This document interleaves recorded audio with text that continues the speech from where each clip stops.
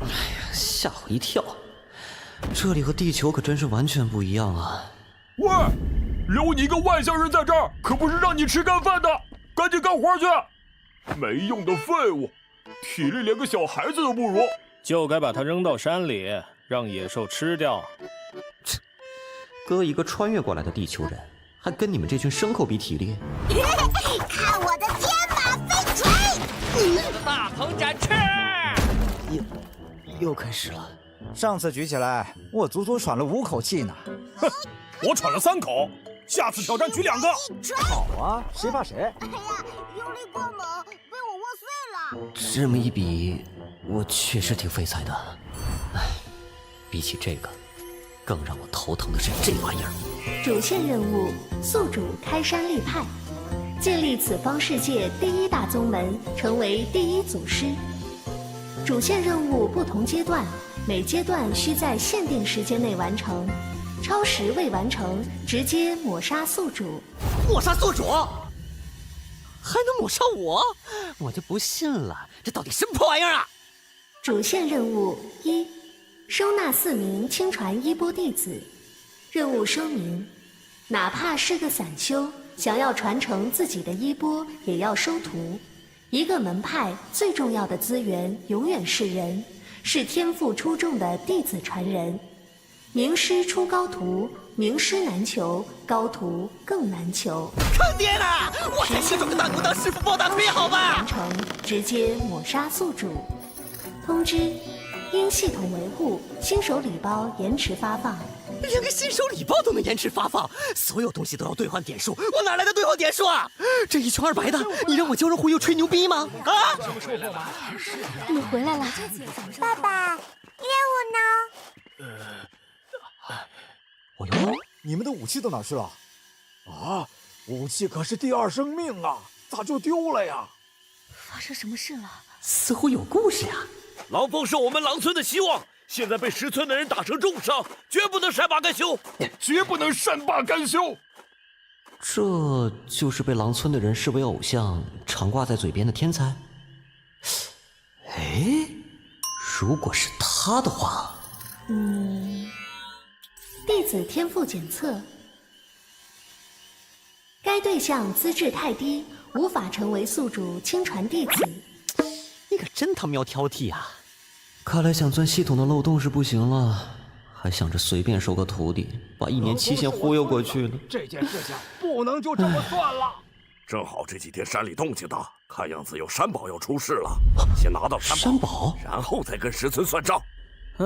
也不知道10村怎么养出那样的小怪物，不到4岁的小娃娃，竟然打败了咱们天才狼峰，真是见鬼了！不到4岁的小娃，狼峰这样10里8乡闻名的天才，居然被一个4岁不到的娃娃打败了，那得是有多牛逼啊！居然敢羞辱偶像，该死的小鬼，一定要弄死他！是啊，弄死他！那个小娃或许能得到这个系统的认可也说不定。要不现在直接去找那个小娃娃？等，我这身子出村子，不是去给凶手加餐吗？新手礼包发布，是否立即查看？好家伙，总算来了！尿意来了！不迟不慢，来得刚刚好。新手礼包，宿主获得基础修为炼气期4层境界，获得1次抽奖机会，获得300点兑换点数，获得道法秘籍9霄天雷正法，获得神通9天动雷影。这是！恭喜宿主达到炼气4层，恭喜宿主习得9霄天雷正法，好厉害！获得神通学校中的法力9天源源不断的涌上来，太牛逼了！这下总算有点自爆能力了！如果要建立史上第1宗门，成为第1祖师，可差得远了吧？1瓶氧气丹要10个点数，炼气剑要30点，火球术、掌心雷这些需要100点。再让我看看我这300点都能买些啥啊！我靠，后面的高级货不更高了？根本不够用啊！哼，还好，这失传多年的九霄天雷正法是这天元大世界最顶尖的雷系道法之一。新手礼包里能开这本书已经超级幸运了。等我练成一身神功之后，再出来大杀四方。等等，既然是要去收徒，怎么也得好好包装一下自己才行啊！就这个吧。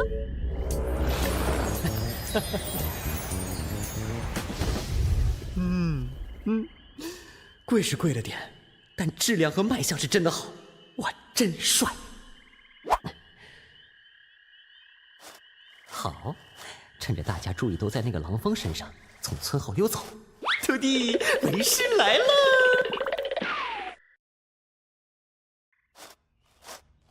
这前面就是石村了吗？话说，这树好巨大呀，这是被雷劈过吗？这棵树已经枯萎10年了。小老儿是这石村的村长，不知有什么可以帮到这位道长的？本座发现目标，适合成为宿主亲传弟子。哪儿？天赋系统整理完毕，1号目标资料如下：更改指数10，别跑啊！悟性指数8，心智指数8，福缘指数8。目标天赋极高，建议收入门下悉心教导，必为宗门栋梁。根骨10的根骨，相当于别人跑步从起点到终点有100米，终点相同的情况下，这个小不点是从90米的地方开始起跑。难怪这小不点可以揍得那狼蜂满脸花。收这么个货当徒弟，压力是不是有点大呀？本座前日心血来潮，突然感到一个与我有缘之人在这山中，于是便来寻访，却没想到竟在这样一个小山村中遇见。道长说的是他？本座原先还奇怪哪儿来的有缘人，现在见了此子，才明白事情原委。实不相瞒，本座曾有一得意弟子，却因为看不破情关心魔，以至于渡劫失败，并劫转世。我一直在寻找转世之后的弟子，望可再续师徒之缘。结果悠悠100年，终于在今日找到。您是说小不点儿就是您的弟子转世？话说这个老人竟然是一个修真者，虽然只有炼气3层，但却是货真价实的修真者。刚刚特意隐藏自身气息没注意到，现在因为对我产生警惕而起了法力波动，我是不是被当成人贩子了？清风，你如今可愿重归为师门下？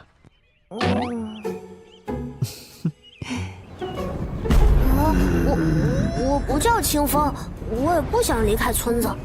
罢了，你素质未开，不记得前生之事，为师也不强求。不过为师算到你我缘分未尽，今日一别，终有再见之日。这枚护符，为师留给你防身，若遇到危险，便将护符扔向敌人，当可保你周全。你我有缘再见。哎呀，吓死我了！此人已看破老夫的底细，可老夫却看不出他的修为深浅，怕不是筑基期甚至金丹期的大修士。差点露馅，得想办法再前进村才行。系统隐藏福利，只要不出手，和常人无异。修为更高的修真者也无法看穿实力。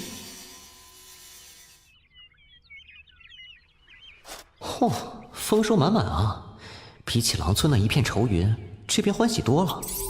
兑换了前行术，只要不做其他事，就不会显形。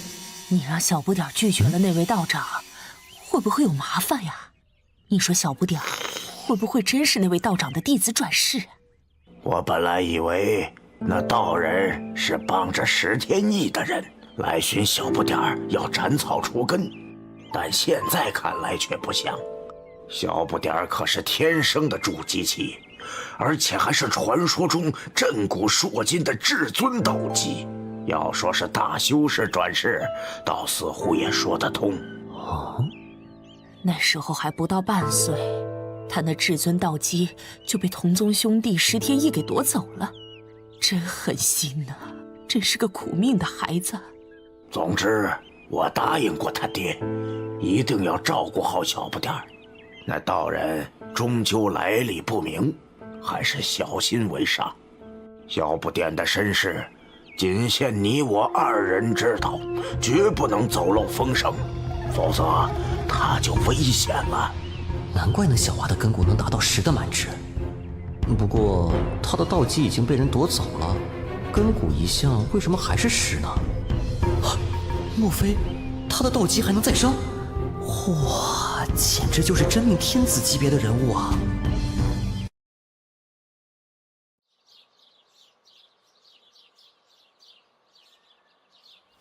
唉，给人当老爷爷也不是那么好当的呀。难不成是狼村的人提到的山宝出世？是给那小不点准备的吧？果然8的福远不能小看啊！哼，看来我是第一个赶到的。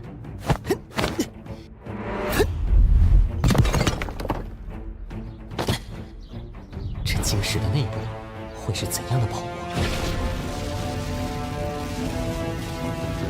这是……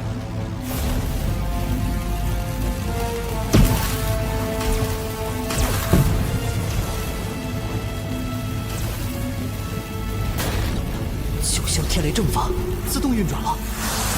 我为王雷之主，执掌诸天雷霆，居然驾驭了这些雷。这是……我记得系统里有一个一模一样的东西。居然需要2000兑换点！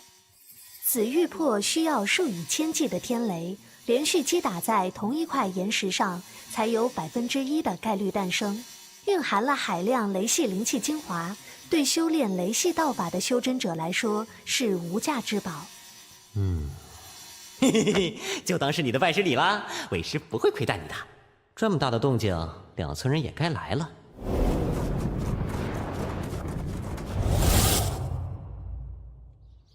天雷玉魄被人取出来了。这紫色晶石被玉魄温养这么久，也是不可多得的宝物啊！先回村吧。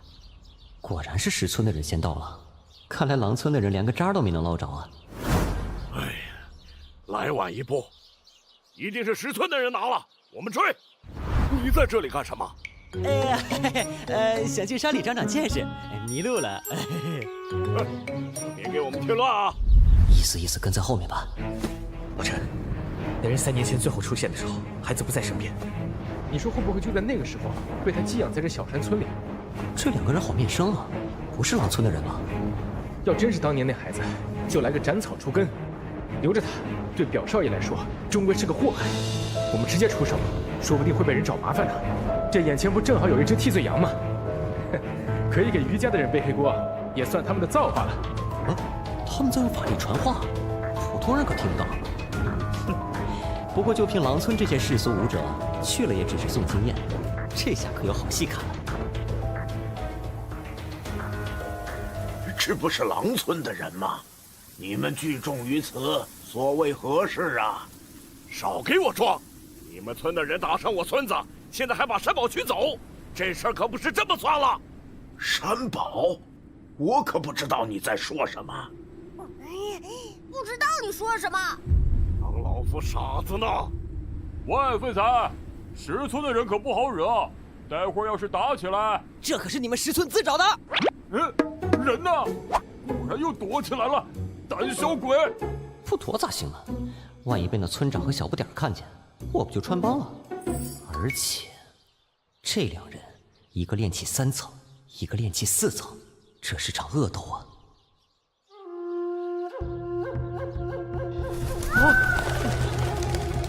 是凶兽！怎么回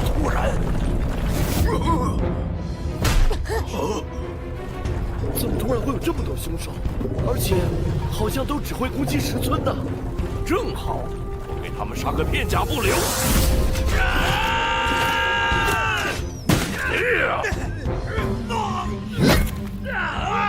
再这么下去，小不点可不妙啊！小不点，带上皮革先走。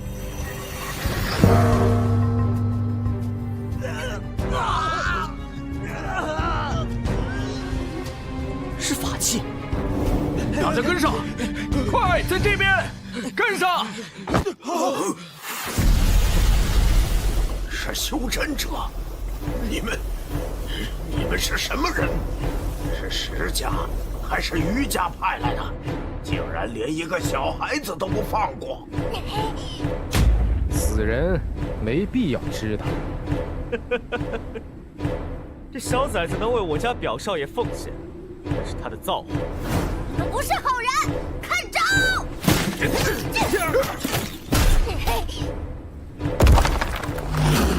不好！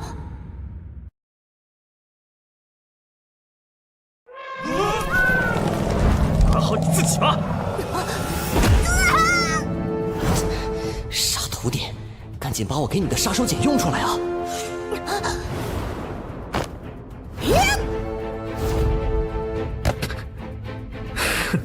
到底是个小屁孩。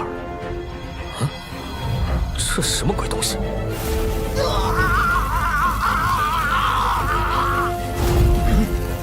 小七，不妙，得快点逃。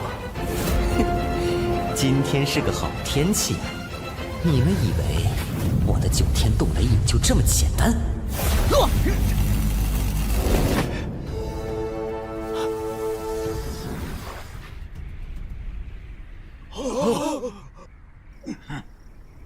杀！杀！今天在场的狼村人一个不留。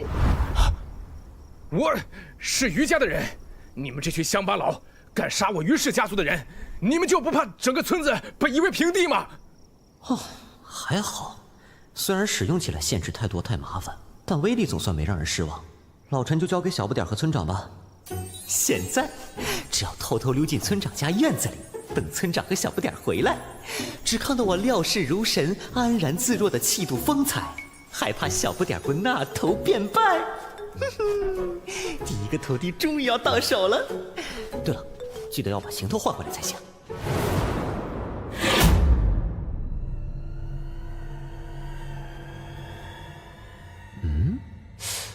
不是说这棵树生机全无了吗？之前来的时候可没看到树上有这么鲜艳的桃花，有古怪啊！刚一睡醒就有这么多食物啊！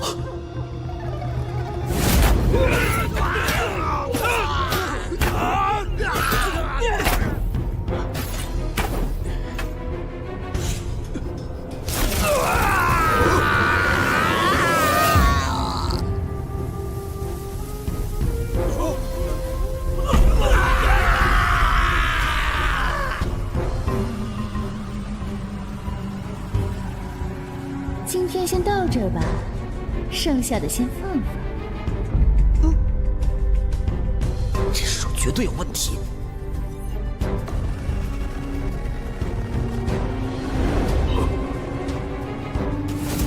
桃仙，是桃仙，桃仙显灵啊！多谢桃仙，祝我师尊度过多谢桃仙保佑，桃仙保佑，桃仙保佑，多谢桃仙保佑。桃仙是我们石村的保护神。好险，差点被村长发现。这老树绝对是不分敌我的，所有人在他眼里都是食物，而且连老陈这样的修真者都能秒杀，绝不简单。唉，好不容易才找到一个合适的弟子，怎么这么多灾多难？系统运行满1个月，抽奖系统正式启动。哦，对，都快忘了抽奖系统这茬了。乖徒弟，你既然是真命天子级别的人物，应该不会那么容易挂掉吧？坚持一下，为师很快回来救你。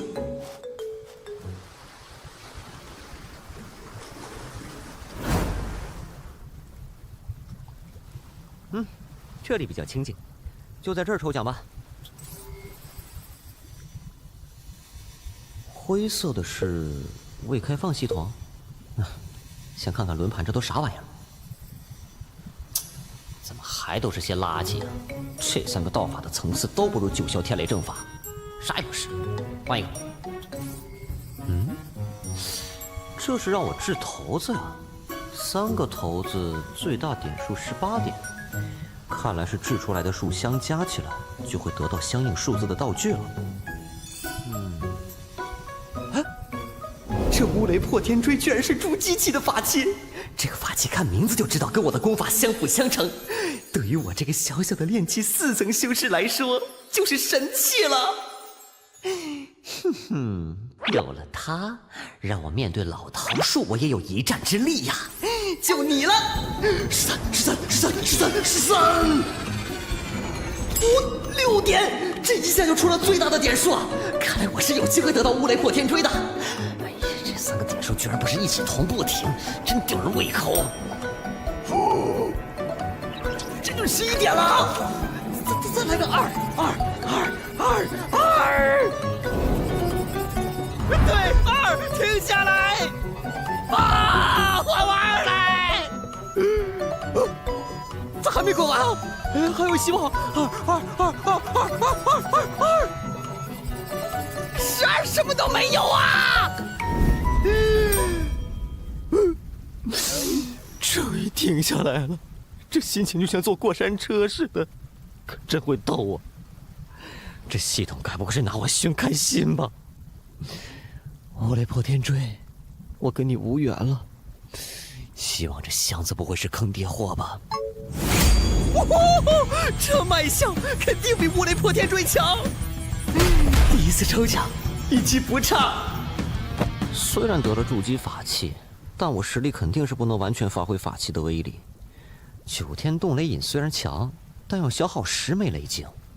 真要打起来，恐怕仍不是老桃树的对手。若是能把寻找小不点的瑜伽高手引来，跟那老桃树拼个2败俱伤，事情就有转机了。师妹，你早就应该决定去那萧家退婚。现在去退婚也不迟。退婚？他们刚刚谈论的话题是传说中的退婚，这可是造就无数逆天强者的退婚啊！嫣然师妹，话说这萧燕不是个修道天才吗？如今怎么变得这般废柴了？有外人在，不谈这个了。一个山野村夫罢了，我用法力传音，他听不到的。曾经天才，现在废柴，还有一个未婚妻上门退婚打脸，这绝对是玄幻主角真命天子级别的待遇呀！不管他是天才还是废柴，我都要去退了这门婚事。就算是爷爷，也不能强迫我嫁给一个从没见过的人。没错，妹子要坚定不移的去退婚，哥看好你。哎，等等，他现在去退婚，主角就翻身了。主角翻身就没我什么事了。可恶！为什么偏偏是这个时候？要是现在去退婚的话，主角就会爆发了。有可能是随身带着老爷爷，又或者是出门捡神器，又或者家中翻到超级功法之类的。我可是要取代主角老爷爷的男人呐，怎么可以放过这种主角徒弟呢？但是上不点的事还没解决呢，怎么办呀？婚是要退的，但不是现在。等一下，3位高人可是传说中的剑仙？你有何事？小人住的村子里出了妖怪，还请仙长出手除去。我们全村人都感激不尽，还请仙长救救我们。是小人亲眼所见，本来被劈成焦炭的老桃树，突然抽出新枝，还开出娇艳的桃花。等等，枯木逢春也不是什么稀罕事。对，仙长说的是，但是那桃花会杀人，杀了好多人。你说说看，桃花怎么杀了好多人？事情是这样的，那桃妖是我们村口被雷击后的死树。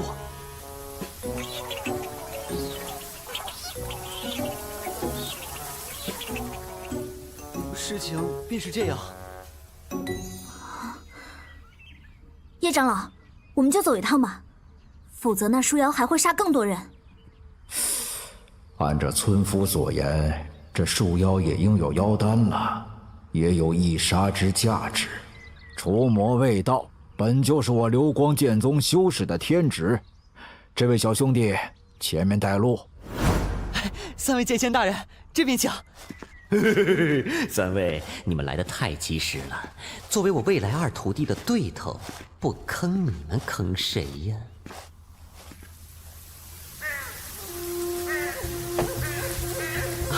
这是攻打我们的狼村人，还未来得及收拾，仙师们勿怪啊。前面就是我们石村了。救命啊！老干杀人了！这么快就开始杀人了，不好，得快点溜掉，不然遇到村长和小不点就说不清了。哎，他要杀人了，快跑啊！胆小鬼！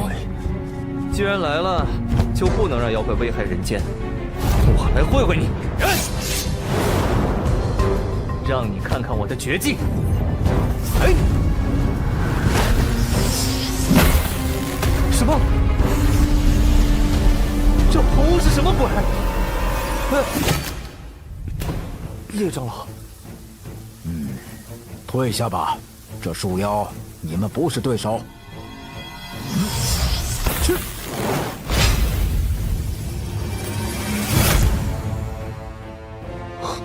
这老头树妖果然也有筑基实力，幸好把他们忽悠过来了，不然就麻烦了。哼哼，只要你们是两败俱伤，小爷我就有可乘之机。去！3、震！杀！这就是筑基系修士的实力吗？果然有两把刷子。好，是厅长把他们压制住了。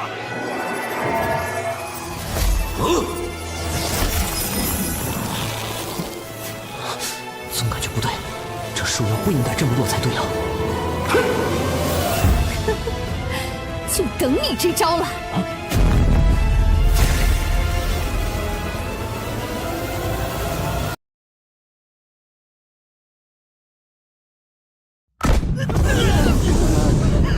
果然，这树妖忒狡猾了。叶长老，你没事吧？快走！这树妖还未死，你们不是对手。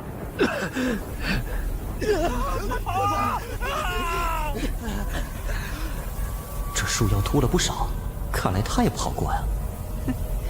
机会来了。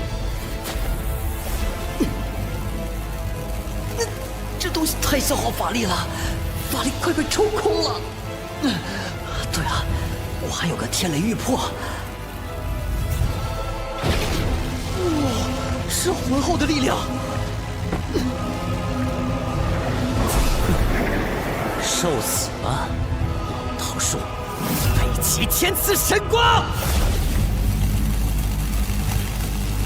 村长，你看那边。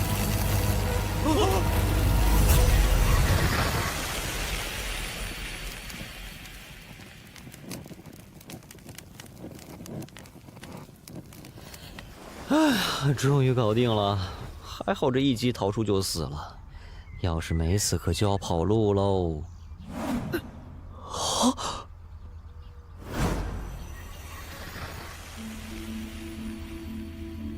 好美啊！这就是那桃树的本相。我的名字叫龙叶，请你记住，因为我已经记住你了。啥？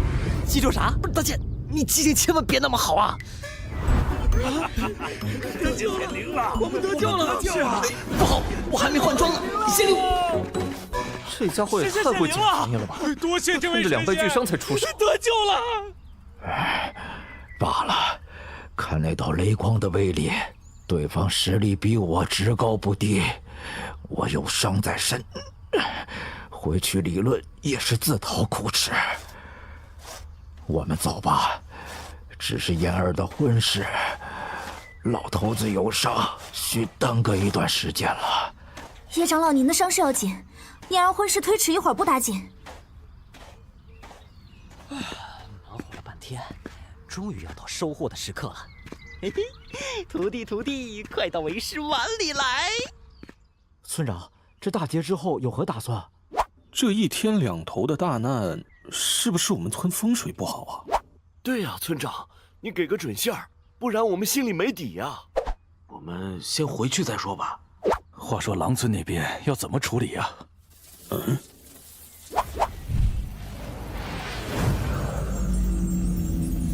道长，是您出手除了那老树妖的吗？多谢道长救命之恩！这一下子给我整这出，搞得我都不好意思了。哎呀，淡定，不管怎么样，先把高人风度摆出来。大家请起，除魔卫道本是我们道家职责，不必多礼。多谢道长慈悲。小不点儿，快到为师碗里来。为师留给你的护符用掉了？用掉了。我之后也去找过，但找不到了。道长勿怪，情况危急，也所幸道长护符威力绝伦，才可救小孙一命。这道长不会又想让小不点儿拜师吧？无妨，本就是留给你护身用的。为师也是感应到护符有变，所以才又返回来。所幸我这里还有一枚护符，收好了，以后自己多小心。为师还有事，咱们就此别过，有缘再见吧。快叫住我呀！3、2、1，县长请留步。稳妥得很。不知村长还有何事？这孩子自幼多灾多难，能得县长青睐是他的造化，还请县长垂怜收下这孩子。这不是说话的地方，还请县长一步去寒舍。小老儿有些隐情，需向县长容禀。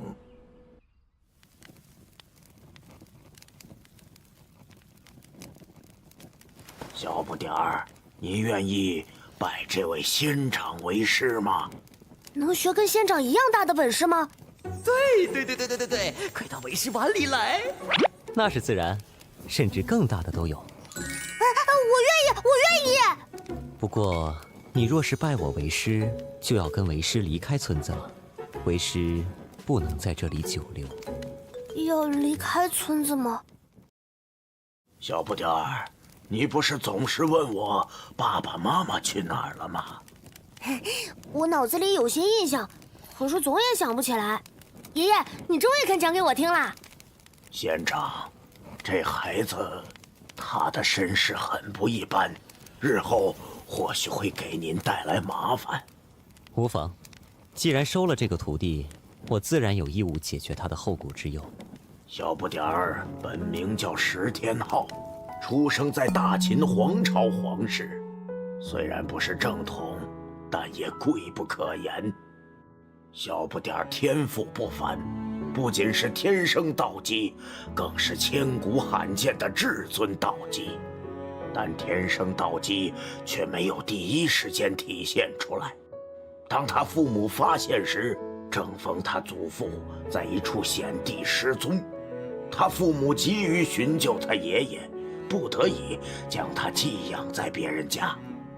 这一寄养就出了事情，这一家也出了个小天才，名叫石天意，天生重瞳，看穿了小不点儿身怀至尊道基。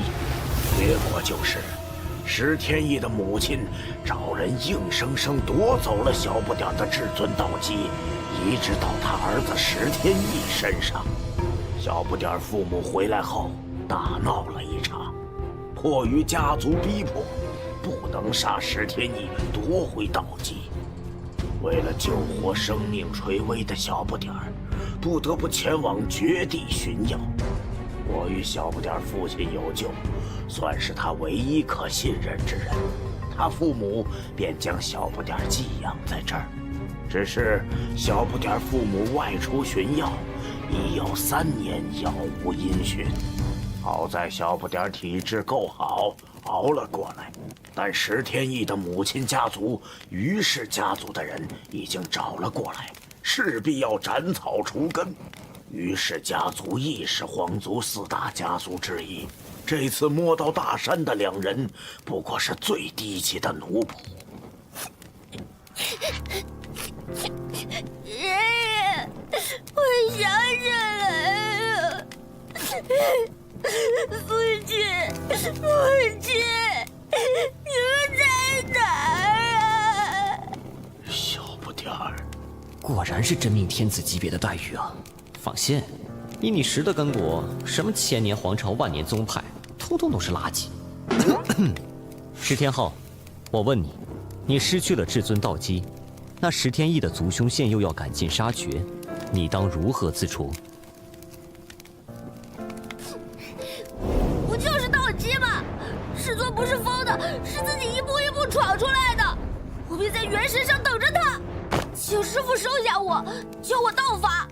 恭喜宿主收得第1名亲传衣钵弟子石天昊，宿主获得奖励，抽奖机会1次，获得奖励500兑换点数。耶！第一个徒弟到手。好，你有此心性，为师自然全力助你。收拾一下吧，我们明日出发。要按时吃饭，别着凉了。一路上小心，多跟师傅学习道法。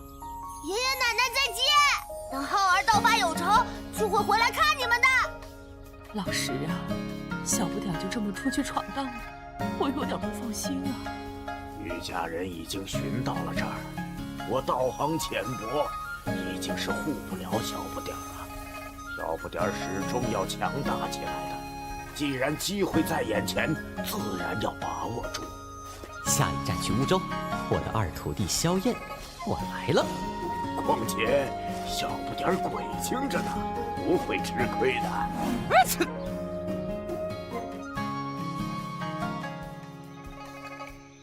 哼，不愧是山里的孩子，在前面开路方便多了。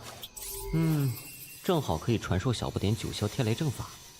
哎，对了，还有一次抽奖机会没用呢。箱子，哎，再过来点，哎，蹲，哎，蹲到这儿，停，哎，别，快停下！恭喜宿主获得安魂草1枚。安魂草有镇定稳固神魂之效，灵药定魂丹的主材料，数量稀少，不易寻找。唉，定魂丹嘛，感觉好像有点用处。哎呀，算了，不管了，先收着。还有500点呢。现在有了攻击功法，那就弄本身法。龙盾，这个不错啊。什么鬼？这么贵？这么多分支选择，这云龙盾感觉不错。嘿，就你了。请稍等，正在输入神通。恭喜宿主获得云龙盾。师傅，我什么时候才能跟您学道法呀？放心，你是为师的开山大弟子，为师不会忘了你的。师傅，我不想当大弟子，我想当小弟子。啊？为什么？在村子里就是这样的，谁家有几个孩子，一般都是最小的那个比较惹人疼。我在村子里就是最小的孩子，大家都最疼我了。你呀你，那是在你们石村，又不是所有地方都一样。有些地方，越是小的就越受欺负。你可想好了啊？日后你那些师兄师姐们指使你打洗脚水、刷马桶的时候啊，你可别后悔哦。我给师傅打洗脚水、刷马桶，给您捶肩膀。有师傅您在，小不点又那么乖，想必师兄师姐们也不会为难我的。小鬼灵精。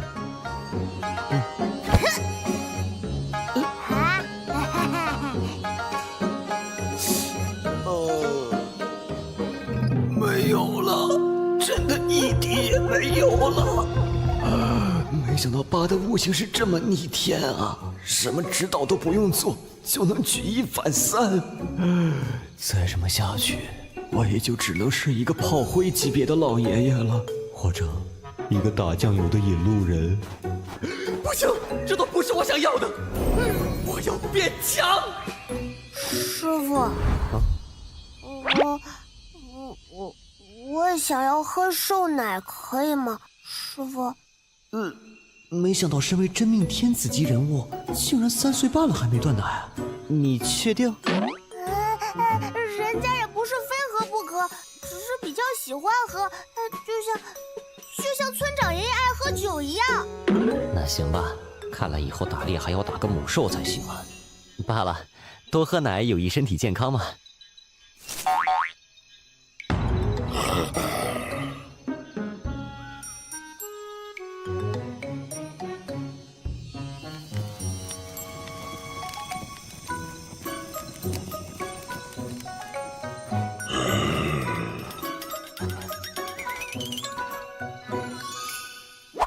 就这么放了，不喝奶了？不是，只是想换换口味。白瘦奶其实是最美味的，比单一的瘦奶的味道好多了。臭小子，你这张嘴不仅馋还挑得很啊！百兽奶现在是没有了，单一的换着样来吧。哎，谢谢师傅。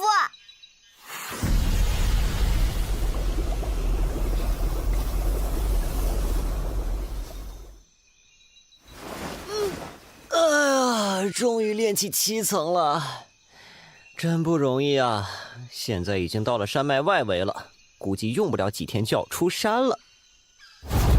我在高兴个什么呀？小不点都不用怎么苦修，都已经练起4层了，再不努力就要被追上了。又不知道去哪儿疯了，果然是熊孩子的本质啊！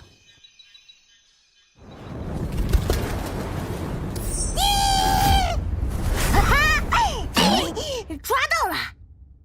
你飞得好快啊！我练习4层了，就差点追不上你。你怎么找的呀？圆圆的真好玩。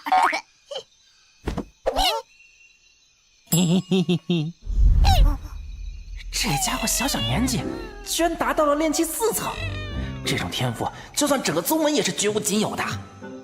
如果我把这个小家伙带过去，门里的长老们非疯了不可，连宗主都会坐不住的。那到时候我立下大功。小娃娃，你家里人呢？我跟师傅一起出来的。你是哪个宗门的？你师傅是谁呀？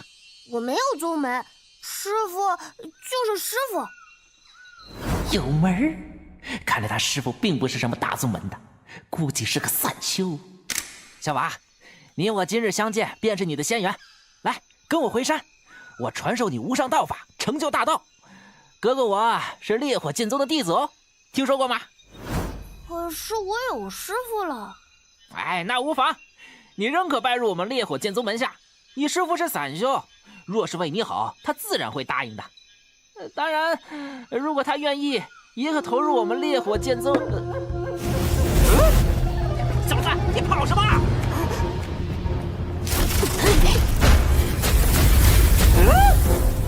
炼气6层的我，居然追不上一个炼气4层的我。你说有个自称烈火剑宗的想收你入宗？听村长说，这烈火剑宗虽然不是9天剑盟之一，但也是天元大世界中1等1的强大势力了。这可咋整？乖徒弟啊，你就像暗夜中的萤火虫，你那忧郁的眼神，还有出众的天赋，以后是少不了各路的牛鬼神蛇来打你主意了。算了，匹夫无罪，怀璧其罪，兵来将挡，水来土掩。花了这么大力气才收小不点为徒，要我拱手相让？哼，爱谁谁！要是敢来跟我抢小不点，我就跟他干到底！臭小子，以后还敢乱跑不？为了安全，我们现在启程。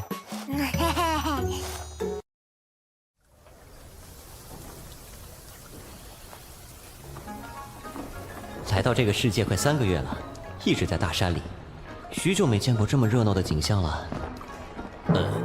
任务也过了1/4时间了，再不抓紧时间就要被抹杀了。先去打听一下情况。啊，你想打听萧燕？你有什么事啊？为什么要打听他？贫道听闻这乌州萧燕是位天才，来这儿想收他为徒的。哈，那看来你是消息来得太慢了。现在的萧燕不收也罢。可想当时8岁开始修炼，1年炼气5重，12岁炼气大圆满，当时举世皆惊啊！无数门派踏破了萧家的门槛，甚至还惊动了3大圣地的太虚观。估计你要当时在，也轮不到你了。不过在萧燕快13岁时，不知何故，一身法力1天之间化为乌有，从炼气大圆满倒退回炼气1重。萧燕就此跌落神坛，受尽无数的白眼。哎，传闻慕容世家与他有婚约，想来也是快要来闹退婚的了。你若是想收这废物为徒，估计他也不能为你传承下去的。师傅，萧燕她好可怜啊。是啊，是啊。来了来了，主角模板！如果不是我倒立吃屎，有屁股想都知道，天才变废柴必然是有隐情的。这个慕容嫣然上门退婚打脸，男主就要发掘金手指开挂了。只要在萧燕开挂之前收了他，就妥妥的。走，小不点儿，先找个地方落脚，然后师傅带你去喝百寿奶。好啊好啊，多谢师傅。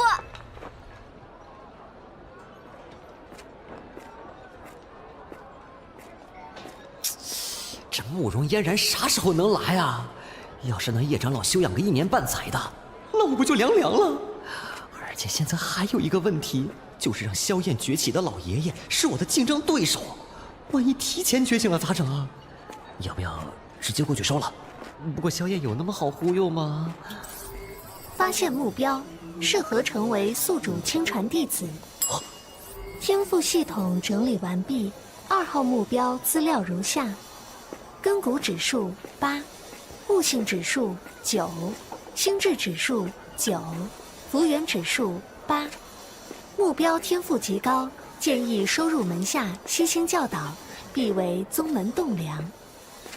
果然是真命天子啊！我想看看你的金手指是啥，要方便携带的，估计是手镯或是戒指。戒指还是2枚，2枚戒指，这尼玛还是2个老爷爷呀！哦耶！尼玛，教练，我要举报，这完全是在犯规啊！哎，或许只有1枚戒指有老爷爷，另1枚只是普通戒指。又或许一个有老爷爷，另一个为隐藏神器。先跟上去瞅瞅。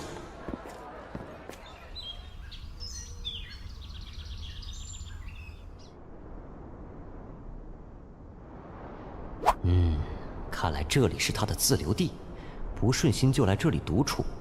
等到慕容嫣然退婚后，就会来这儿，然后就是老爷爷登场。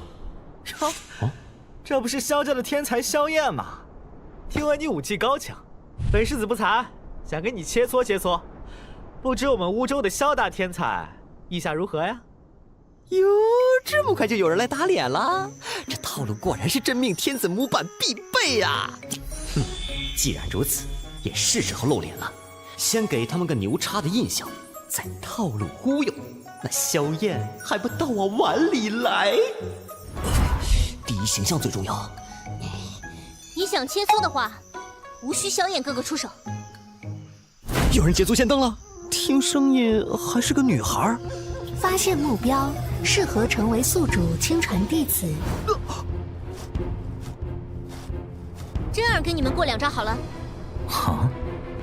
天赋系统整理完毕，3号目标资料如下：根骨指数为9，悟性指数为8，心智指数为7，福缘指数为6。总结：目标天赋高，建议收入门下悉心教导，必为宗门栋梁。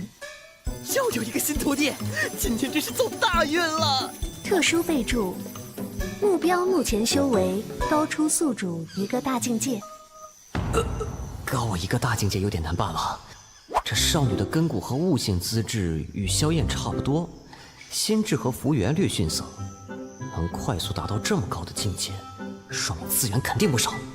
那么这真儿必然是有大背景，比如隐形的世家子女白富美之类的。在弄明白她身世背景前，先别轻举妄动吧，估计是真命天子的正宫呢。怎么，不敢了？哼，萧燕，我们走着瞧。要走了吗？正好上去打听一下消息。居然遇到萧真儿，晦气！在下赶巧路过，不慎看到刚才之事，因好奇，所以来打听一番。那就是城里人尽皆知的萧家天才，怎么只会躲在女人裙子底下啊？居然能这么对萧燕，知音呐！道友真是英雄所见略同啊！他们这眼神是怎么回事啊？怎么跟那啥似的？我可不那啥。哪里？道友是哪儿的人啊？贫道是峡边过来的。峡边？未曾听闻。啊，对了，刚才萧燕身边的女孩是谁啊？啊，她本名叫萧真儿，与萧燕是青梅竹马。真儿小姐比较念旧，所以萧燕变废柴后仍然护着她。只是那个废柴脸皮也太厚了，利用真儿小姐。我要是他，早找个地洞钻进去了。我看那萧燕脖子上的饰品还挺新奇的，一根绳子串俩戒指，戒指不应该戴手上吗？一个是他父亲留给他，一个是他母亲留给他的。他爹妈现在都死了，大家都说那2个戒指是被诅咒的，也就萧燕还当个宝贝随身带着，生怕丢了。亲人遗物戒指，在乌州自然是不能戴手上的。尼玛，父母遗物，这下不会错了，双份遗产，双份金元，双份的老爷爷。啊，对了，贫道想起家中还有事，先走一步。真奇怪的人呐！不行，得做更充分的准备才行。2个老爷爷又如何？土地是我的。差点因为2个老爷爷的事忘了给小不点买收奶了，还好老板没收到。也不知道小不点有没有安分待在客栈，到底是个小孩子。哦，还挺乖的，居然在安分修炼，不错不错。既然这么乖，为师也得奖励一下你才行。还得感谢一下村长啊，这裹着天雷玉魄的石头必然是个好东西。用兽皮袋喝奶太不方便了，为师就用这个石皮给你做个碗吧。哎呀，终于弄好了，这稀碎的石皮就留着用来做9天冻雷饮的材料好了。小不点也要快洗礼了，是不是应该找点好的寿血来给他了？有时间得去找找才行。现在就用百寿奶打下基础好了，加上天雷玉魄，慢熬1刻钟，完成。师傅，好香啊！你在弄什么呀？你醒了？那，这是刚熬好的百寿奶，不过为师在里面加了点料，喝的时候要用法力引导奶中的灵气，要是身体受不了就停下来哦。谢谢师傅。好热啊！好热啊！这熊孩子，刚说完就忘了。引。刚才不是跟你说了要用法力引导灵气吗？这个碗给你，以后在市中买来的寿奶都用这个碗盛。这个碗对你有好处，能增强你的雷系灵力。谢谢师傅。好了，你一边玩去吧，别闯祸哦。为师要修炼了。是。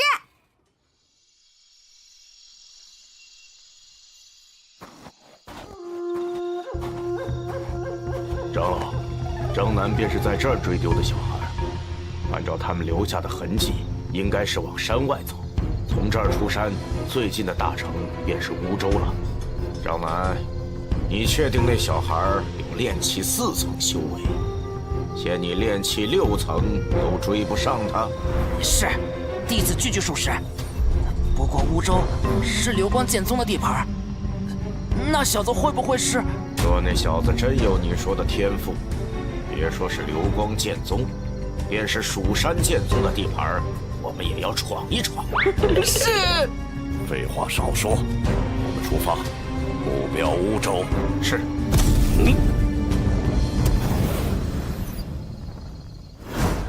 客官，在吗？什么事啊？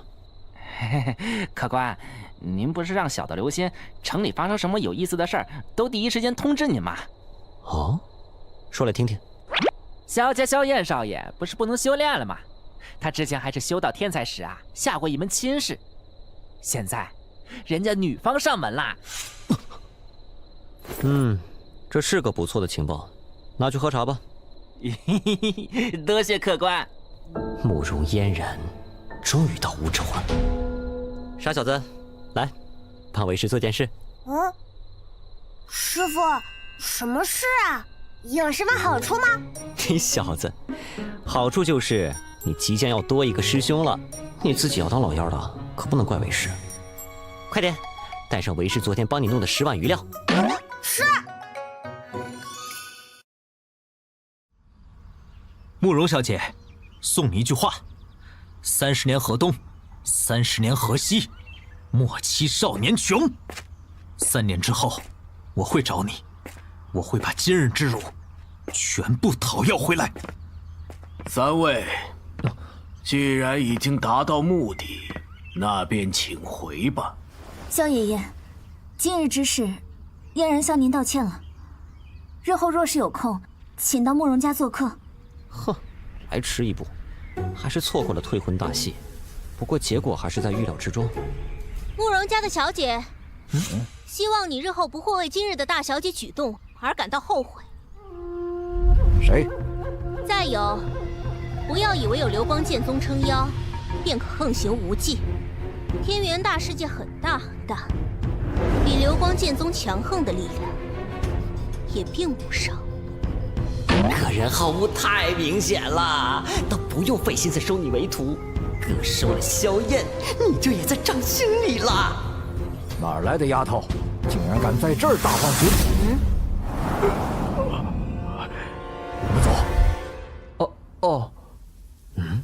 他刚才瞳中的金色火苗，看来有古怪，能吓退同为筑基期的叶可，一定不简单。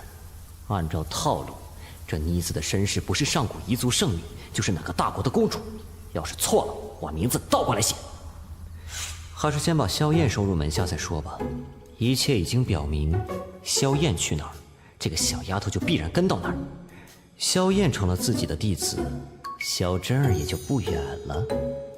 先把萧燕收了再说。切，没有实力，连一坨狗屎都不如。至少，狗屎还没人敢去踩。今日的侮辱，我不想再受第2次。小家伙，看来你需要一点帮助啊。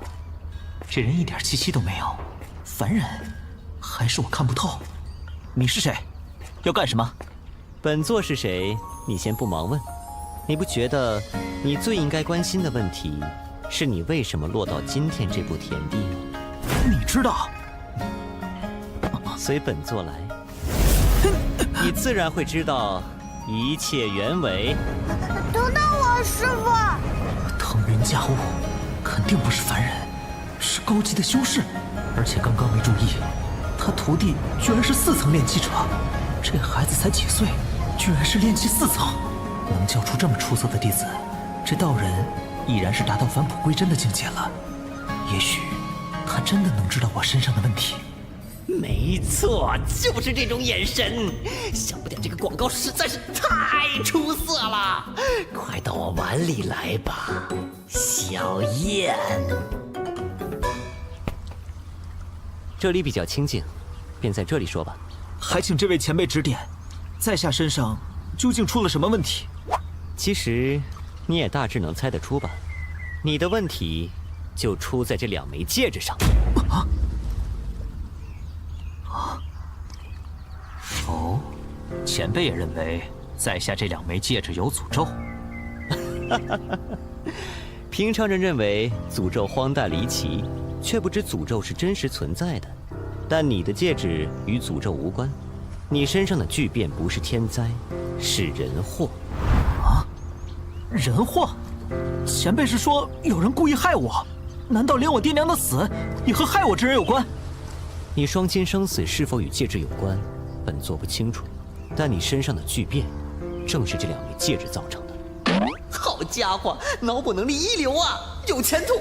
戒指中寄居了阴魂，它吸收你的法力，壮大自身，这就是你修为骤然倒退之因，也是你后来不得进寸的症结所在。因为你努力修炼得来的法力，全都成了阴魂养料。先下手为强，把老爷爷打到反派位置上，看你们怎么跟我竞争。何况我也没有冤枉人啊，萧燕落到这步田地，绝对和这戒指里的老头脱不了干系。但接下来，恐怕我要和戒指里的老爷爷硬碰硬了。变天了，9天冻雷影可以发挥真实威力了，我也有底牌陪你们玩了。若非想有你的供奉，我也不知还要沉睡多久。啊！女人的声音，原来戒指里的不是老爷爷，而是老奶奶。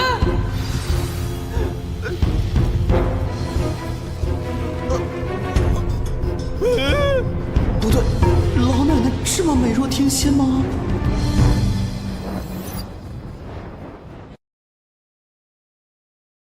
供奉，我体内的变化，真是你搞的鬼！明月也是出于无奈，还请小友莫怪。我不怪你，我怪神马。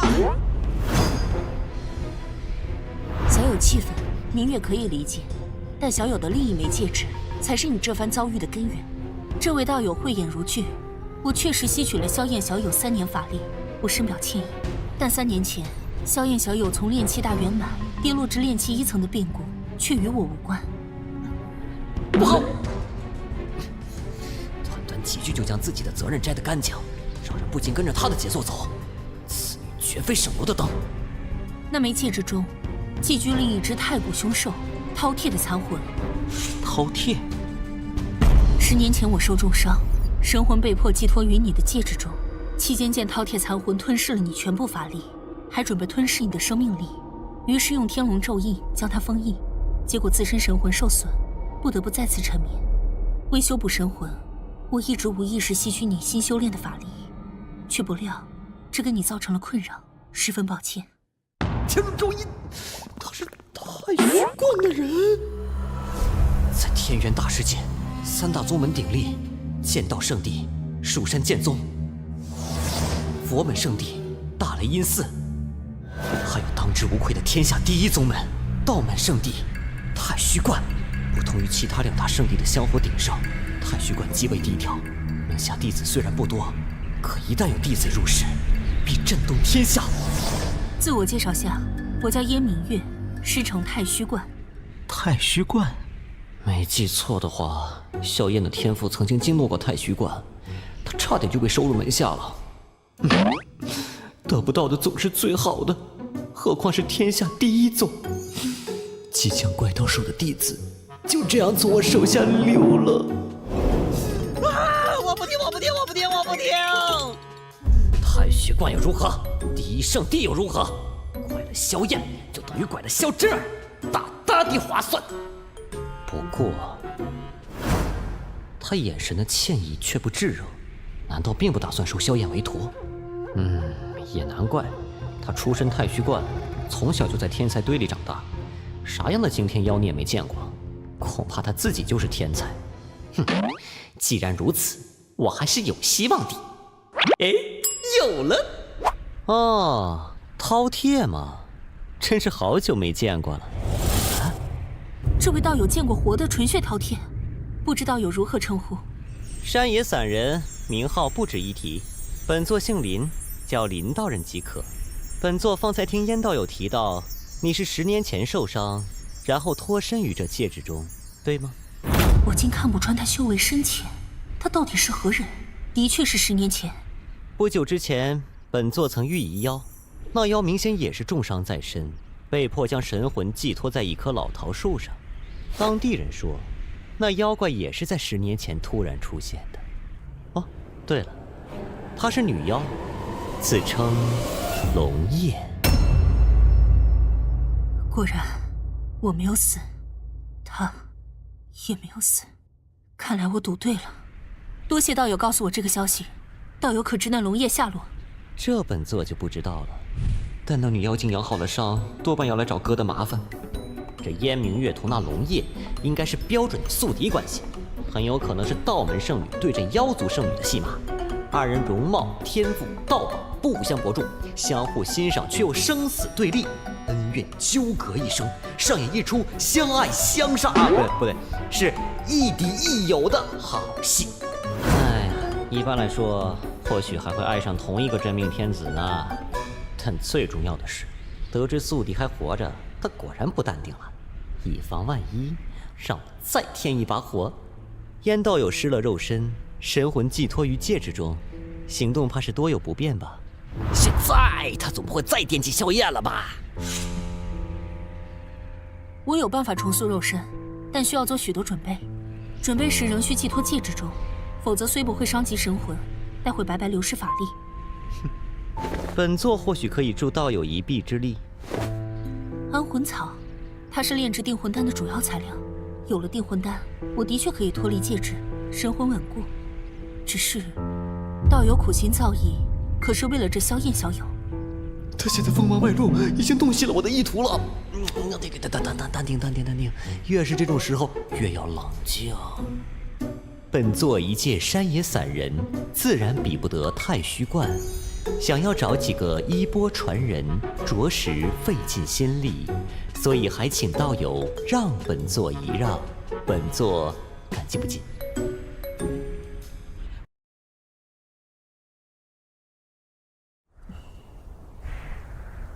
如此，便多谢道友的安魂草。我之前布下的天龙咒印已非常衰弱，饕餮残魂随时可能觉醒。这枚戒指，萧燕小友还是不要带在身边了。林道友怎么看？干啥那么似笑非笑的看着我？这女人和龙爷完全是一丘之貉，都不是啥好鸟。难怪你们打架两败俱伤，咱们干脆同归于尽呢！啊，世上还能少俩祸害。小事情，交给本座处理便是。冷静，遇到这种时候也不能心虚。先把法力输送进去试试。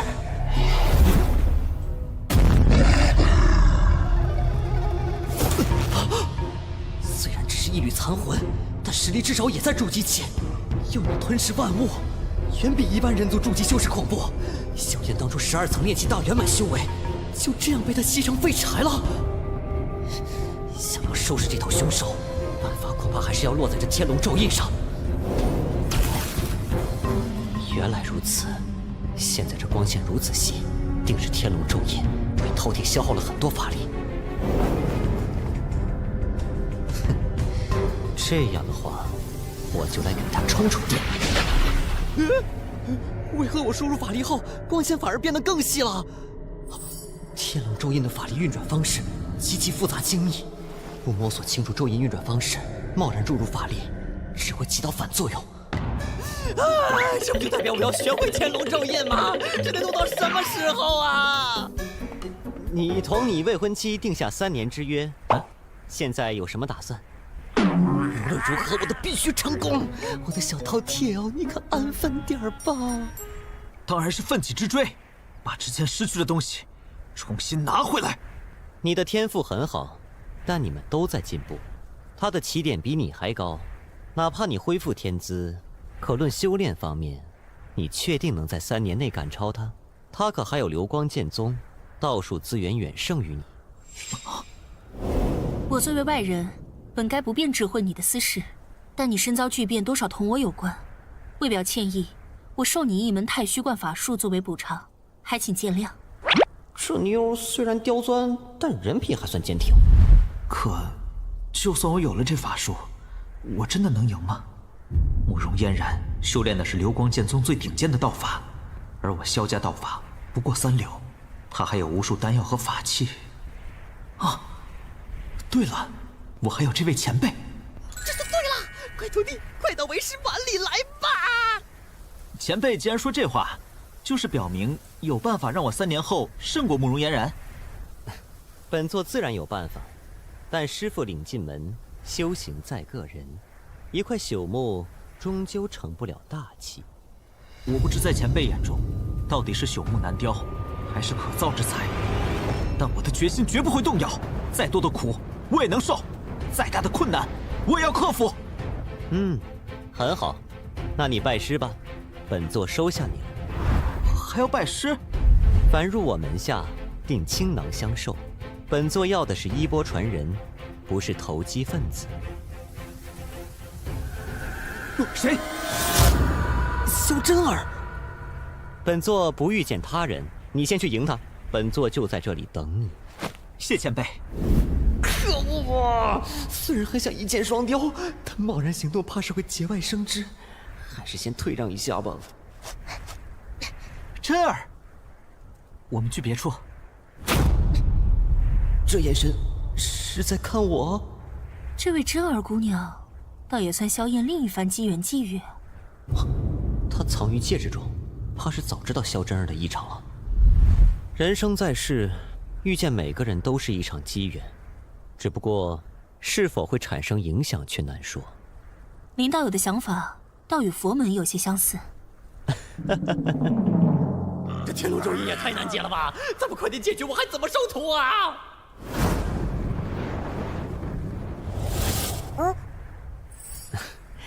自己玩去吧，别跑太远哦。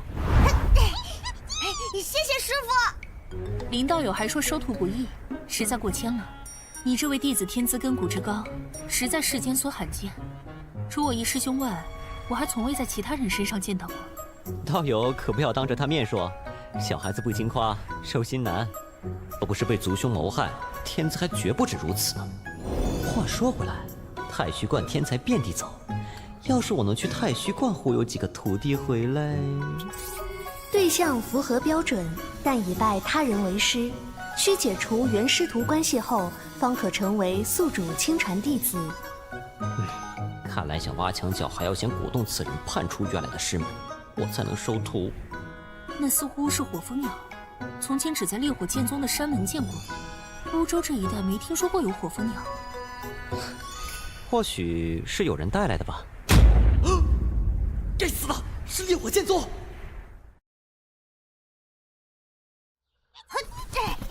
小红鸟，不要跑！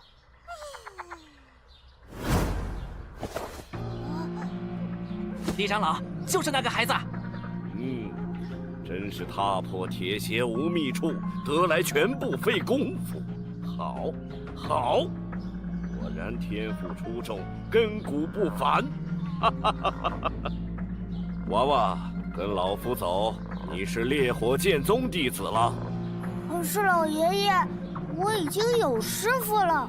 哼，老夫说你是烈火剑宗的弟子，你就是，你也只能是。老爷爷，我要走了。哪里走？你们是坏人，我不跟你们走。不知好歹，张楠，教教他规矩。好。小鬼，你终究还是落在我手心里了。让开！哼哼，老实在里面待着吧。天赋再高，你也就是个炼气4层的小鬼头，敢和炼气6层的我硬碰硬，自讨苦吃。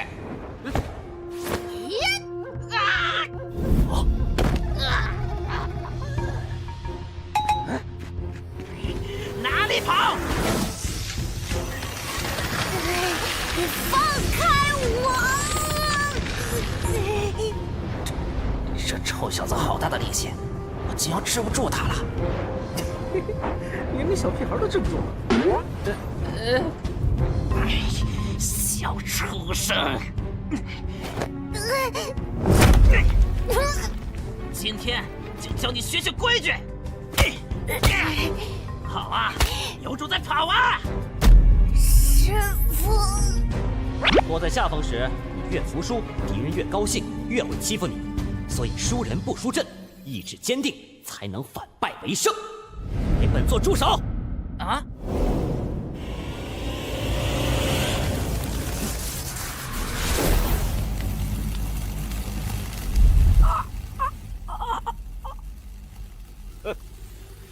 雕虫小技也敢出来卖弄？金丹期，别说我现在才炼气7层，就算我成功入气，面对金丹期修士，也只是送菜罢了。师傅，放开我！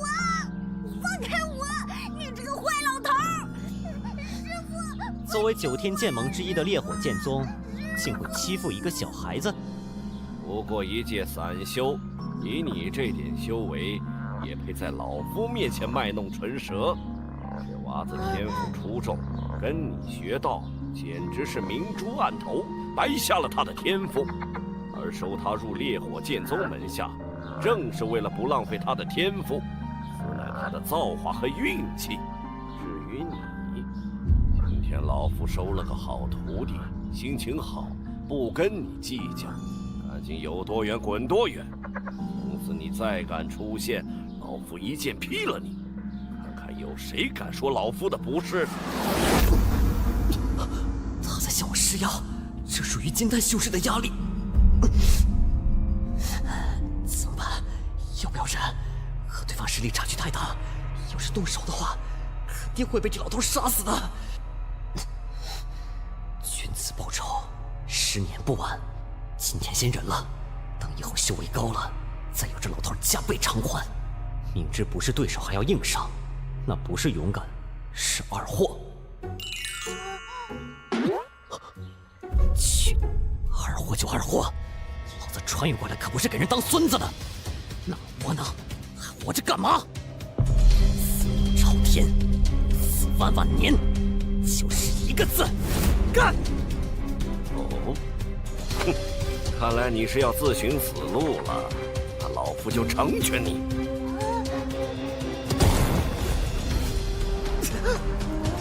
其实如此恐怖的一切，直接揭晓，我就立刻勾带了。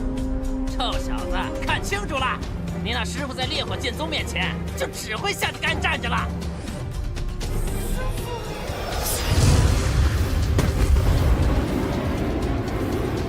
这威力，每道剑光都可以摧毁一座小山了。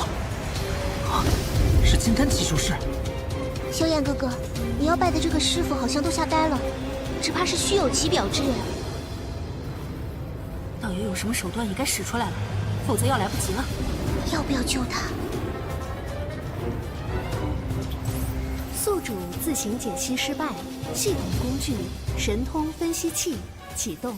神通分析器可分析某一种神通法术，解析其构架原理，帮助宿主在最短时间内了解该法术。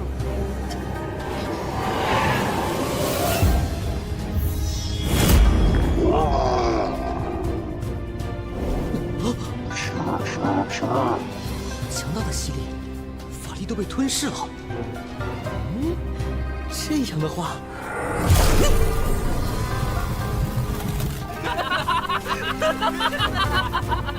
真是自我了力，让这位少年交谈吧。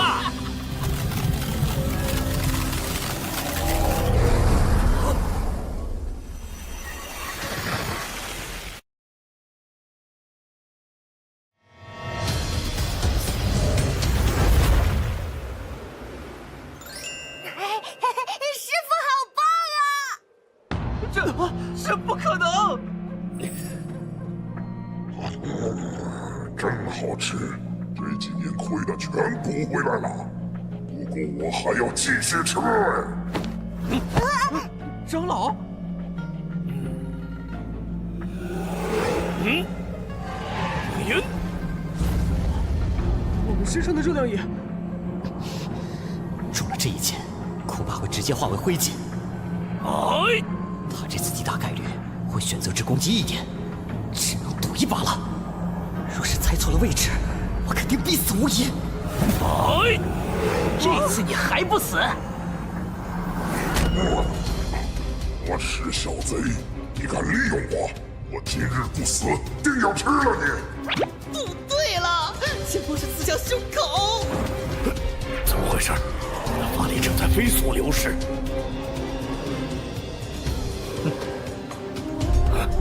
竟然把我凝聚的能量吸干净了，看走眼了。这人修为之高，完全不是我可以抗衡的。逃，必须逃！所有人都要逃，否则等到他出手，我们全都要死。小家伙，你闹腾够了？受不了，受不了，我吃不下了！叫我小家伙。既然闹腾够了，你的东西还给你。不！小家被碾压了，好强啊！职位更高。这世上当真人外有人，天外有天。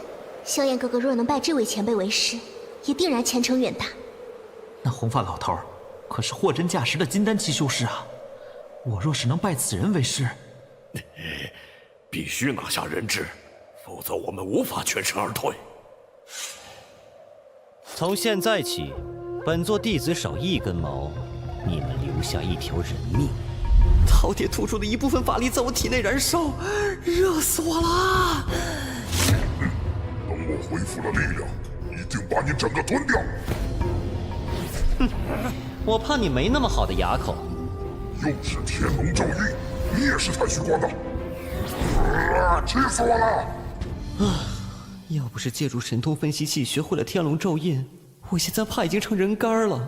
幸亏一击得手，不然就要露馅儿了。长老，快把衣服穿上！师傅，刚才这招好厉害呀，教我好不好？你现在学不来的，努力修炼，为师以后自然会传给你。刚才你打本座的徒弟，打得很爽啊！前辈，我只是，都是你惹下的大祸。这一巴掌真狠啊，打掉半条命了都。本座今天不会为难你，日后天昊会亲自找你报仇。等我跟师傅学了本领，我自己来。你们都听清楚了，带上你们的长老走，别在本座面前出现。本想借天龙咒印试探他，没想到感应突然断了。为了不让我看出深浅，居然利用饕餮来应战，他到底是什么来历？小家伙，你闹腾够了？难道这句话也是对我说的？我有哪儿招惹他了吗？来了，弟子萧燕拜见师父。从今往后，你便跟着为师修行吧。恭喜宿主收得第2名亲传衣钵弟子萧燕，宿主获得奖励，抽奖机会1次，获得奖励500兑换点数。第2个终于到手了，这回真是玩了命才搞定的。修炼火系道法，我手头上只有一部九霄天雷正法呀，这可咋办？而且还得是最精妙的才行，不然这个小姑娘绝对不同意啊。前辈会带萧燕哥哥离开乌州吗？本座不会在这里久留，等他处理好家里的事，我们就该动身了。有一个很艰难的目标等着他去完成，外面更多的磨练和机缘，才能让他突飞猛进。当然，你也可以跟着一起来啊。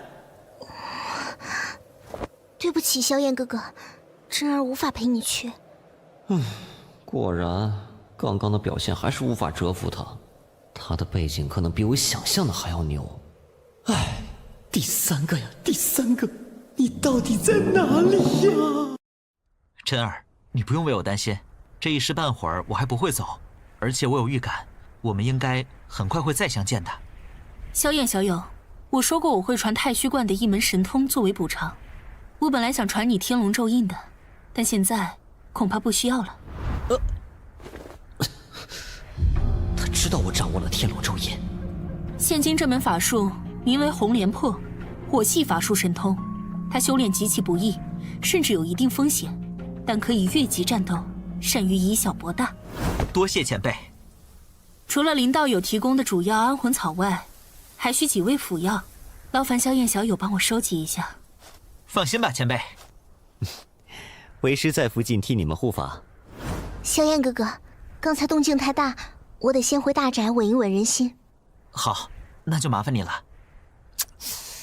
安魂草、定魂丹都归那个臭女人了，我恨呐！哎呀，你别骂了行不行？我就要骂！吃了定魂丹，我立刻就能恢复至少5层的实力。我诅咒太虚观的都没有好下场，就像你们前任圣女一样，道心被破，隐身修为尽毁，嫁给他人为妾，受其呕血而死，遗留独子孤苦伶仃，父亲默然视之，嫡母百般打压。我没听错的话，你刚才说昔日圣女被人害死后留下了个儿子，而且过得极惨。你相信说昔日太虚观圣女被人害死，留下了个孩子，身为豪门庶子，却被父亲和嫡母打压，过得极惨？我凭啥告诉你？嘿嘿。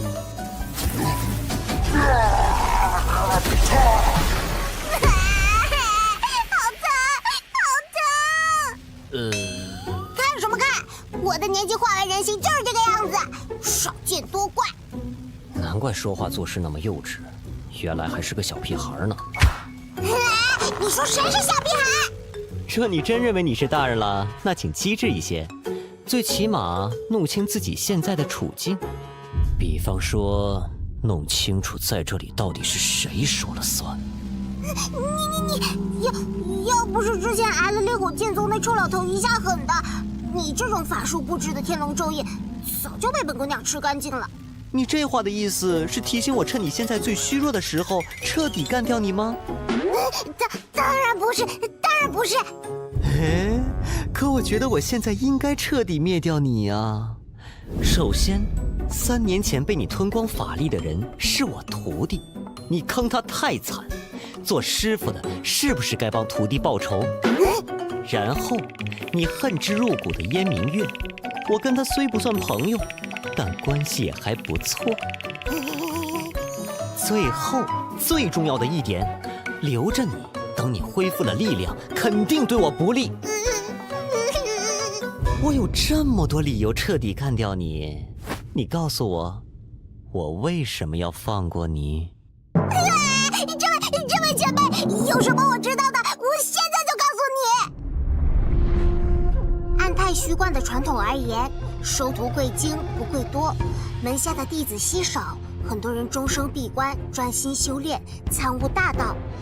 每当太虚观弟子入世修行，必将掀起巨大的波澜。其中最出色的弟子被称作道门行走，若是女弟子，则被称作太虚观圣女。太虚观上一代圣女孟冰云精彩绝艳，是公认近1000年以来太虚观出世的最杰出的弟子。她所修之道名为太上忘情道，与虚空阴阳道合称太虚二经，是观中道藏最强道法。太上忘情之道讲究的是先得情后忘情，以人道求天道，修到至高境界，以无情化大爱。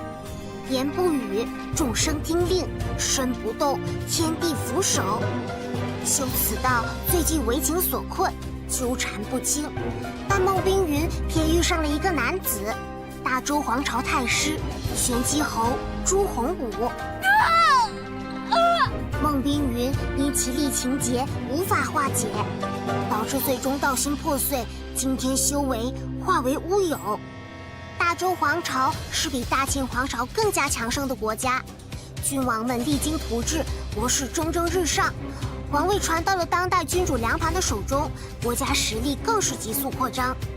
梁盘和朱洪武君臣2人都有意压制带有宗教信仰背景的宗门在大周发展。20年前，更是联合了9天剑盟等势力，合伙干了一件惊天动地的大事儿，一举改变了整个天元大世界的势力格局。灭佛！灭佛！大周皇朝联合诸多的势力，围剿位于大周境内的世间3大圣地之一的大雷音寺。那一战惨烈到了极点，强者高手战死无数。更不知道有多少元神级的大修士陨落，但最终大周皇朝胜了，大雷音寺从世间除名，天下3大圣地只剩下了太虚观与蜀山剑宗。而孟冰云因为太虚观与大周皇朝的对立，因同朱洪武的结合，甚至被太虚观逐出了师门，更差点被清理门户。因为道法的缘故，孟冰云入世历练时做过卖艺不卖身的花魁，而玄机侯府重礼教，所以她嫁过去也只能当妾，然后很快就被侯府的大夫给欺负死了。一入侯门深似海，朱洪武这种人物，就算动感情，在权力面前也完全不值一提。那孟冰云的儿子呢？我只听说孟冰云和朱洪武有一个儿子，名字好像叫做朱毅。古怪的名字。孟冰云死后，他过得更不好了，也不知道现在是生是死。这样看来，得尽快赶去大周了。别走，放我出去啦！在赶去大周之前，得先解决一件事。被饕餮吞噬后反哺到身上的火象精气，快压不住了，得马上把它化解。我选择现在就抽奖。第3次抽奖，第一目标是抽中一门火系道法，第2目标是抽中能化解体内火象精气的宝物。若能一举抽中火系道法，通过修炼，不但可以化解这些火象精气，还可以利用精气提升修为，一石二鸟。所以这次抽奖千万要给力呀！治疗火系伤害的话，投资系统有绛珠天霜丹。哎，这个好棒！火系道法的话，转盘里有一本烈阳战气，一本不动冥王诀残篇。哇，这个更牛！若是抽到绛珠天霜丹，也只能解决我的伤势，不能解决萧燕修炼的功法需求，所以还是选转盘系统吧。有2个目标，成功抽出的概率也会高一些。烈阳战气可修成7大真火之一太阳真火的根基烈日阳炎。修成旭日真火者，若能学习太阳真火法，便可修成7大真火之一的太阳真火。不动冥王诀上半部，大雷音寺秘传道法。自大雷音寺破灭后，已近乎失传，可修成不动冥王怒火，威力仅次于7大真火。不动冥王诀虽然只有上半部，但却比烈阳战气高档多了。可之后我带萧燕和小不点去大周天京城，万一暴露功法，会不会被当作佛门余孽受到追杀啊？虽然烈阳战气目前层次低了些，但尚在没有后患。就决定是你了。搞得好像我真能抽到一样。2选1概率虽大，但人倒霉喝水都塞牙，上次就没抽中。难道真的只能拼运气？等等，转盘系统似乎有规律可循。与真实的实物转盘不同，真实的转盘，人伸手转动，用的力量大小会直接影响转盘的转动。但是，虚拟转盘随我心念而转，我想它转它才会转。既然如此，它的转动会不会有固定的规律呢？上次抽安魂草时，转盘大约转3圈半。若规律固定，烈阳战气在数字9的格子里，那么这次我应该从数字18或1的地方开始转。一定要中啊！1圈、2圈、3圈，3圈了！我靠，半圈，半圈，停！停啊！系统，你故意玩我是吧？宿主是否立即启用不动冥王诀？罢了，好歹是部很不错的道法。等搞到下半部，他跟九霄天雷正法基本是一个级别。离开梧州城后得看紧情况，绝不能让消息走漏。现在最要紧的是把我体内的火象精气处理掉。宿主启用不动冥王诀，修习进度加载中。怎么回事？火系法力填满了我已经打通的7个诀窍。这个感觉简直就像是我从一开始就修炼不动冥王诀到炼气7层，一直以雷系法力对抗的火象精气，丝毫没有拒绝不动冥王诀的火系法力。他们渴望相融，居然就这样误打误撞地冲到了炼气8层，而且我身上的火系法力与雷系法力可以自如转换。只有境界很高的修士会突破瓶颈，才会兼修其他道法。但不同道法大多不兼容，强行修习只会影响修行。元神级巨擘以自身根本道法作为修行基础，其他道法只起辅助作用。但是我就不一样了，有系统在，别人看不穿我修为，我能自由转换自己的道法根基，无论学什么道法，法力水平都能立即提升。哈哈，搞定！小不点我们走，找你大师兄去。啊，来啦！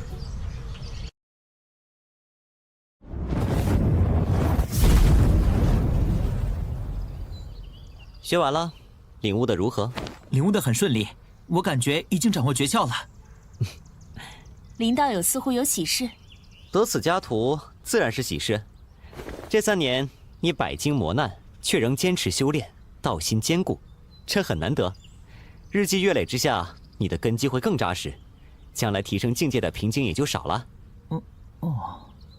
你看似浪费了3年时间，但其实以后很容易把这3年追回来的。那师父什么时候教我道法？林道友，我看你小弟子修行的似乎是雷系道法。这个小家伙适合修行雷系，于是本座便传他雷系道法。为人师者，因材施教。对于萧燕，我自然也有适合他的道法。师父还会不同的道法，不愧是师父。能掌握不同道法，而且造诣不浅，他绝非普通散修。难道他是某个大势力隐世多年的修士，突然入世了？爹，娘，你们在天上还好吗？孩儿很好，虽然法力消失后在家族内受尽欺凌，但现在没事了，法力消失的原因找到了，今后我可以重新开始修炼，而且我还有了个很厉害的师傅，还有一个比我小的师兄。从今日起，你就是为师的大弟子，暂代掌门弟子之称。你身为大师兄，得做出表率才是。是，师傅。10天后见过大师兄。放心，以后出事，师兄会罩着。我一定加倍努力修炼，师傅放心。日后师弟师妹们有了麻烦，你这个大师兄就得出头哦。师傅放心，就算惹出老的，也不需要您出手。到时候我老的小的一起打。是啊，师傅，我也会去帮大师兄的。你回去准备吧，把其他事安排好。3天后，我们就得离开梧州了。我的药材也有劳萧燕小友了。不知燕道友日后有什么打算？还请林道友指点一下，之前在哪里遇到龙叶？我稳定神魂后，要先去寻他。这么大的仇啊！他叫你男人了？他手里有个东西，不管是师门还是我，都必须设法追回来。本座是在1个月前，在梧州东北的连绵山脉中遇到过此妖。以后有燕明月出马，那女妖应该没工夫来找我麻烦了吧？当时他寄身于一株老桃树上，突然觉醒，危及村中人性命。本座正好路过，破了他的邪法，也救下了这个小家伙。这龙叶是什么根底？本座看他不似凡妖。林道友说的没错，他的本体是狼环玉树。狼环玉树，万物有灵，草木也可修成精。草木妖族的修炼潜力与物种直接挂钩。天地间最顶尖的4大灵种神树分别是梧桐神木、沙罗铁树、人参果树、狼环玉树。这等根骨天赋，难怪能给燕明月当宿敌啊！原来如此。若是当初知道他的底细，便顺手除去了。他是妖族大圣天妹的嫡传弟子，修行至高道法，天道妖姬。我与他若是死逼，便是同归于尽。还要谢过林道友重创了他，让我多了几分胜算。嗨，无心之举，不敢居功。这就对了，赶紧摆平他吧。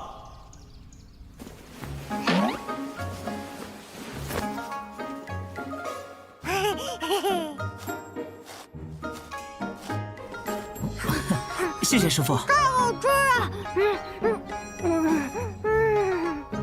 这2个败家玩意儿，慢点儿，慢点儿！你们这么吃丹药，为师要破产了。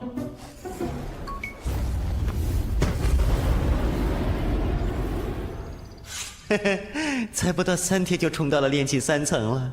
教练，我也想退魂。他明明做道人打扮，为何有大雷音寺的秘传道法？是他本身是昔年大雷音寺逃亡的僧人，这番打扮只是掩人耳目，或者是无意中得到了大雷音寺破灭后流传出来的道法。真儿，我一定会回来见你。我等萧炎哥哥回来，取回属于你的荣耀。狼骑竹马来，绕闯弄青梅呀。3天，他便已突破到炼气3层。林道友好眼力，明月甚至都有些后悔了呢。燕道友过奖了。燕道友，就此别过，预祝你此行一帆风顺。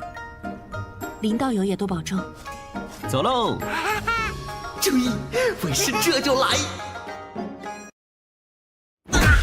老夫打你，是因为你没有摸清楚对方底细就盲目上报，懂吗？不能就这么算了，这个仇必须要报。好，贵派有什么仇要报？说来听听。9天剑盟，同气连枝，本公子不介意帮个小忙。金丹七修士，蜀山剑宗。哎，走一走，看一看喽！瘦奶，我要喝瘦奶。哎，别乱跑，走丢了怎么办？你陪他去玩吧，为师先去找一个人。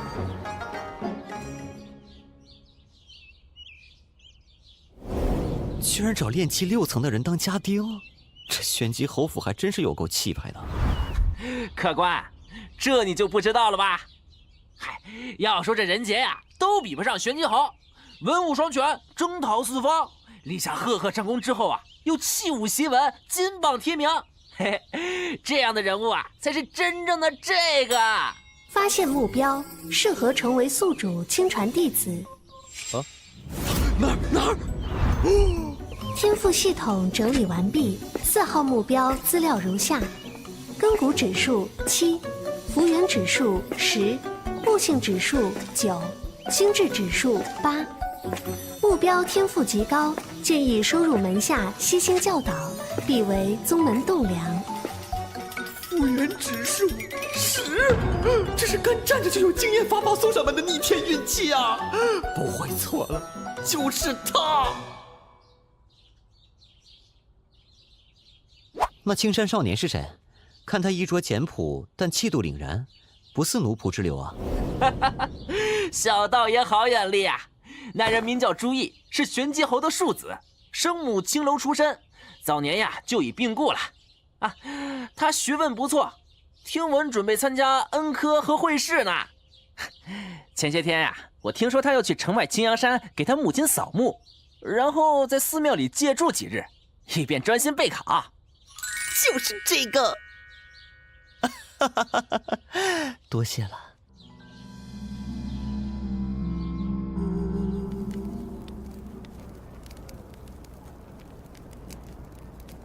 能不能为母亲挣名分，就看今年的考试了。金榜题名，加封3代，朝廷册封我后，母亲的灵位就能迁入朱家祠堂供着了。可惜，我要是成了修真者，那地位就高了，立下战功，封个爵位，那母亲的名分地位都会远远高过少夫人。地震了！既然要看，为何不大大方方走出来，光明正大的看？学生并非有意窥视，唐突了，道长，还请见谅。你害怕吗？圣贤书说，正直聪明为神，只要内心刚正严明，自身念头强大纯净，便不怕魑魅魍魉。何况雷霆乃9天至阳精气，正是阴鬼克星。道长既可以操纵雷电，周身又气血充盈，自然不是妖鬼之流。读书人不是不与怪力乱神吗？你倒是不拘一格。我辈读书人，存大义，明六合，知妖鬼，达神明，这才是格物。哦，想不到你对修炼感兴趣啊。这道人莫不是想收我做弟子？家里父亲不准我习武修炼，我也没钱请师傅，眼下似乎是个机会，但谁知这道人是什么底细？唉，果然不出所料，此人心思缜密，不太好忽悠啊。可惜，都只是道听途说，修道一途又其简单，门外之人自然无法了解门内之事。本座还有事在身，你我就此别过，有缘再见了。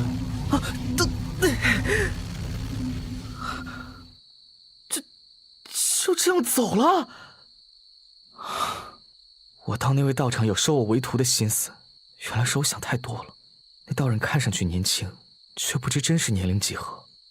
道法，我若是修炼有成，是不是可以让父亲认错，让少夫人俯首？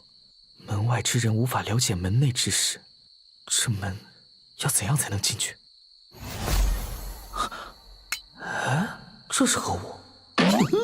是为师留给你的好东西哦。九霄天雷正法，开篇章。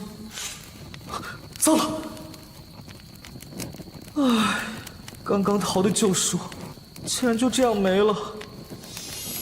哎，地藏真经，这是一部佛门道法。我方才还在苦恼如何入门学道，真乃天助我也。这个也行，这不是他刚刚出城前在旧书铺里逃的吗？满之为实的福缘，实的福缘。我去年买了个表啊。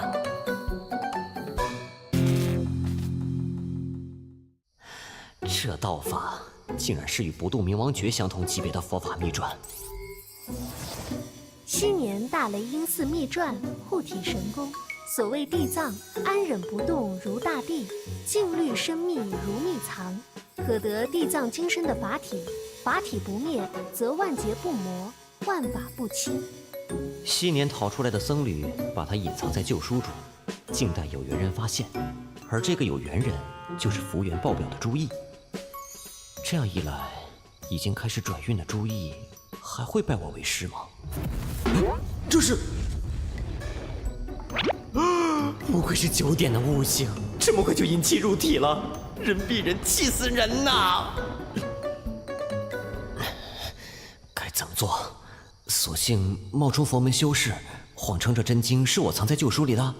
可朱毅戒心很重，这样空手套白狼，他多半不会相信啊！啊，有了！哼，静待一晚，明日就行动。那人是谁啊？从侯府后门出来的下人吧？怎么这么嚣张啊？嘘，小声点。他是玄机侯夫人少师本家带来的奴仆，叫朱军，外号朱胖子，炼气8层的修士。朱哥，朱毅那小子去哪儿了？他不在，我的拳头都痒得没处使劲了。那小子躲到破庙去了，等他回来，我再好好教训他。今天先去天香楼好好搓一顿。嘿嘿嘿，老大阔气，铁废物。哎，听说了吗？山上旧庙里有个青山书生，竟然能吞吐雷电。哟，那书生怕不是修真高人，在渡劫吧？别是以讹传讹吧？那朱毅怎么可能得到那么强大的道法？侯爷曾经发过话，要朱毅先学好经义学问，然后再谈习武修炼的事儿。侯爷立的规矩，谁敢破？我们一起去看看，若确有其事，就把他交给侯爷处置，其他不要擅作主张。我的好徒儿，待会儿你吃苦也不要怕，为师会罩你的。走。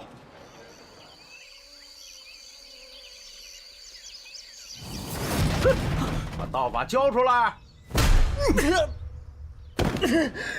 我不知道你们在说什么。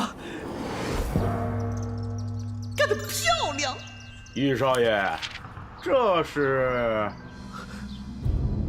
我不清楚，为何我的火盆中会有这么一件东西。既然如此，东西我们便收下了，到时候上交给侯爷，再请他老人家处置。侯爷，只是易少爷，你我一同发现的这东西，少不了一起走一趟喽。绝不能让他知道我偷偷修炼道法。哼，轮到我登场了。糟了，有人来了，先撤。就是这个书生，什么情况？啊！所以说老子最恨意外事件。你们是什么人？为何找我？叶少爷，你这是在哪里惹的麻烦？莫非欠了人家赌债？聒噪！除了这个书生，其他周狗都杀了。是。你这厮知不知道？不过一只苍蝇也敢叫嚣？啊！你说什么？我们可是玄机侯府的人，你敢动本大爷一根指头，灭你满门！灭我满门？我满门亲族早就死在你们周狗手上了。玄机侯那老贼的手上沾满了我国人鲜血，今天便先找他儿子付点利息。雪花，你们是雪峰国余孽，你们是烈风会。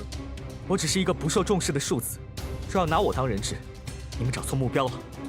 哼，我当然知道你不受那老贼待见，但你从小在那老贼府中长大，府中布局还有守卫排班，想必都很清楚。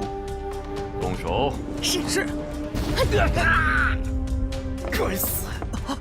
别留活口，我的行踪不能泄露。是。站住！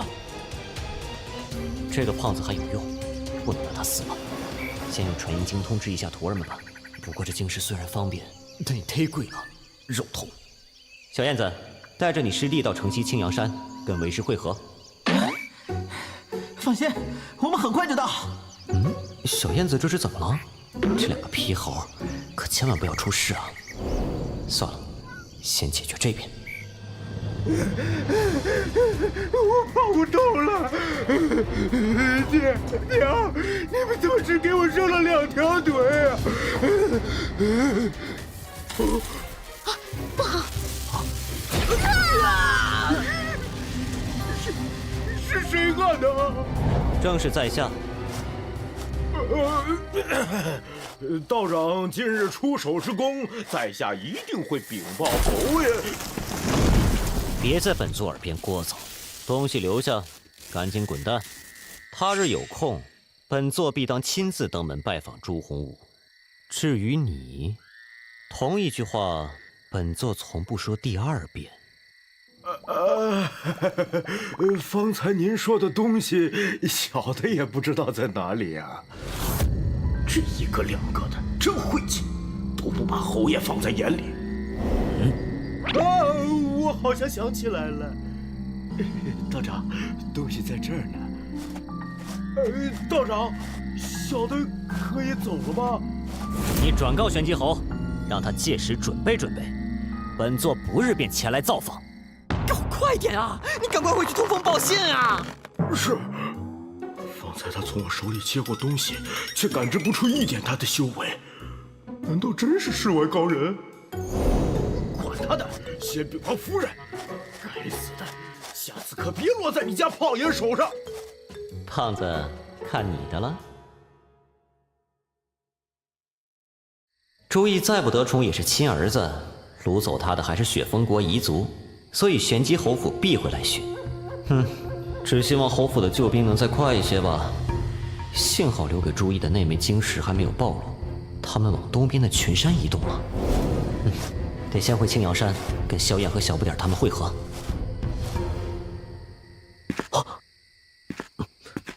谁干的？发生什么了？师父放心，我没事。师父，我和师弟在坊市里转悠，见几个登徒子欺负妇女，便出手管了管。突然出来一个中年人，逼问我不动明王诀，还想捉我。我看到他头顶有好几个戒疤，此人修为很高，怕是筑基修士。那人用的道法也是不动明王诀。不动明王诀，八成是大雷音寺出身的僧人，没想到居然招惹来佛教门徒。这件事暂时先放一放，我们现在去追你们的新师弟，他被人掳走了。是。但事情不能就这么算了，记住那人的样子，日后这个场子一定要找回来。好啊，我又要有一个师兄了。你自作自受。这边是去青阳山东边的必经之路。师傅，我们干嘛这样偷偷摸摸跟在后面？您直接上去救人不就行了吗？现在不着急出手，为师想要观察你的新师弟心性和意志如何。对了，小燕子啊，你们遇到的那个和尚，他可修炼出不动明王怒火？我不确定。巡城兵马将那和尚围住了，他发出一道恐怖的青焰，才杀出重围的。寻常火系道法炼成的真火都是橙黄色，按不动明王诀道法记载，不动明王怒火是乳白色的，可那个人发出的火焰却是青色。他所修道法应该是不动明王诀没错，但并不完整，应该是缺失了最重要的开篇总纲。师傅，我修的也不完整，您什么时候把下半部传给我？贪多嚼不烂的，把现有的先学好再说。动我徒弟，抢我功法，贼兔！咱们看到底谁抢谁。贵苦还没来会合？还没有。我们别等他了，总是这么不守规矩。就算出身带来阴死又怎样？不怎么样，只是比你们都强。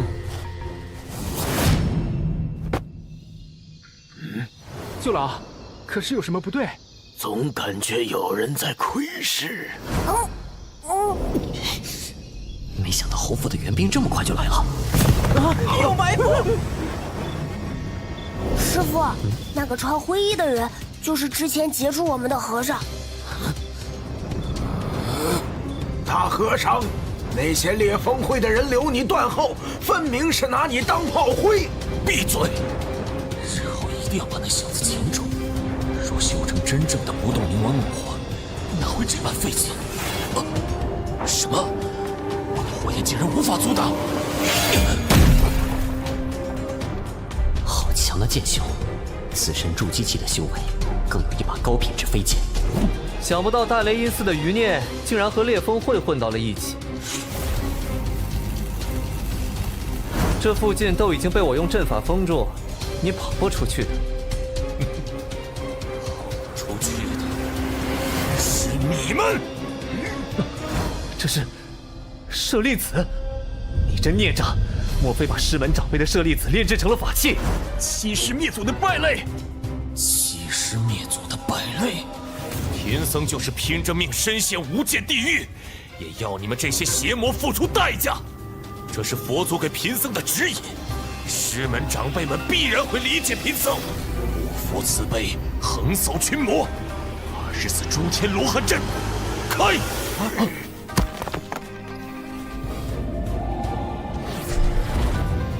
这每尊罗汉的法力波动都可以媲美筑基期修士了，这法器也太猛了！我佛慈悲，回头是岸。可恶，竟然是精神攻击！我有罪！少啰嗦，给我死！这罗汉相竟如此坚固，好脱离，见归！怎么回事？不好对付啊！保萧炎、救朱毅都要过他这一关。想要制裁这秃驴，得先找到他的弱点。小燕子啊，过来。等下，你这样。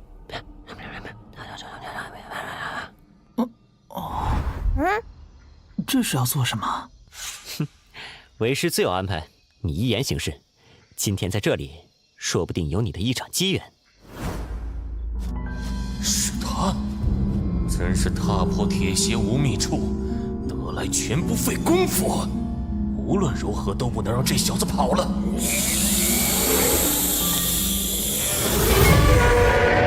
要活的。若那和尚驱使法器玲珑对付你，别在原地纠缠，往远处山林跑。果然，24罗汉只能在佛光覆盖范围内活动，大和尚自己也不能离开佛光范围。就是不知布阵的那24颗舍利子是否缺一不可，只要少了一颗，阵法是不是就无法维持下去了？去，帮你大师兄宰了那条蛇，宰了它，为师给你们包蛇羹。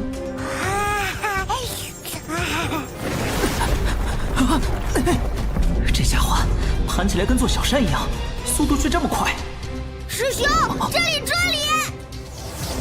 我来试试你的厉害！嘿嘿，打蛇要打7寸，你个头再大，我也能摸准你的7寸所在。哎！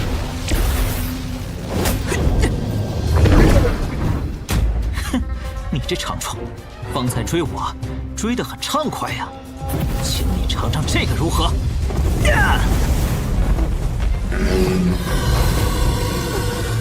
样的臭小子还真狠，这场战斗应该没什么悬念了。啊，不对，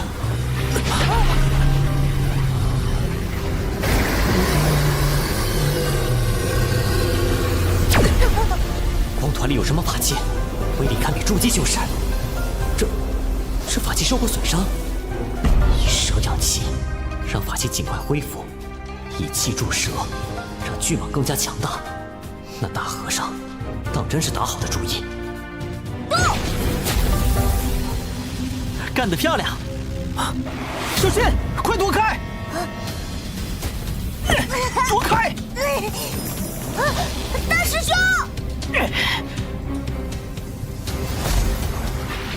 看谁先完蛋！北极天赐神光！师傅，你差点玩死我了！哎，师傅！为师说过，今天有你的一场机缘，所幸有惊无险。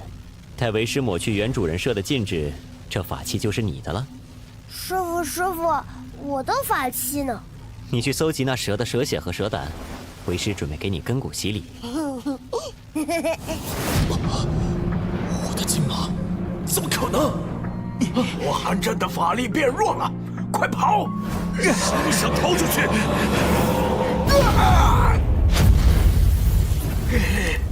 不行，要回去找更多高手，才能降服此辽。我的鼓棒去哪儿了？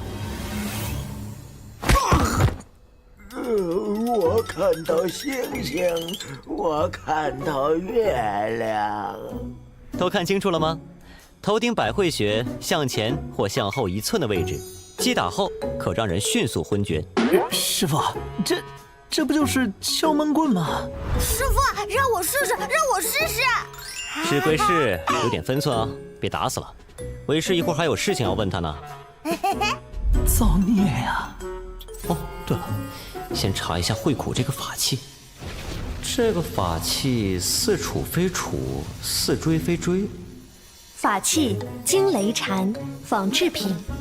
原来不是受损宝物，而是仿制品啊！哼，竟然能扛下北极天磁剑全力攻击，防御力杠杠啊！哼，到了我手里，可没有还回去的道理。在他找来之前，得尽快将法宝带走。既然是佛门护法神兵，法器里会不会藏有玄机？解析完成，神通名称小轮回诀。果真有玄机，白捡一个新技能。师傅，蛇血和蛇胆取出来了，来得正好，借一点蛇血给我。筑基期法器惊雷禅炼制成功。成功了，小燕子，这个给你了。谢谢师傅。师傅，我也想要一件筑基期法器。你不是挺喜欢你那个榔头吗？为师待会儿帮你修好它。现在先干正事啊！刚刚没注意，小不点玩榔头的时候把他打得有点狠啊！嘿嘿，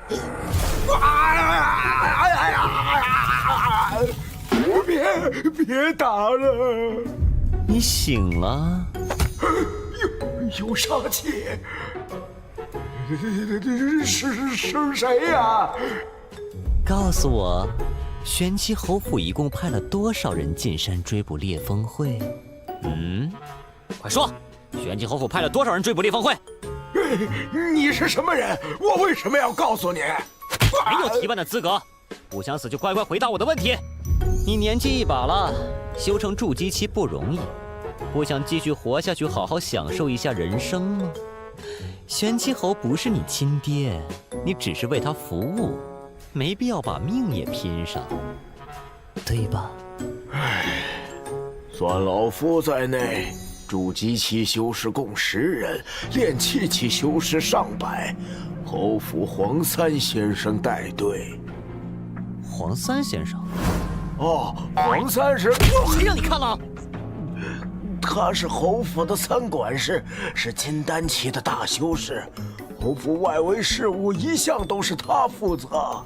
哦，金丹期修士当管家，这玄机侯府排场可真不小啊！小不点儿，来帮为师个忙。来了，师傅。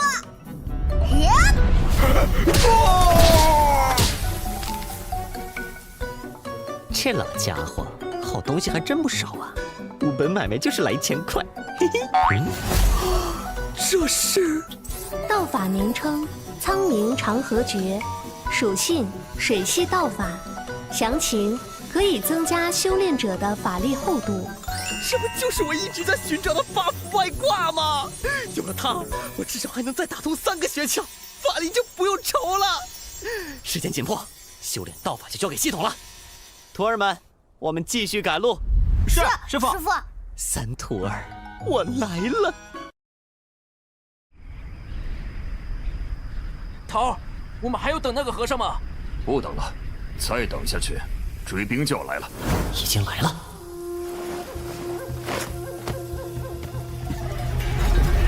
消失了。进去吧。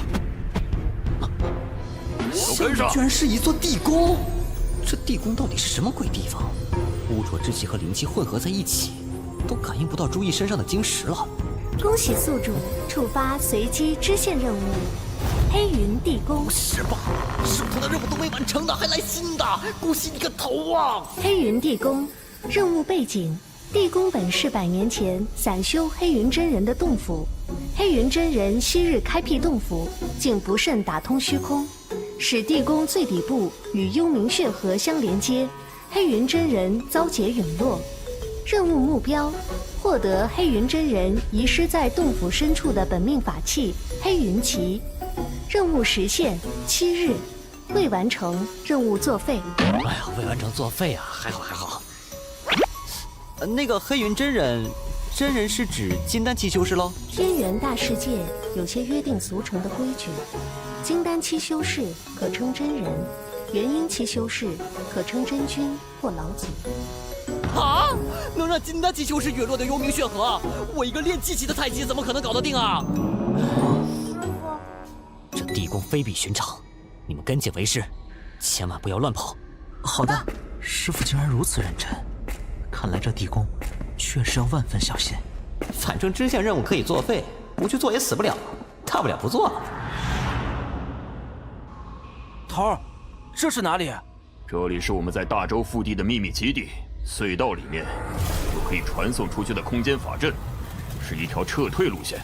都注意脚下，这地宫深处怕有什么东西。进去探查的兄弟没有一人回来，全部失踪。走快点儿，前面就是我们的空间法阵了。和先前穿过的隧道不同，这是新开凿的隧道，前面就是烈风会的传送阵法。再在这里等一会儿，惠普他们若是仍赶不上，我们只有先行一步了。是，别人赶不上不要紧，我们赶上就好。都给我留下吧！烈风会在这里经营多年，岂容你们放肆！可恶！受死吧！叫你看看我们五行宗的手段！逆行封魔阵！该死，我撑不住了！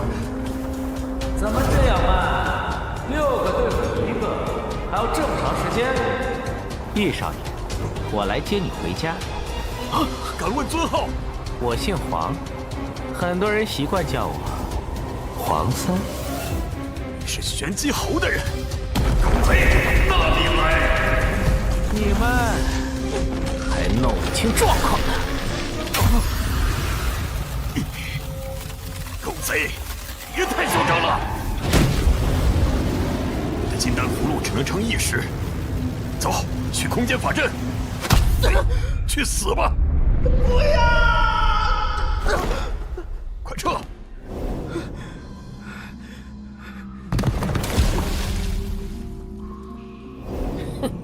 这些老鼠倒是贼滑，可惜那些法阵早就被三爷我动过手脚，你们就死在虚空乱流和空间裂缝里吧。天可怜见的哟，幸好易少爷还在，不然侯爷的脸面要往哪儿搁呀？不过，如果易少爷为了孝道，不愿侯爷为难而自戕的话，传出去反而是一桩美谈吧。要死在这里吗？谁？喂，胖子，见没见过一个身穿白袍、羽衣星冠年轻道人，身边还带个小孩子？这把剑，蜀山剑宗的人？放肆！黄森先生，岂是你能侮辱的？哼！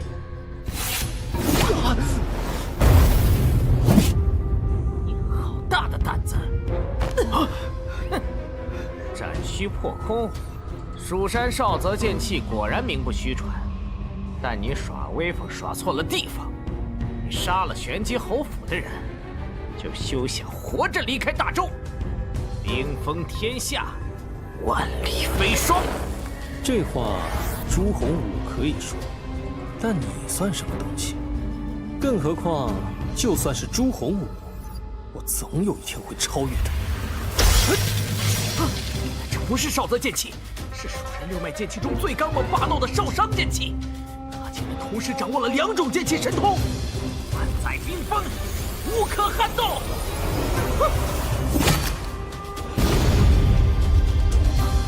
记住我的名字，刘洋，我将会击杀朱洪武。唉，真无趣。我还是去找那个年轻道人玩玩吧。他先前说白色长袍、羽衣星冠的年轻道人，难道是那个？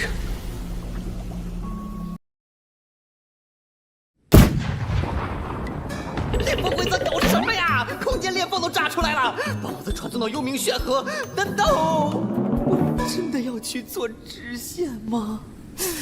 当务之急还是先把朱毅弄到手吧。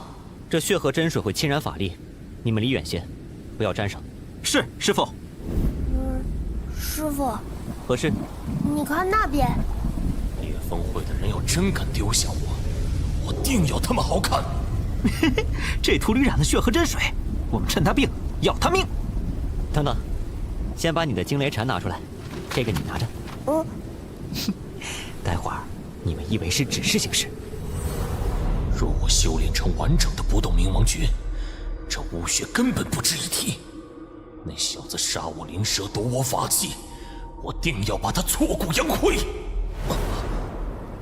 小子，居然还敢送上门来！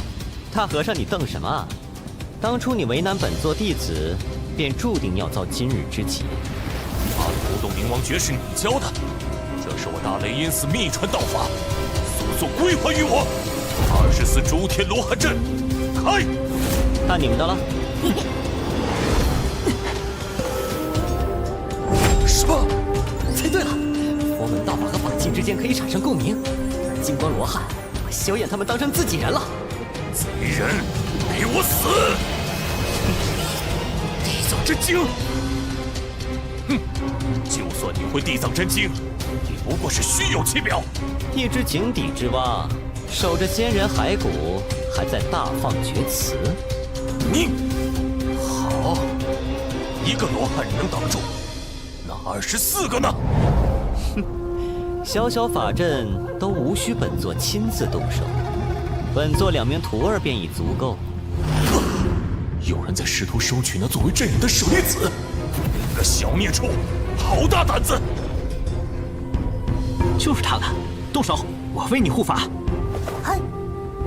成功了！你们们好大的胆子！把舍利子给我！快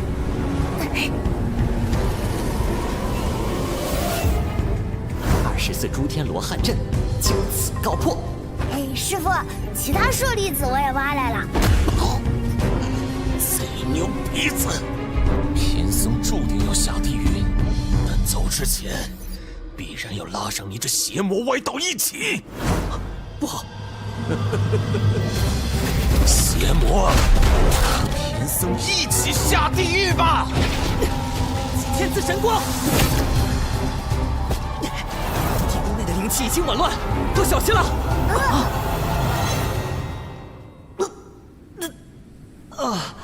好晕啊！唉，幸好被传送前抓到那和尚的储物袋。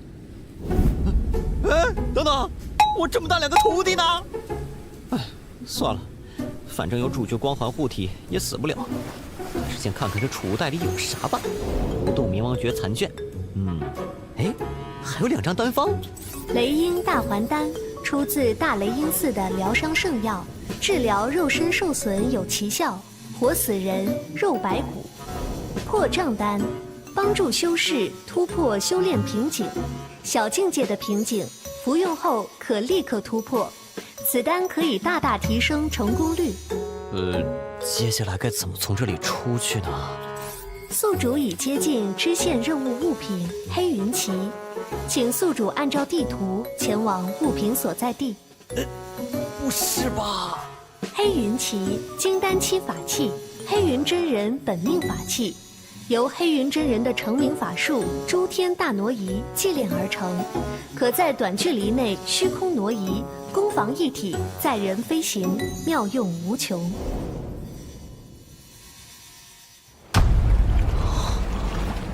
这就是系统说的黑云旗所在地，幽冥血河了。好重的血腥味儿！找到你了，看你这副打扮，你就是给烈火剑宗苦头吃的那道人，看着也不怎么样嘛。蜀山剑修，还是金丹期的。天不作人呐！短短几个月，3大圣地的弟子被我转了个遍。不是说你还带着个小孩吗？人呢？小孩？什么小孩啊？这人是金丹期修士，看来只有智斗了。别装模作样，就是你当初跟烈火剑宗的人交手时，身边带着的那个小孩。在下只是个炼气10层的修士，怎么有胆子惹烈火剑宗呢？难道真是我认错了？就是这身衣着没错呀。奇怪，你不动手，我竟然看不透你的修为境界。这是因为，在下无意中得到一件小东西，可以隐藏自身修为，请上仙过目。为什么我用没有效果？这可能是因为我修为低吧，自然是因为这是假货喽。既然你不是那个道人，那你来这地宫做什么？在下是听说这地宫底下有件宝物，所以想来碰碰运气，看有没有机缘。宝物？什么宝物？在下听说这地宫有个黑云旗，而这旗子有挪移虚空的妙用。我怎么感觉不到这里有宝物存在？因为这旗子在这条血河里啊。在河里？你是在骗我吧？你先下去，我看看。上仙明鉴啊，这条血河至邪至祟，在下这点修为下去就是送死啊！哼，要是这下面没东西，我就让你后悔从娘胎里生下来。不敢不敢，这是我前日斩杀一名魔修时从他那里得来的法器，而这法器正是用这幽冥血河中的巫血祭炼而成，所以这水是奈何不了我的。这厮修为颇高，还有这等魔道法器在手，若非有心算无心，我今天算是死定了。你看，这不就……你笑什么？我笑好戏刚开场啊！精彩的马上来了。什么？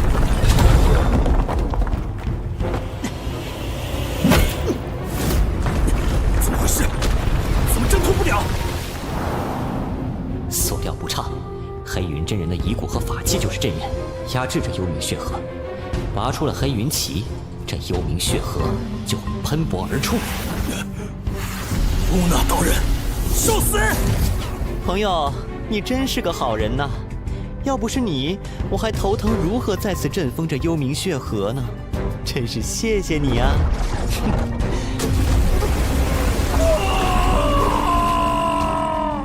恭喜宿主完成随机支线任务，获得黑云旗，奖励500点数。黑云旗攻防一体，内部有法阵可吸收天地灵气，滋养自身。不错不错，这点数先攒着，等收朱意为徒后再干票大的。现在还是先炼化黑云旗。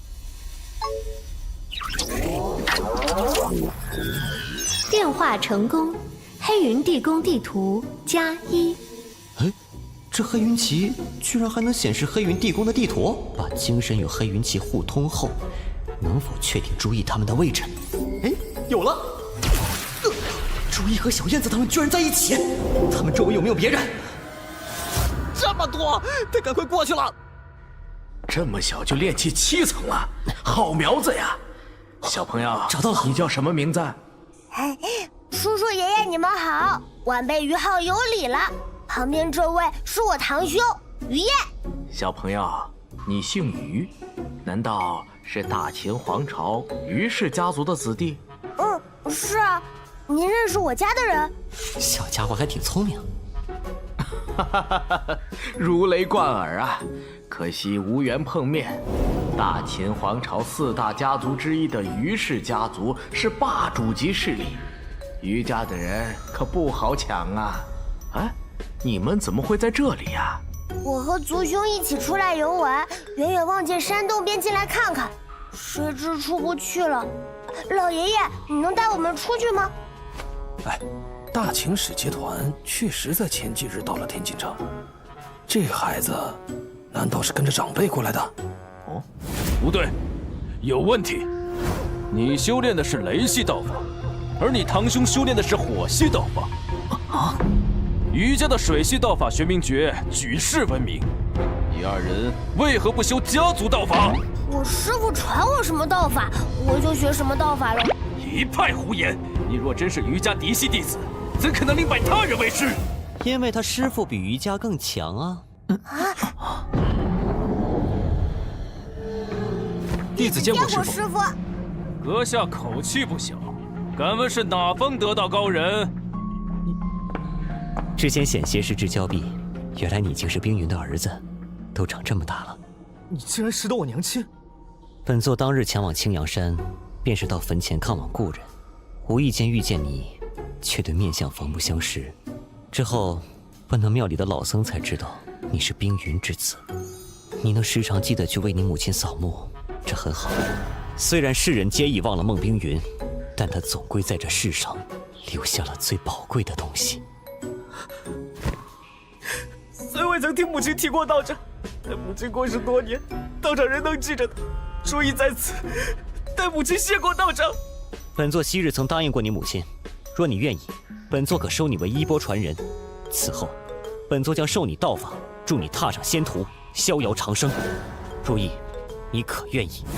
诸公子择何人为师，日后走何种道路，过何种生活，自有侯爷为他安排。别说孟冰云已生死道消，便是他还活着，也就是个妾室，无权干涉侯爷的决定，算什么东西？我劝你啊，速速离去，否则惹恼了玄机侯爷，天下虽大，也没你容身之地。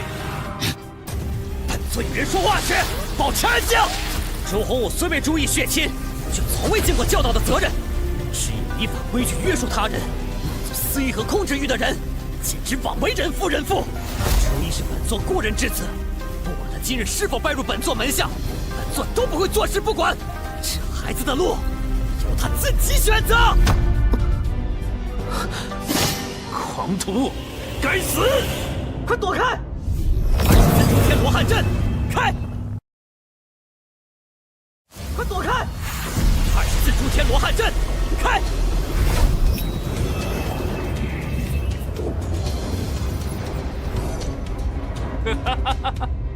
还当你有多大本事呢？不过如此。活佛慈悲。不过如此的究竟是谁呀？第3第1，有何可得意？我们这里5人便灭了你的罗汉。现在还想灭了我的罗汉吗？不要慌，这应该是个阵法，出入法阵范围就好了。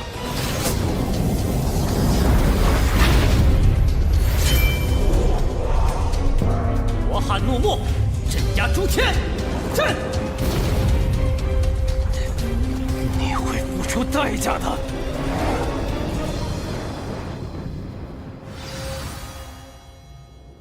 通风报信，正好来个祸水东引。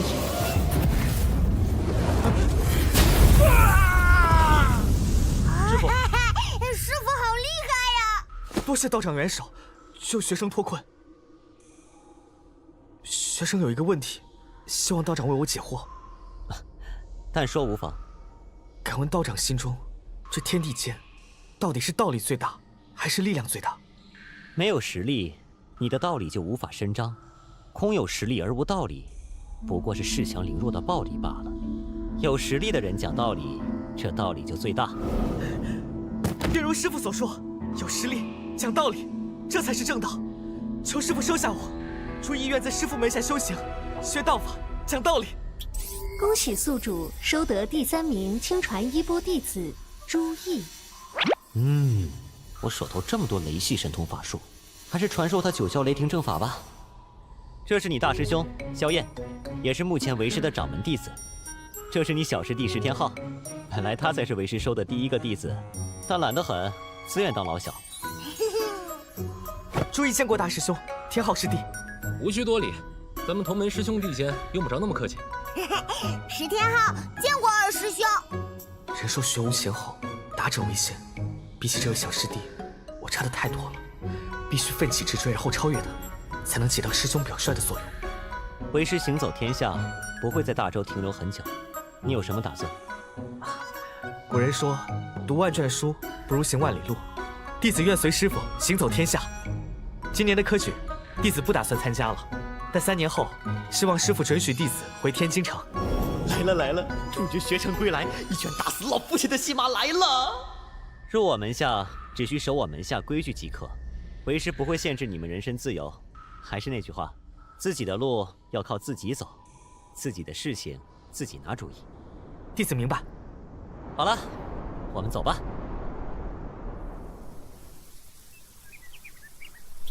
看看这次抽奖能不能开出什么好的武道神通来。老是给他们修炼其他门派的招式，着实不行。这次用骰子抽吧。碧波掌不够高端大气上档次 ，pass。雷音罗汉拳，品级低，且又是佛门道法，不行。哎，灵鹫神掌，数千年前散修灵鹫上人成名的神通武道，但自灵鹫上人作画后便失传。这个不错呀，就决定是你了。为什么我想要的总是得不到啊？哎呀，又抽出神秘箱子，不知道这次能开出什么来。物品名称：九转炎魂丹。神通名称：无方飞剑。居然有一本武道神通，我还是很欧的嘛。这丹药也不错。物品名称：狼环玉树叶。还有一个是狼环玉树叶。狼环玉树叶，我要这么个东西做什么呀？狼环玉树不是龙叶那个女妖的本体吗？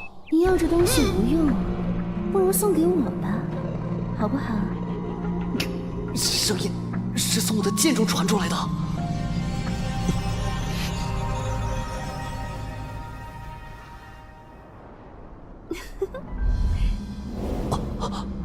龙叶，这妖女难道从半年前石村那时起就已经附在了我的法器上？怎么样？要不要给我啊？你终于肯出声了。你这人真让我看不透呢，究竟是什么修为啊？当初本座心慈，饶你不死，看来你还未吸取教训。人家吸取教训啊，所以一直没有动手杀你，因为我真的看不透你啊。本座身前又岂是你能看透？所以啊，人家不找你麻烦了，而是跟你做交易。你似乎在寻找合心意的弟子。看见良质美才，任何人都会心动，本座自然也不例外。哦，可你收下的弟子见明珠蒙尘，却被你慧眼识得呢？难道他发现了什么？关你收徒，你是想开山立派了？哼，我知道一处伏天动地，助修炼，人无主，你或许需要。说话不要大喘气啊！只是这样还不足以打动我。你这人，想加价你就直说呗。我先用这石笛换树叶，再告诉你洞天所在，由你亲自验证，这样你不会吃亏，如何？这气息是太虚观。这就是燕明月要找的石笛，但我不知它有何重要意义。这交易你可愿做？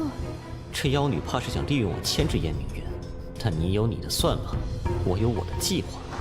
得到狼环玉树叶后，你会怎么做？燕明月要重回太虚观，我自然也有我要回的地方。我已经说过，没有要找你麻烦的想法了。为你自己好，你说的最好是真的。你的交易我接受，成交。先不管石笛有何玄妙，眼下最重要的是去找最后一个徒弟，但愿能顺利完成，一定会顺利的。爸，侯爷这次是真的发怒了。这次黄三的失手与佛门余孽和大秦朝余家有关。侯爷有令：其一，集合人手前往黄三他们失踪之地，掘地3尺也要找到线索；其二，捉拿大周境内已知下落的烈风会人员和大雷阴寺余孽，一个不留；其三，随我一起前往大秦使节团驻地，向余家人查问此事。陶二先生，请慢走。他们也太嚣张了，手下失踪竟赖到我们余家头上，这明显是有人嫁祸我们余家。这件事你也去查，我倒要看看是谁这么大胆。若人手不足，就跟本家联系。听说石家那边也不太平，有人要对石天意不利，多事之秋啊。这里有舍利子的气息，慧苦在这里出现过，还跟人动手了。还好，舍利子没有受损。慧苦这欺师灭祖的孽障，竟敢亵渎师门长辈骸骨，必须得夺回舍利子，让众师长昏暗西天。而对这个孽障，贫僧定要剁了他。不愧是我的徒弟，这么快就突破了。不过最后一个徒弟还没着落，我的时间只剩1个月了。趁他们在修炼，用黑云旗去附近的城镇找找看吧。大周大秦都被我踏遍了，还没找到合适的人选。难道我真要回去找萧真儿？难搞啊！哎，还是先回去找小不点他们吧。怎么回事？这是什么地方？黑云气破开虚空，竟将我传送到了一处异度空间了吗？还来也要瞎了！怎么回事？只是无意中被卷进这片虚空吗？老夫乃玄道宗朴北子，阁下是何人呐？玄道宗，势力名称玄道宗，地理位置大秦皇朝南疆。详情：大秦皇朝南疆的一个宗派，宗门中最高修为的高手是元婴期。山门所在位置靠近大秦最南部人族和妖族世界的分界线。大秦皇朝宗门还有元婴期高手，山野散修，道友唤本座林道人即可。观道友模样，似乎有伤在身。不错，老夫在虚空战场被人所伤，不过闭关休养一段时间便会好了。虚空战场又是什么？地理名称：虚空战场，地理位置：天元大世界外的异度空间中。详情：虚空战场有许多天元大世界稀缺的修真资源，但空间内乱流涌动，极不稳定，非常危险。目前仍有许多区域处于未知状态。哦，原来如此。我记得石村村长讲过，小不点的爹娘就是为了救援失踪在险地的祖父，才让小不点遭了大难。这个险地会不会就是指虚空战场？虚空战场虽有风险，但收获应该也不小吧？我竟看不出此人修为。岂止是风险呐！和老夫一起进去的横越派老祖直接陨落在里边了。若非你突然闯入，扰乱了虚空，恐怕老夫也要陪在里面呀。道友身中冰寒之伤，本座便赠你9转炎魂丹，化解冰寒伤势吧。为何要给老夫啊？本座想给你便给了，没有为什么。倒是老夫婆婆妈妈了。好，老夫承你这个人情，以后随时欢迎来我玄道宗做客。什么事啊？聊得这么开心？哎，朱毅，你换新衣了？是大师兄给我买的。师傅啊，我们听说附近的横越派开山门收徒的时候，有个人没通过考核，不能入门，就跑去跳崖了。他跳崖后不久被横越派的人救了，破例收为记名弟子。你们刚才说的这个人，现在在何处？这不就是废柴流和凡人流主角剧本吗？最后一个徒弟又着落啦！拜师大典已经开始了，那个主角命不会已经拜入横越派了吧？这人怎么也在啊？哼，丢脸，干脆直接摔死算了。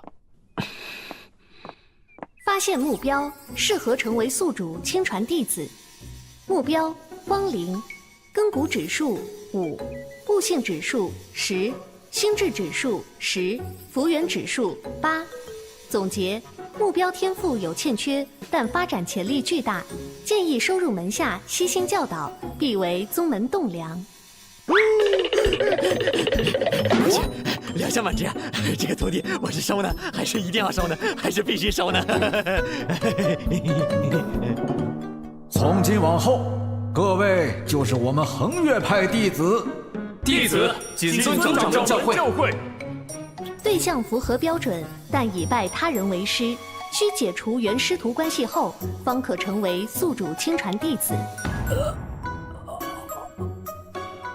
没事，刚才只是一点小意外。汪林这个徒弟一定还是我的。汪林，你这种人简直就是我们横越派的耻辱。没错，你有本事再自杀一次啊！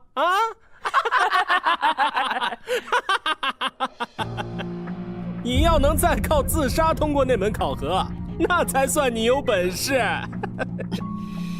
晦气，怎么和这种人同宗门？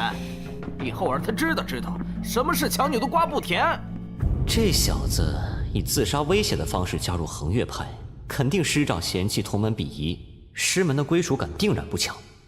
这样看来，我还是有很大机会的。爹，娘，我一定会成为仙人的。在这种环境里，你可成不了仙人。你是什么人？你在这样的师门中，只会被分配杂役的粗活，如何修行？再加上你天资本就比常人差，如今速度更慢，怎能攻城？仙长，您的意思是？你可愿意离开横越派，拜入本座门下？本座必悉心教导于你，将一身道法神通尽数传授。你若想要见识本座的能耐，本座1时3刻就能挑了这横越派。他是在提防我。对了，这小子福缘也有8，该不会是捡着什么宝贝了吧？觉得不可思议，无妨，你自己拿主意。本座在山下小镇停留20天，若你想通了，自己来小镇寻我。是我太多疑了，难道他不是冲着我的秘宝来的？刚才汪林那防备的模样，肯定是怕我抢他的东西。说不定那小子已经有超神法器或者老爷爷相助，可能已经走上属于自己的逆天之路了。这横越山的灵气果然比咱们的山门浓郁啊，太适合修炼了。要不了多久啊，这里就是我们玄道宗的地盘了。玄道宗，咱们朴北子老祖安然无恙归来，他们横越派老祖却死在了虚空战场，一切皆是天数。没错。哎呀，好的山门洞府为强者居之，他们很快就要搬家喽。天无绝人之路啊，这下好办了。天雷玉魄内的精气已经用完了，修炼变慢了不少，但慢慢修炼也能助我熟练运用功力。恭喜宿主全部打通12穴窍，达到炼气期的顶峰，12层的大圆满境界。耶，终于成功了！即使哥是从炼气4层开始的，但不到1年就达到如此境界，莫非我也是个天才？师傅，您在屋内吗？弟子有问题想问您。进来吧，是时候在徒弟面前神迹一次了。你们修炼的如何了？可有什么不懂的地方吗？弟子昨晚琢磨出一门武道，正要请师傅点评。此外，我道法境界瓶颈松动，想来是要突破了。师傅容禀，弟子昨日偶然发现了一株奇花，特地带回来，请师傅处置。师傅，我突破炼气10层了，我也不知道怎么突破的。物品名称：3叶幽兰，类别：植物，详情：聚天地灵气，占金色光华，作用：破障丹主材料。真没琢磨你福缘之石的属性啊！你们修炼有德，为师倍感欣慰。但修炼并非一日之功，切忌持之以恒。回去休息吧。谨记师傅教诲。做师傅的怎么能输给徒弟？必须要加快筑基了。筑基又名铸就道基，分为3个层次。筑基前期，修士开辟气海，法力远胜炼气期修士。筑基中期，筑建灵台，灵台有9品之分，1品灵台最佳，9品灵台最次。筑基后期，则是要在灵台之上凝练丹鼎，也是筑基期最重要的环节。因为丹鼎的品质不仅决定修士结丹的成败，更决定着日后能否冲击金丹期以后的境界。小不点当年身遭横祸，就是因为他天生气海中立着一座比1品灵台还要强大的至尊灵台。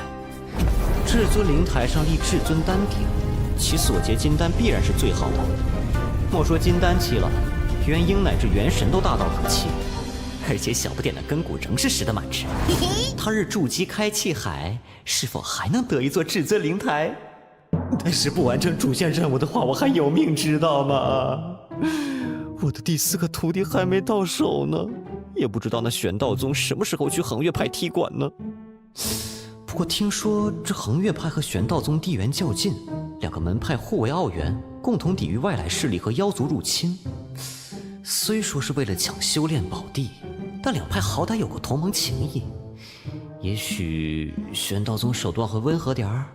所以他们该不会2、3个月后才来吧？那时候我坟头草都3米高了。看来不能只等那个玄道宗来搞事，还要做好随时上山抢人的准备。只是这样不仅会得罪横越派，还要跟汪林的金大腿竞争上岗。现在我必须动用一切有用的力量。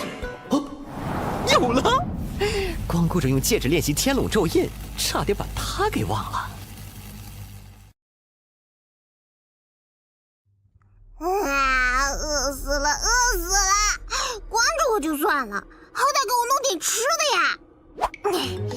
所以你来干什么？哎呀，咱们认识时间也不短了，还不知道你怎么称呼呢？我干嘛要告诉你？有好处啊，比如说吃的东西。真的？真的，不过前提是你必须说真话。要是敢糊弄我，你知道后果。我家村村，现在告诉你了，能有吃的了吗？吃吧。太少了，还不够塞牙缝呢。那上次烈火剑宗老头的剑光够不够啊？你又想骗我给你做挡箭牌？但不用这种方法，你的小肚子又要饿得扁扁的了。你也不想挨饿吧？好吧，我答应你。这下就有个大帮手了。刚才那个大蜈蚣是朝那儿去了吧？上面好像还有人呢。估摸着蜈蚣能有100米长短呢。那个方向是恒月派所在，莫非是玄道宗的人已经到了？哈哈，果然是去恒月山的，应该是玄道宗那边的比试要开始了。嘿嘿，王小徒弟，为师来找你了。道友，你们恒月这一次出了不少有潜力的苗子呀。哪里哪里，道友远道而来，请先稍作休息。不用不用，事不宜迟，我们马上开始比试吧。这么迫不及待，看来玄道宗胜券在握呀。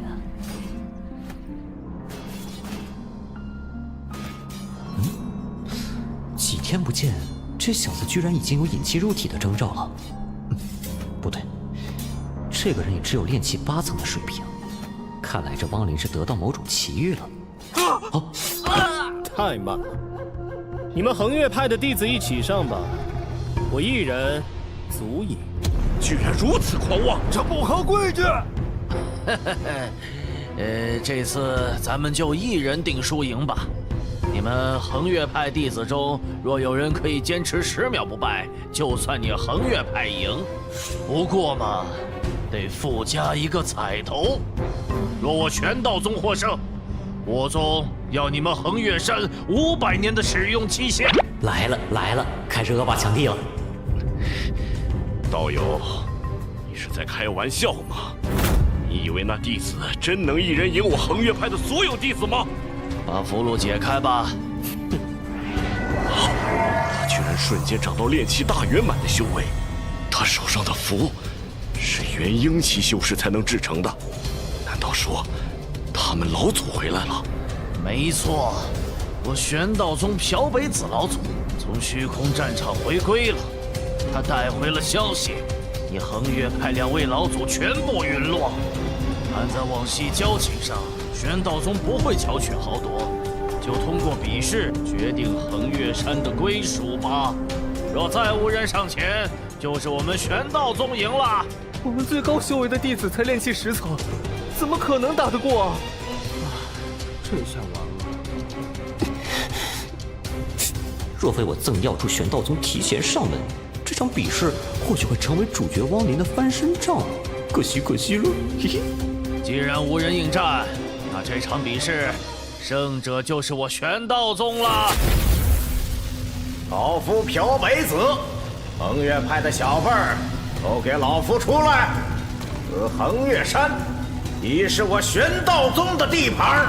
可恶，他们是有备而来，外开护山大阵。哼，不自量力！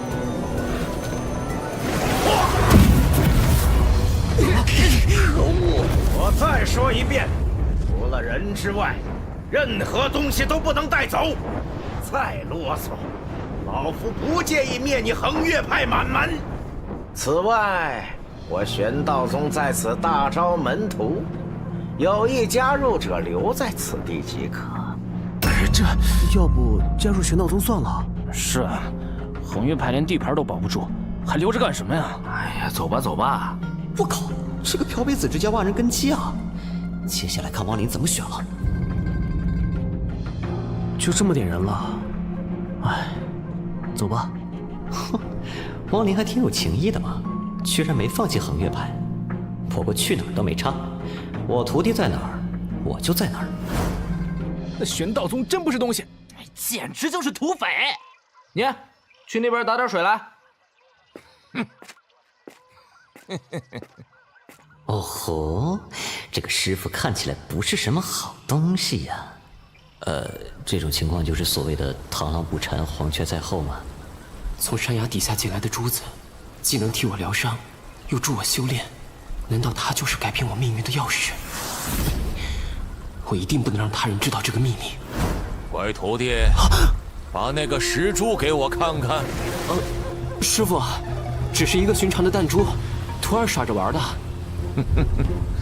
还敢骗我？你这么差的资质，还能引气入体，肯定有什么好东西。敢跳，是时候让我这个准师傅登场了。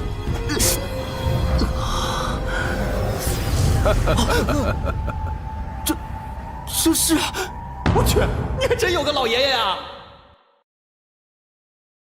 哪来的孤魂野鬼，在此猖狂？受死吧你！自我量力，逆徒，竟敢勾结邪魔歪道来谋害自己的师傅！我今天就逐你出师门！目标已解除原有师徒关系，宿主现在可以收该目标为徒。不是吧？这么简单？待我禀明2位金丹期祖师，定要将你和这魔修一起诛灭，清理门户。你觉得自己还有命回去？你要干什么？不，等等！法力完全使不出来。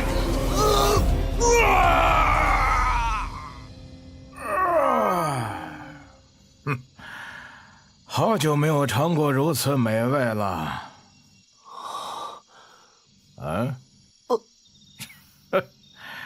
看什么看？我辈修真之人本就是逆天行事，谁惹你，你就杀了谁。可惜你那无用师门被人夺了山门赶出来，像丧家之犬一样奔逃，屈辱啊！你想说什么？我说，你想不想变强？老大的，这老鬼不仅抢我生意，还抢我台词。你能让我变强？你能传我道法神通？你随我学道，不出10年便可功成名就。到时就连今日的元婴期修士也不会放在眼中。不过修仙路上要受万般苦楚，你可能忍受？什么苦我都能忍受。真是半路杀出个程咬金呐！只能趁现在强了。等等，这老头不对劲，这亡灵在其他人眼中就是个废柴，这老鬼又不像我一样有系统提示，干嘛那么积极收他为徒啊？一定有古怪。此处不是说话的地方，老夫先带你去个隐秘之处。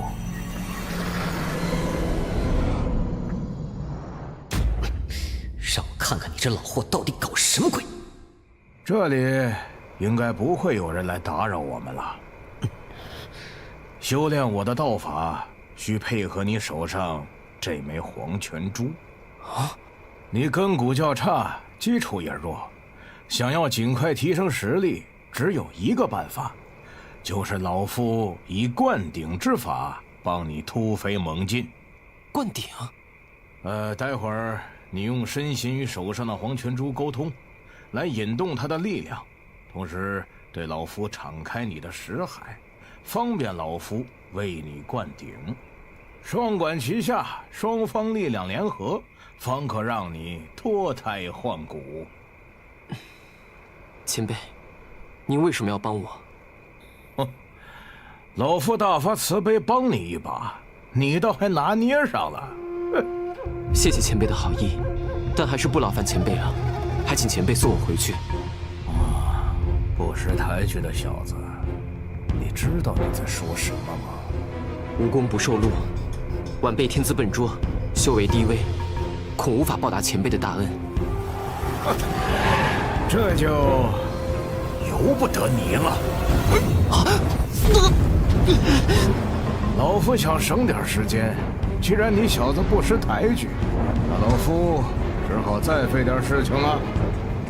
这剧本不对啊！真命天子和他老爷爷干上了。不能睡过去。有什么办法能保护我？求求你，老群主，回应我吧！糟了，老夫的秘密被这小子发现了。当年那一战后，老夫肉身尽毁，神魂重伤，只能依附在黄泉柱中。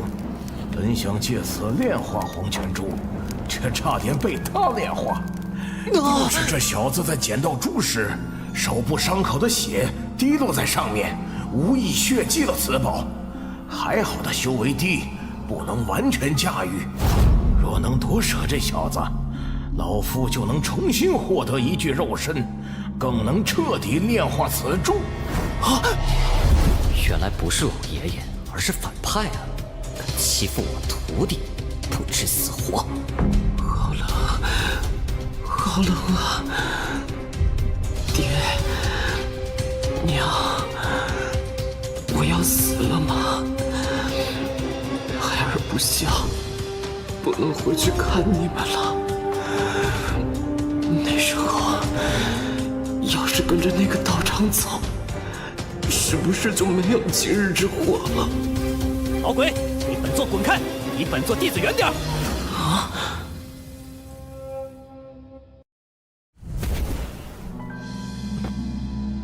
老鬼，立刻滚蛋！饶你不死！哼，干坏老夫好事，是你找死！让你见识一下老夫的百鬼夜行之术！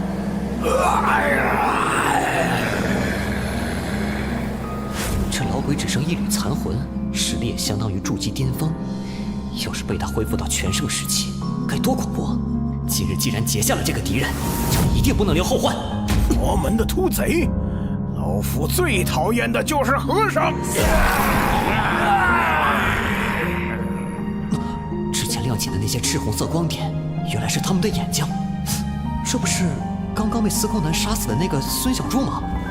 小畜生，待老夫杀了你，就把你变成他们中的一员，永生永世供老夫驱策。哼，你可真是鲁班门前弄大斧，关公面前耍大刀啊！什么？你方才说对付谁绰绰有余来着？那么，我们开始吧！我的厉鬼呀！我若不是落得如此重伤，现在哪怕是筑基期修为，杀这小畜生也如杀狗一般呐！你若落在老夫手上，老夫定要将你的神魂当灯油来煎。可惜你这老鬼邪孽遇上了我这个克星，九霄天雷正法，黄雷电刃。老鬼，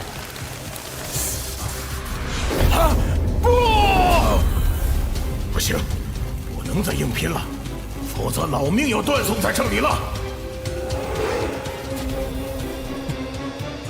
去，这老鬼重伤的神魄居然在飞速恢复。哼，小子，任你如何嚣张，只要老夫在这黄泉珠里，你就杀不了我。老夫迟早要找你算账，咱们看谁能笑到最后。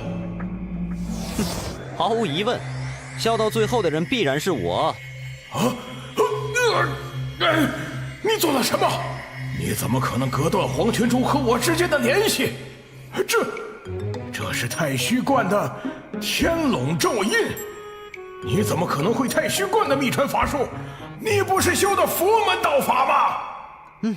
老鬼已经被封印住，亡灵应该快醒了吧？为何用法力刺激也毫无反应啊？糟糕，他的神魄也陷入此柱内了，必须尽快把他的神魄捞出来。他没有道法修为，神魄出窍太久就回不了肉身了。得先联系一下那边的3个徒弟。师父，有什么事？为师今日有事要办，你要有一个新师弟了。新师弟？师弟什么时候来？我也不好确定。这段时间你照顾好小不点和朱毅，耐心等为师回去。啊，师傅放心，我们等你回来。好粘稠的灵气啊！哼，你以为你用天冷咒印困住老夫就万事大吉了？正好相反，这个天冷咒印反而让老夫看破你修为深浅。老夫马上破了这咒印，拿你的神魂下酒。在这之前，我先把你凉拌了。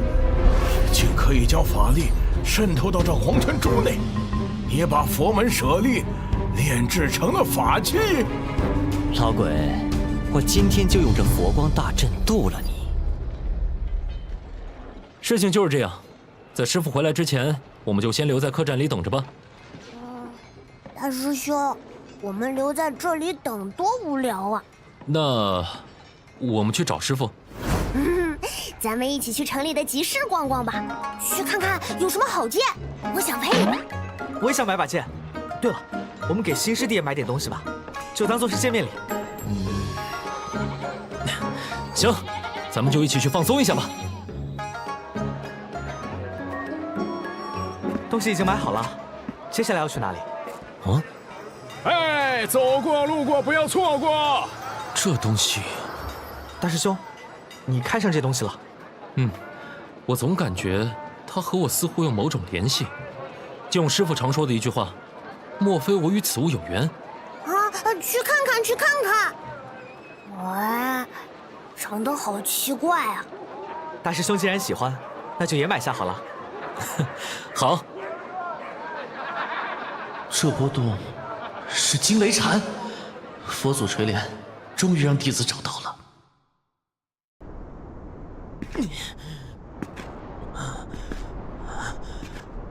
我说，你们两个就不能等等我吗？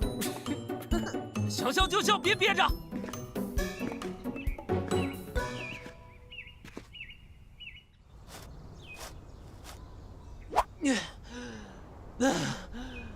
大师兄，你说你跟什么东西有缘不好，非要跟这么一个笨重家史有缘，这下苦头吃大了吧？大师兄，你是不是上辈子造过什么孽呀？我也没想到会这样，这东西还能压住我的法力运转。慧苦的惊雷禅为什么会在你们身上？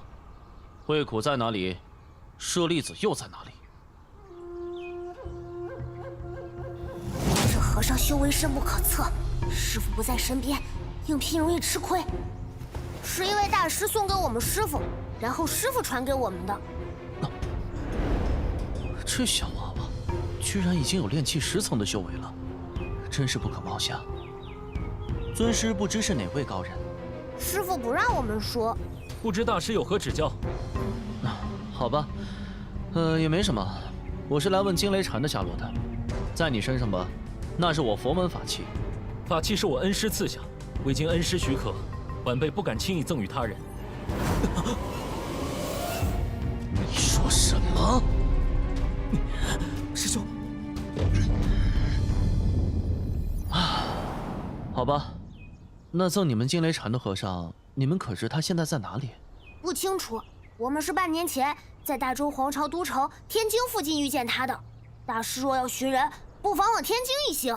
原来如此，感谢3位小施主。南无阿弥陀佛。这和尚雷声大雨点小啊，就这么走了？很可能卷土重来，我们尽快回去跟师傅会合吧。好。放了长线，但愿能钓大鱼。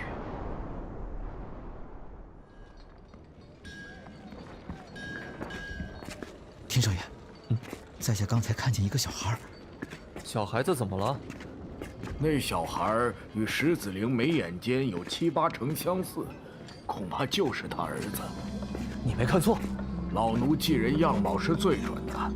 若是当初那孩子还活着，也该这么大了。去，找2个人跟上去观察一下，找到他们落脚点后回来通报。是。黄泉珠内的灵气无比粘稠，仿佛千古一般。接触时间长了，我的法力竟然渐渐有失控的趋势。这老鬼借用了黄泉珠的力量，居然能抵挡住佛光的炼化，得找个办法才行。百鬼夜行术，昔年万鬼宗秘传神通，杀死目标后可拘禁对方，以秘传炼制成阴鬼，藏身于使用者法力中，需要时放出攻击敌人。厉鬼完全保留生前修为，驾驭厉鬼数量同使用者修为高低息息相关。百鬼夜行之术，万鬼宗似乎是数百年前风光一时的魔道宗门，没落后直接被蜀山剑宗的一个剑修灭了满门。这个话题似乎可以用来动摇他的心神。哎，你是万鬼宗的人？哎呦，想不到啊，居然还有人记得我万鬼宗。不错，老夫正是万鬼宗末代长老司空南。我的一个朋友提起过，在他师门一直流传着你们万鬼宗的传说。你朋友也出身魔道宗门？不是的，我朋友叫刘洋，他是蜀山剑宗弟子。在他师门里一直流传着一位前辈大能孤身单剑挑掉你们万鬼宗山门的传说。啥？你忽悠我是吧？老夫宰了你！他急了，他急了，越急破绽越多。哎，不对，小畜生，差点就着了你的道。这么快就反应过来了。黄泉真水、血河真水同样位列天地间6大真水，来源于地府幽冥黄泉，是比幽冥血河更靠近无间地狱的存在。黄泉珠这件宝物很有可能跟传说中的黄泉真水有关，甚至有可能就是黄泉真水祭炼的。黄泉真水也被称为忘情水，人的神魄沾到一点黄泉真水就会失去记忆，法力沾染到黄泉真水也会还原为最纯净的天地灵气。黄泉珠这件宝物很有可能跟传说中的黄泉真水有关，甚至有可能就是黄泉真水祭炼的。黄泉真水也被称为忘情水，人的神魄沾到一点黄泉真水就会失去记忆，法力沾染到黄泉真水也会还原为最纯净的天地灵气。这黄泉珠内看不见黄泉真水，但却带有黄泉真水的几分神妙。水火不容，想要克制黄泉真水，非要与它同级别的7大真火不可。好在这里没有真正的黄泉真水，说不定可以用不动明王怒火试一试。虽然以我的境界还修不成不动明王怒火，但他们说不定可以。用不动明王诀的法力，或许可以与他们沟通。成了，修炼不动明王诀的居然有3个。嘿嘿，老鬼，你死定了！啊去！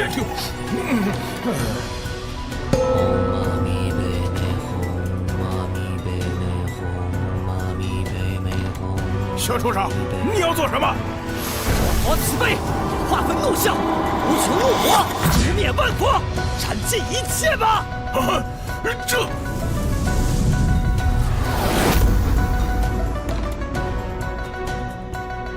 冥王已经修成了不动冥王怒火。切！你这小畜生，老夫就算死，也要拉你垫背！什么声音？我去，这竹内还真有黄泉真水啊！这老不死的还把他引来了！小短鬼一剑，做梦！可是我驱动的不动冥王真火只是一个小火苗，怎么能抵御这么多黄泉真水啊？那是汪明的神魂。好徒儿，来的正是时候。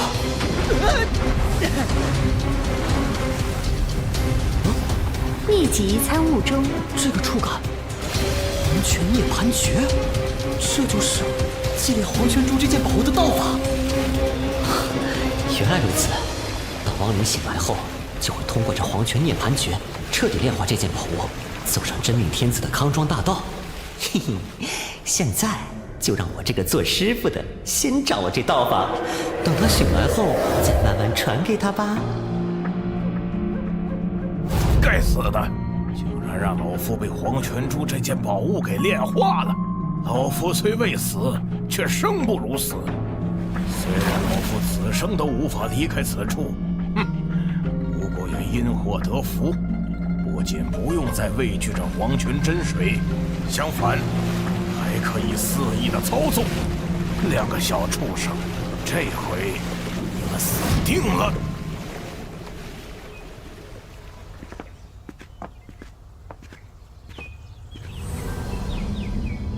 二位师兄，有人跟踪我们。我用法力探查过了，修为只是练气期，不是刚才那位大师。刚才出楚州城的时候，迎面走过去一队人，里面有个老头一直盯着我看，会不会是跟他们一伙的？前面找地方解决掉他们。好，好。不好，快跟上他们！天少爷为什么非要我们跟这3个小鬼？完全是浪费时间嘛！嘘，少爷怎么说我们就怎么做，别那么多废话。怎么脚印突然消失了？不好！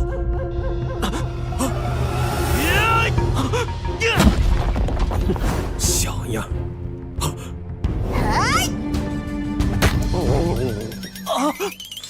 别乱动比较好，我们已经有一个活口，留你不留，看你自己表现。好啦，说说吧，为什么跟着我们？我是余家的修士，你们聪明的话，最好放了我们，否则你们有苦都吃。我听师傅提起过，就是那10天翼的外公家。没错，助纣为虐之徒，直接斩除了吧。嘿嘿，收到。他们是认出小师弟了？有可能，不过他们应该还不确定，所以只派了这2个人来盯梢。是我拖累了你们。哎呀，这有什么拖累不拖累的？要说拖累，是我拖累你们才对。唉，这剑太重了，继续带着怕是会被余家的人追上。要不我还是丢了吧。那也太可惜了。咱们3人轮流搬，应该很快就能回去。待会儿我再给师傅传个相。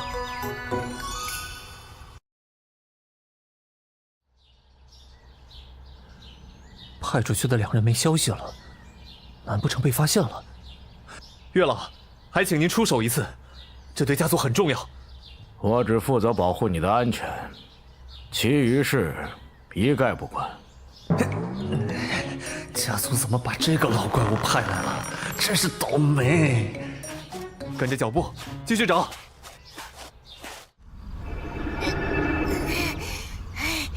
这剑重到罢了，怎么感觉我的法力都凝滞了？这就是这把剑的古怪之处，所以我想带回去给师傅看看。那我们现在就去找师傅吧。但现在我们身后还有追兵，大师兄，易少爷竟然已经拜了他人为师，这可真是不好。易少爷虽然不是侯爷嫡子，无法学习侯爷的大道神通，但侯爷也自会安排合适的师傅给你，请跟老奴回去吧。我心意已决，您的好意，我心领了。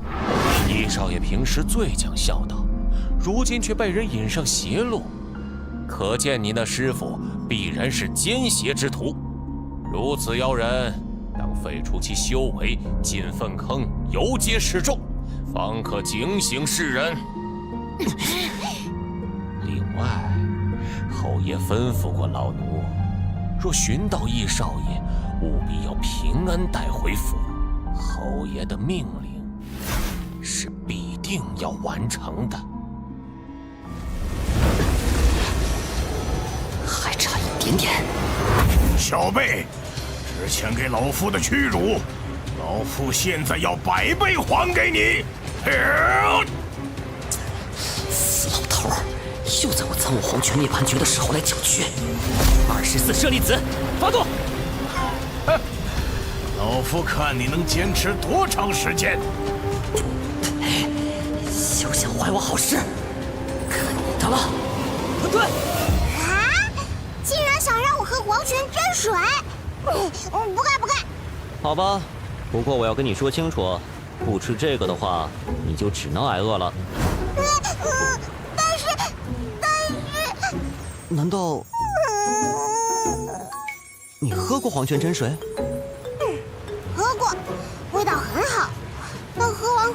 晕乎乎的，以前很多事情都想不起来了。真不愧是凶兽啊，连霸道的黄泉真水都不怕，喝下去也只是丧失一些记忆。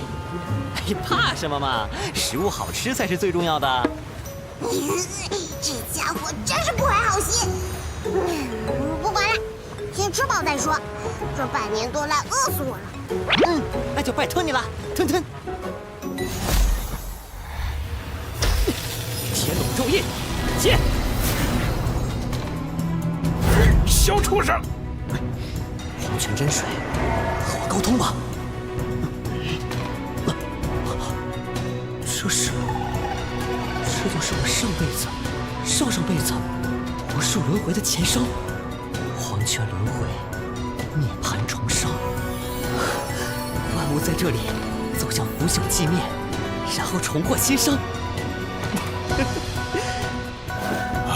他刚才笑了。收。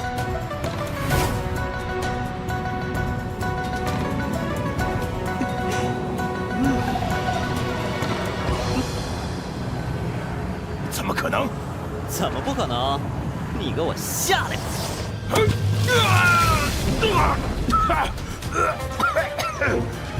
老夫已与黄泉珠化为一体，除非毁灭黄泉珠，否则你杀不了老夫。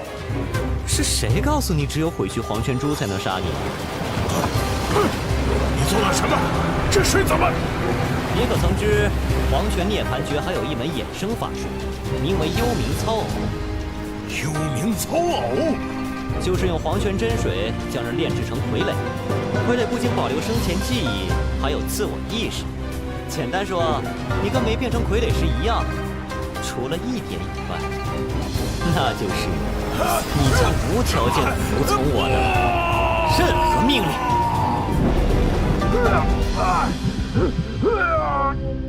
哎，总算把这老头送走了。啊，我徒弟醒了。我在哪儿？我是谁？是那老鬼的声音，他怎么会？我想起来了，是这位仙长救了我。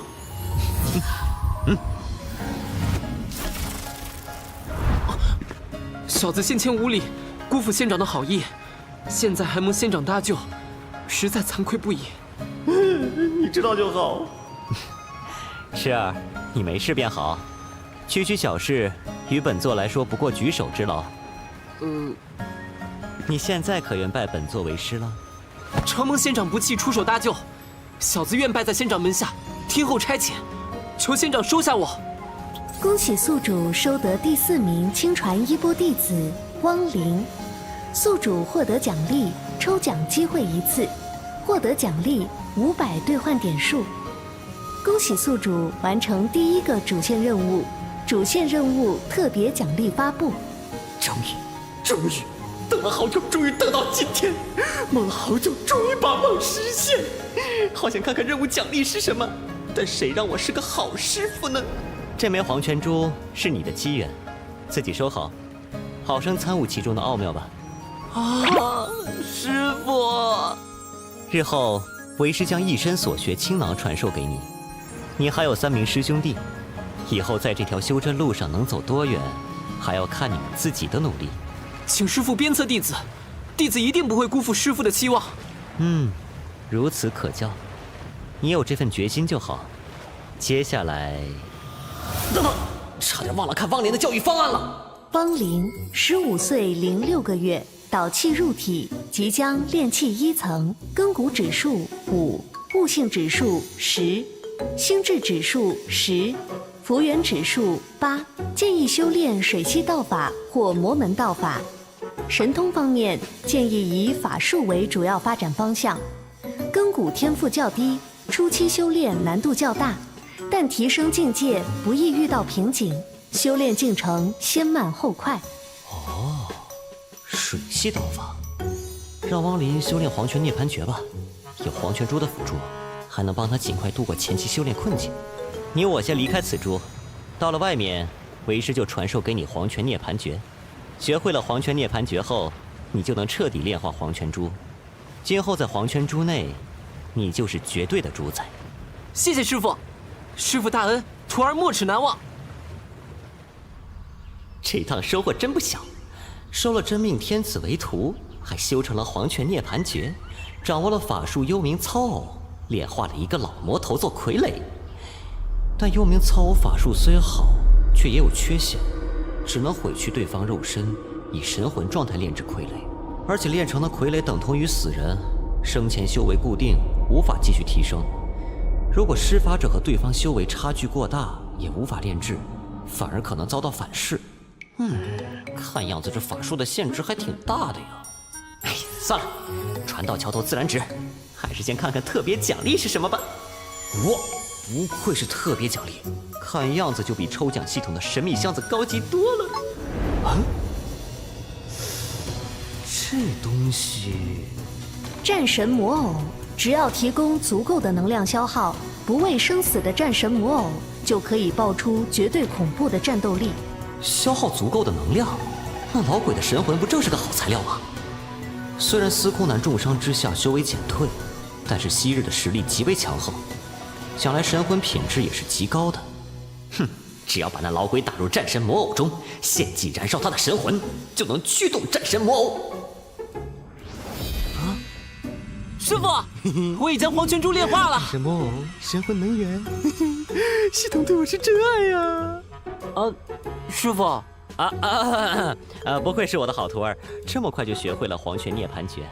刚刚师傅是无聊，自言自语罢了。师傅，你怀里好似有个什么东西一直在闪个不停。传音晶石，莫非小不点他们3个有事？师傅，我们外出游玩时遇上了余家的人，他们可能认出小师弟了，我们正尽力将他们甩掉，现在在回衡岳山的路上。我们走，去救你的师兄弟。是，师傅。包围他们。现在看来，却是我先连累了你们。哎，你这么说我可不爱听了。没错，师兄弟就是要并肩作战。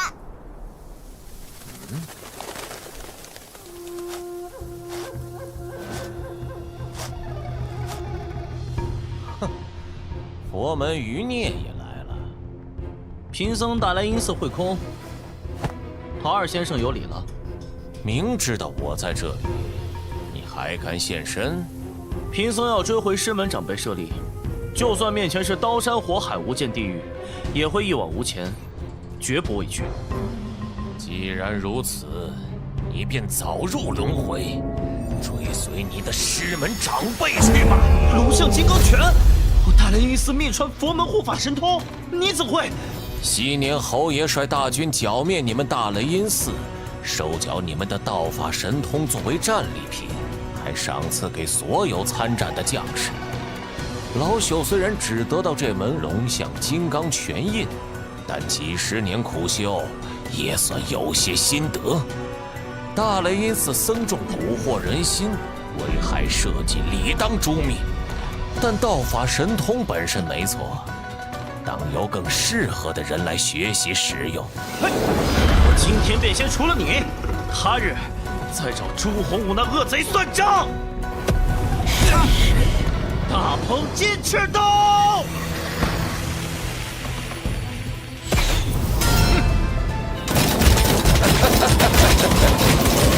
不好，我不是他的对手。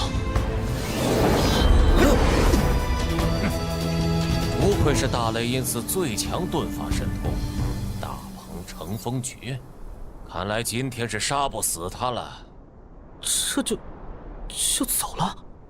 好了，易少爷带老奴去寻那蛊惑你的妖人吧。打死了他，老奴好带你回天津跟侯爷复命。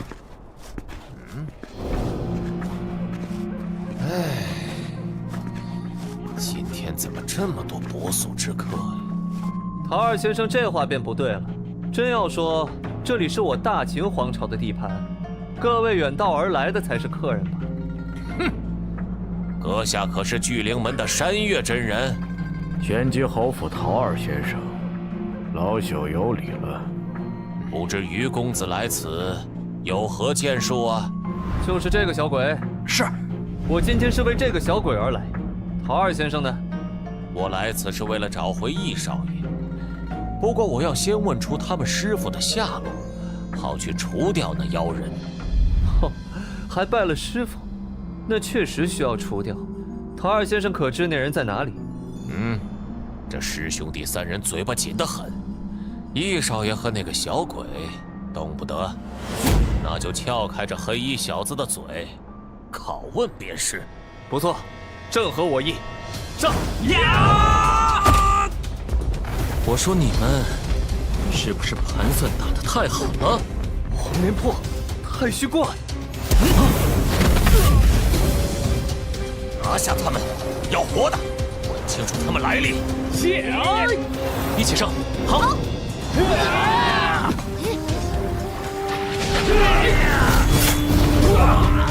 擒贼先擒王。来得好啊！不好，他想把我们吸进去。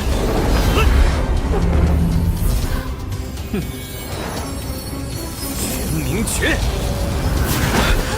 好冷，这招式下，法力居然运转不了。拼了！如果你我真的有缘，就帮我度过眼前的难关。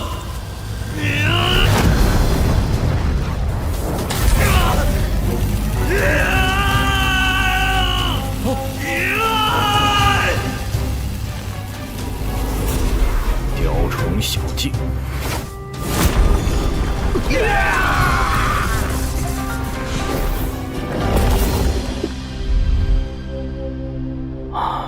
好家伙，还好我的神山没事。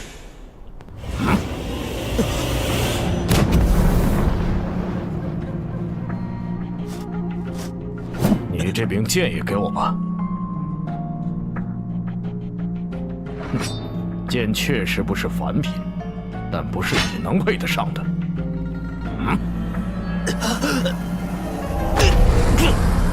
说，你师傅在哪里？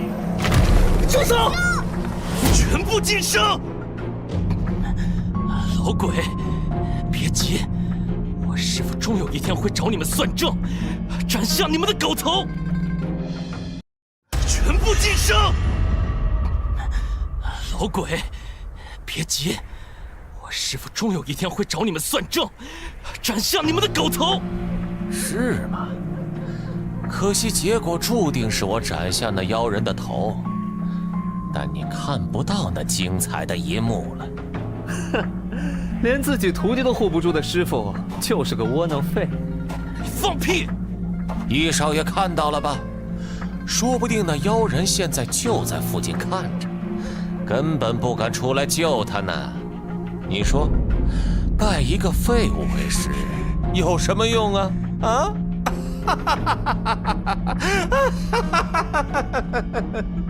陶二先生想差了，看这黑衣小子便知，不过是废物拜废物为师，正好搭配嘛。别叫我废物！我叫了你又能怎样？你叫啊！但要把命留下。师傅，师傅，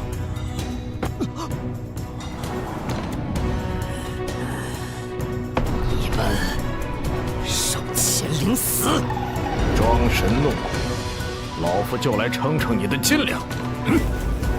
凭你还不配做本座的对手，本座给你找个同档次的对手。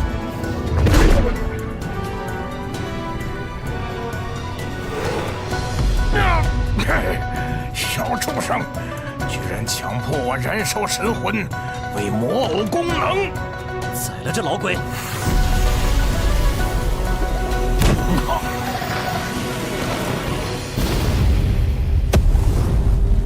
我的本命法器竟然被一拳击飞了，这怎么可能？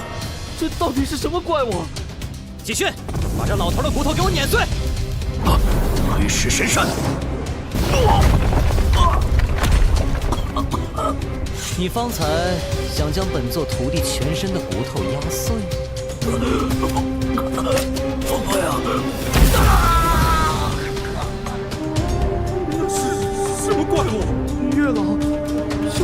死了！怪我！还有你，别着急走啊！你刚刚是不是说本座的徒弟是废物？我去！你不要过来啊！你要做什么？师兄，你快放我下来！我可是……见怪不妙，先抓人质。好快的速度，看来不得不使出那一招了。炎龙天下，镇压万魔，攻向伏魔。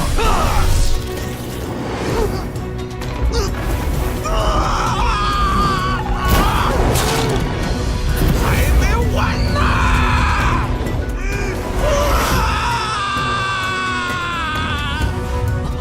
力量燃尽了，给我彻底燃烧，全部爆发！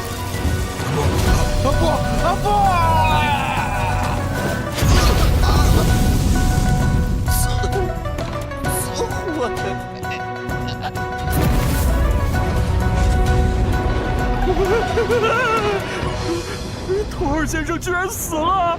怪我，怪我！还有谁？想躲在一旁捡便宜吗？他怎么会知道？今天打本座弟子主意的，一个也别想跑！我佛慈悲！不香啊！碍事的都清理了，刚好战神魔偶的力量也耗尽。哼哼，有用的东西我就收下喽。倒有好手段，让老夫看了一出好戏呀！这傀儡当真霸道，哼！不过也只能在金丹期修士面前逞凶了。道友看热闹也看够了，眼下现身，怎么说？他们在我玄道宗地盘上带头闹事，老夫自然责无旁贷。既然恶手已被道友诛除，剩下这些人由老夫代劳，如何呀？老奸巨猾，谁不知道余家与大秦皇朝南疆的霍家对立？你玄道宗本就是大秦皇朝南疆的势力，不过是想借此向霍家邀功罢了。哼，不过算了，有人帮我转移余家视线，何乐而不为呢？哦，那便有劳道友了。师傅，我都看见了，打得真好。小燕子，你做得很好，非常好，不用担心，为师一定会治好你，不会耽误你跟慕容嫣然约战的。这孩子的骨骼多处碎裂，难怪动弹不得。师傅可要说话算话，要不然徒弟我到时候丢的可不只是自己的脸，还有师傅你的呢。啊！痛！师傅你轻着点。大师兄，你们叫我一声大师兄，我便要尽我所能护你们周全。就像师傅说过的，寻常百姓家哥哥尚且要保护弟弟妹妹，何况我们？谢谢大师兄。哟，你就是师傅新收的弟子？汪林见过师兄。好了，回去再认识也不迟。现在当务之急是治疗你们大师兄的伤势。是，师傅。老夫要是也有这样的徒弟就好了。我要是也有这样的师傅就好了。师傅，大师兄到底怎么样了？小燕子这次伤势有些严重，如果不好好调理，肉身怕是会废掉。都是因为我们，大师兄才……唉，行了，小燕子的伤我会想办法的，你们别自责了。你们先回去休息吧。是，师傅。我记得以前在惠苦那里得到了一张雷音大还丹的丹方，也许能治好小燕子的伤势。大师兄根本不会炼丹啊，甚至连丹炉都没有啊！喂，我怎么把他给忘了？不愧是我，小燕子有救了。好吵呀！能带人飞行，能短途空间穿梭，还有独立的空间。黑云气真是个居家旅行的好宝贝呀！你想将贫僧怎样？你也是冲着本座弟子来的。听本座几个徒儿说，你认出了慧苦的惊雷禅，而且在找他。贫僧是在找他，他忤逆亵渎师门，残忍杀害师门长辈。贫僧要追回他手里的佛骨舍利。你法号叫什么？贫僧法号慧空。本座若是告诉你慧苦的下落，你找到他之后会怎么做？啊！借废他的修为，压他在佛前诵经终生，赎其罪过。唉，小和尚，很可惜，你办不到了。前辈的意思是，你要杀了贫僧，因此贫僧无法找慧苦师弟追回舍利，还是说，慧苦师弟已经死在前辈手上，所以贫僧无法压他在佛前诵经赎罪？慧苦确实死了，不过并非死在本座手上，而是与朱洪武手下的修士同归于尽了。玄机好，你是指统帅灭佛运动的朱洪武吗？没错，人不犯我，我不犯人。朱洪武手下的二管家和于氏家族的月老都被本座拍成渣子，于家嫡系子弟敢踩本座徒弟，本座就要他一条腿。你以为本座为什么留下你不杀，而是生擒？是因为贫僧并未真的冒犯尊师徒，只是想查明舍利子的下落吗？错，当然是因为司空男的神魂烧完了，不得找个新的燃料喽。这只是其一，另一个原因，便是因为你的师弟慧苦。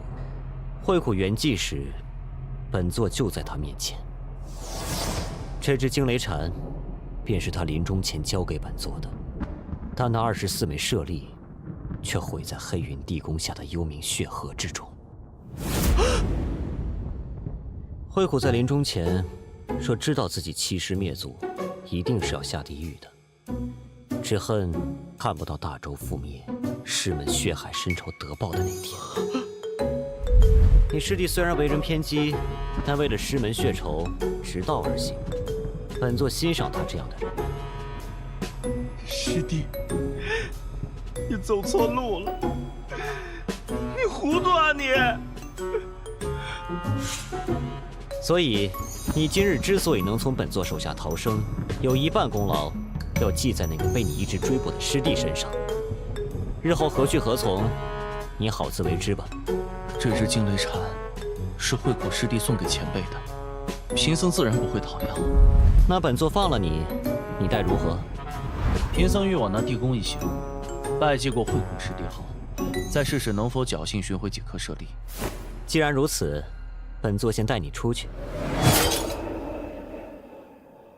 之前得罪尊师徒，承蒙前辈宽怀大量，贫僧感激不尽。日后若有什么贫僧能做的，前辈尽管吩咐。地宫身处凶险，还望多加小心。没想到还真让我给圆上了，这大和尚还挺好忽悠的啊！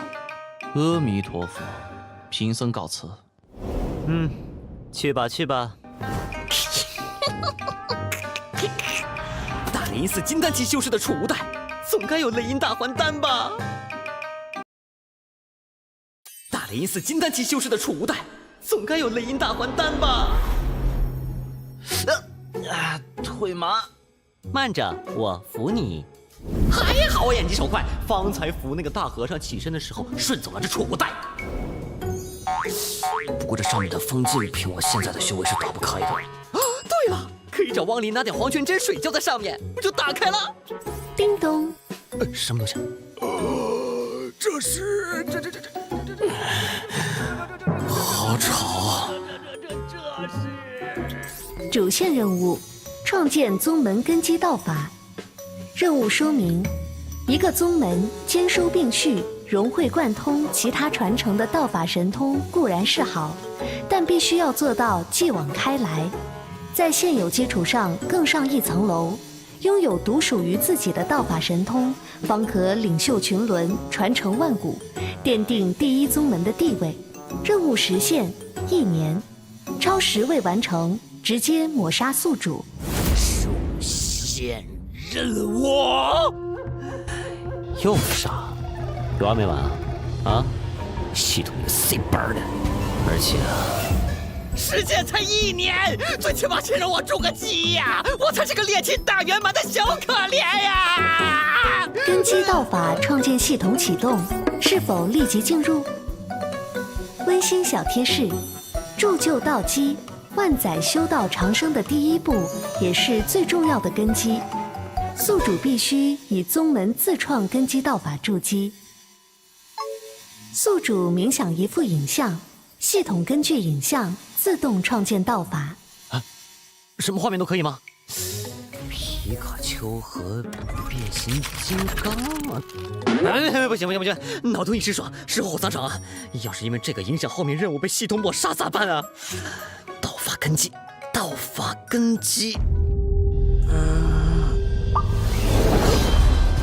太极。宿主念头确定，开始创建。天道得经，创建成功。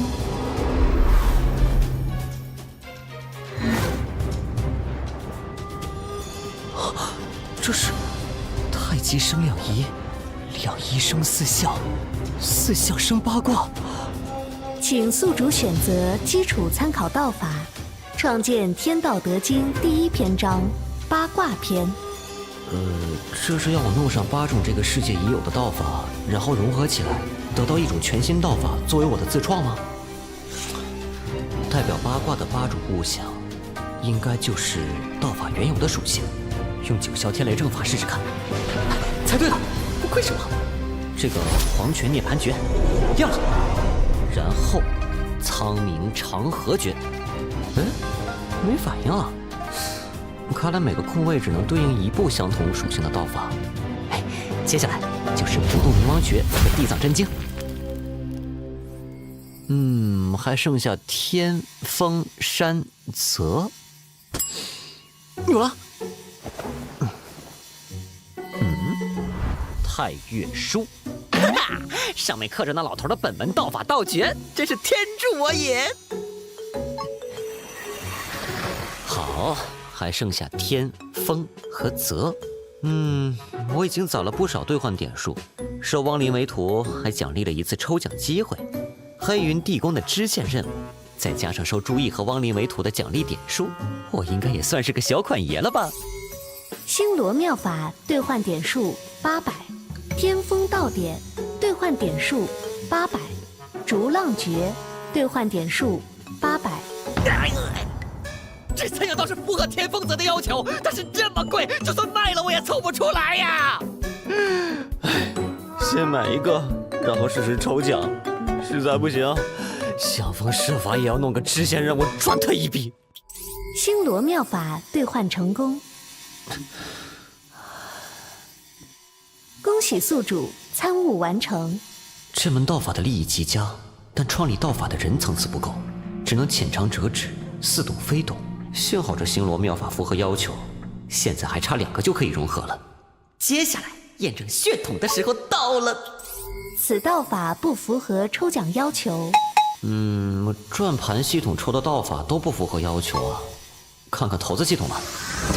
好家伙，居然有雷音大还丹，还有一个天风道典，这让我怎么选啊？奸商啊！雷音大还丹的序号是1，3个骰子怎么摇出来啊？那我只能一心冲天风道典了。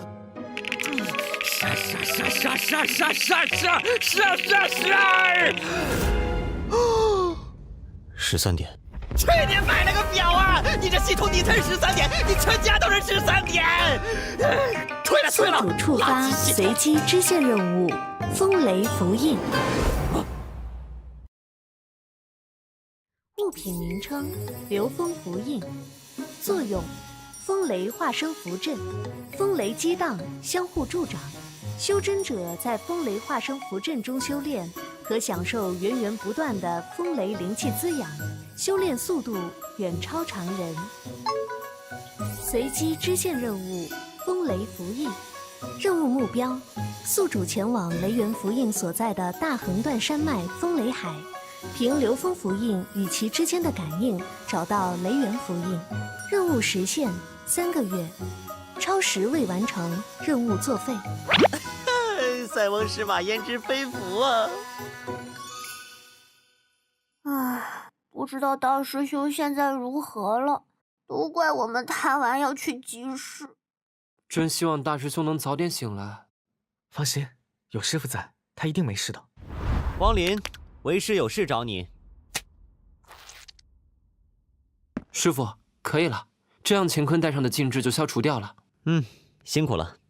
这和尚走的苦修的路子嘛，真是一穷二白。不过幸亏还有一些培元丹和制成雷音大还丹的药材。这是宿主触发随机支线任务，修补乾坤镜。又一个支线任务，我人品大爆发了。随机支线任务，修补乾坤镜。任务目标：宿主前往出产星河沙的古玉大泽，采集足够星河沙，修补乾坤镜。任务时限3个月，超时未完成，任务作废。时限3个月，古玉大泽。大横断山脉和古玉大泽一东一西，相距何止百10万里。就算有黑云旗，也来不及3个月跑完这2个地方啊！不，现在不是想这些的时候。为了医治萧燕，得想法子弄一个丹炉，炼出雷音大还丹。为了炼制雷音大还丹，一定要一个上好的丹炉。只是这上好的丹炉要去哪里找呢？师傅，发生什么了？为师在想怎样医治你们大师兄。难道说师傅也没有办法吗？朱毅，有了！为师当然有办法啊！朱毅，你跟为师去一个地方。师傅，您带我来这里是？当然是让你这个气运之子逃出个丹炉来呀！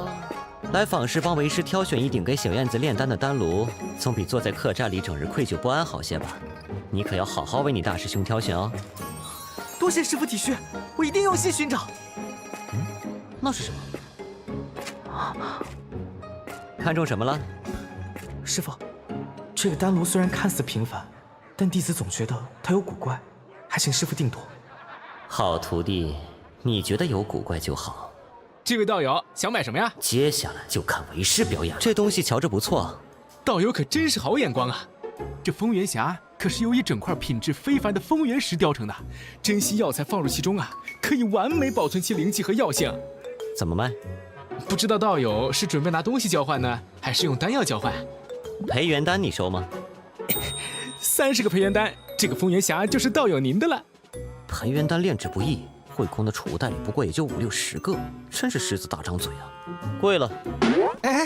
这等宝贝怎会贵呢？本座肯用丹药跟你换东西，你出价就靠谱一些。25个培元丹，真不能再低了。5个。怎么可能啊？你诚心来捣乱的吧？哼，既然你刚才说这匣子是一整块风元石雕成的，那你告诉本座，这道接缝是怎么回事？在这座坊室里弄虚作假，你以为会是什么后果呀？15个，真不能再低了，否则我就要亏本了。10个，你答应的话，一手交钱一手交货，要不然咱们就去坊室管理那边好好谈谈。15个培元丹，我再搭送这个丹炉给你，令高徒方才可是看上了的。搞定。也行，谁让我徒弟喜欢呢？你是不是觉得为师为了区区几颗培元丹，跟那小辈讨价还价很奇怪？弟子冒犯，确实觉得为了一点小利斤斤计较，有些难以理解，还请师傅指点。说到底就是个钱字，但你千万不要小看钱。所谓钱，包含了一种坚不可摧、鬼神必异的意境。每天求钱的人，远比求仙拜佛的人要多得多。亿万人共同的意志、诉求汇聚在一起，你可曾想过，那是多么庞大的愿力？钱之一字，贯穿了整个人道，而天地间处处有道理，大有大道，小有小道。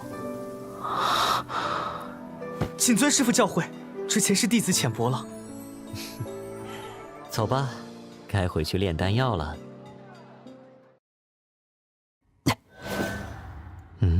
没反应，果然古怪，还是在系统里查一下吧。天外星火炉，简介：以天外陨铁烧制，炼丹时自生心火，平添一股强劲火力，故可以大大提升炼丹成功率。备注：唯有7大真火，方可使天外星火炉的功用发挥到极致。所需兑换点数3000。哈哈，赚翻了呀！朱毅的眼光果然没错。不过这丹炉既然这么好，为什么所有经手人都没发现呢？这丹炉怎么运转啊？哦，看到了，还有备注呢。原来要7大真火呀！唉，7大真火哪是那么好弄的？哎，发挥到极致，也就是说，比7大真火层次稍低的灵火也可以发挥作用，只是效果不如7大真火。越高级的灵火作用越明显，但灵火层次过低就无法驱动这丹炉。有了！诸天罗汉降！不动明王怒火就是公认仅次于7大真火的高级灵火。那朵赤红火焰，应该就是所谓的心火了。焚烧之力比起不动明王怒火也差不了太多嘛。虽说有了法力丹火，但是我没练过丹啊。哎呀，不管了，碰碰运气吧。炼丹这种事果然不能靠运气啊！是火力太猛了吗？还是药材配的不对？等等，善于炼丹的修真者往往修炼火系道法，因为要以自身真火化为丹火炼制丹药。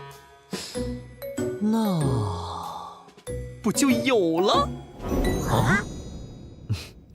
小燕子，你终于醒了，感觉如何？谢师傅关心，弟子还好。师傅来找我们有何事吩咐？都看见眼前这丹炉了吧？这就是之前在坊市买的那个丹炉。对，此炉名为天外心火炉，为师重新激活了它，让它露出了本来面目。今天叫你们过来，就是要用这丹炉考考你们。还请师傅指示。为师今日本来是要炼丹给小燕子治伤的，但想着丹炉和药材俱在，不如就顺带教你们些丹药之道。为师故意在这雷音大还丹的丹方中留了些错漏，这次就来考考你们是否能找出来。你们相互之间可以商量，为师就在一旁听着，看看谁能提出正确的见解。这个嘛，应该先这样，然后那样，然后那样。我是不是太无耻了？只能算一般无耻吧。避火灵草要怎么处理啊？碾成碎末试试。有道理。然后呢？啊，天蛊草可以整个放下去吗？应该不行吧？不得不说，系统的判断真的很准。萧燕对于炼丹一道理解最深，对我布置的错漏之处也找得最多最快。好，时间到了，你们谁来告诉为师，这丹方都错在哪里了？弟子觉得天蛊草不能整个放入丹炉炼制，要先碾成碎末。寒霜露和避火灵草则必须混合在一起，才能投入丹炉炼制。另外，弟子斗胆猜测，开炉时间应该提前半个时辰。你们可还有什么要补充的？没有。那好，为师以你们的方法炼一炉丹，看看最后是什么结果。臭小子，你可千万要给力啊！时辰已到。好奇异的香味啊！感觉伤口都没这么痛了。不错，你们成功找出了为师留下的全部错漏，炼制出了雷音大还丹。小燕子，服下此丹，调息一阵，你的伤就无大碍了。你大师兄得来的那柄黑铁巨剑呢？拿来给为师看看。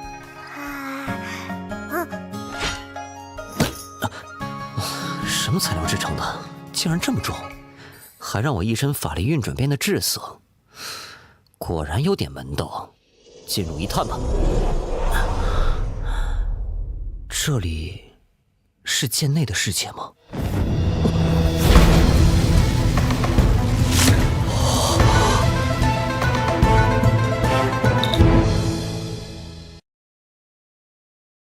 蓝紫色的火焰，邪皇霸剑。名称：幽冥邪皇，类别：7大真火之一。详情：燃自幽冥炼狱的邪皇真火霸道无边，其破坏力在7大真火中排行前列，堪称万火之王。因幽冥邪皇毁天灭地的破坏性，所以被镇压在9幽冥狱最底层，极少现世。好家伙，这恐怕是萧燕的本命宝物吧？所以我才说，我也想被上门退婚啊！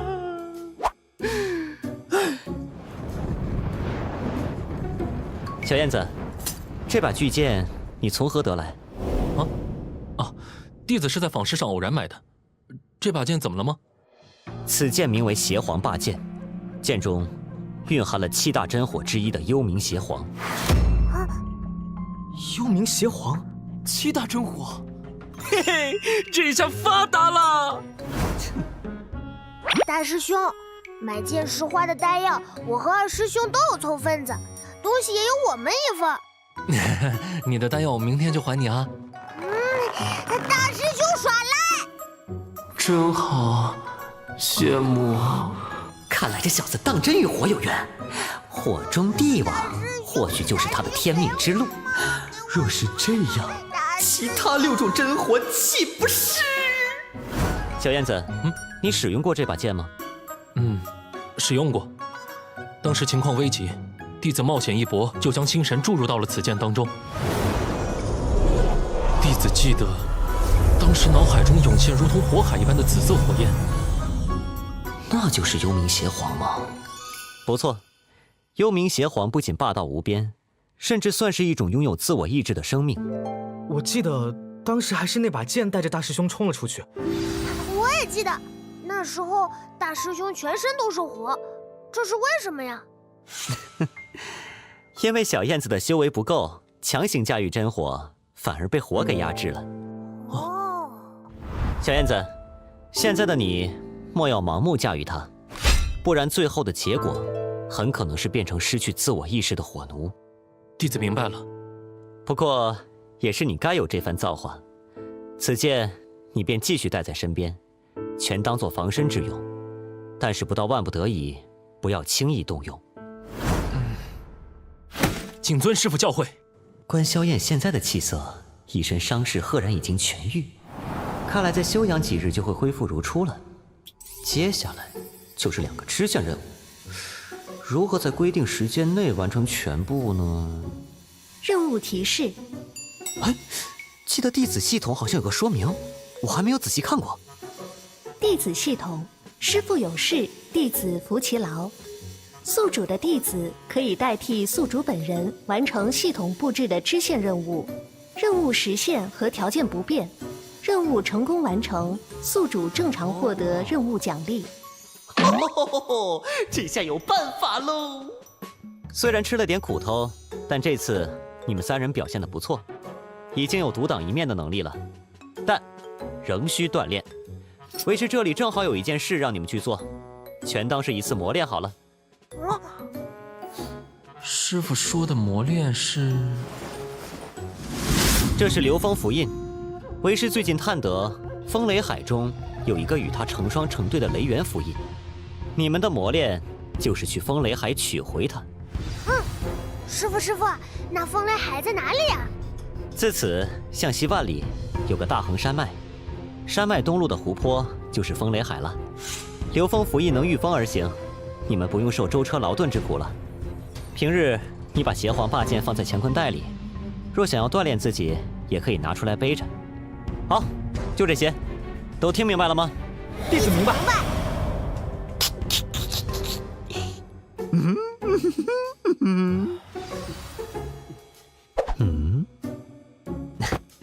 为师眼下要去古玉大泽寻找星河沙，你刚入门，就跟着为师边学习道法边历练吧。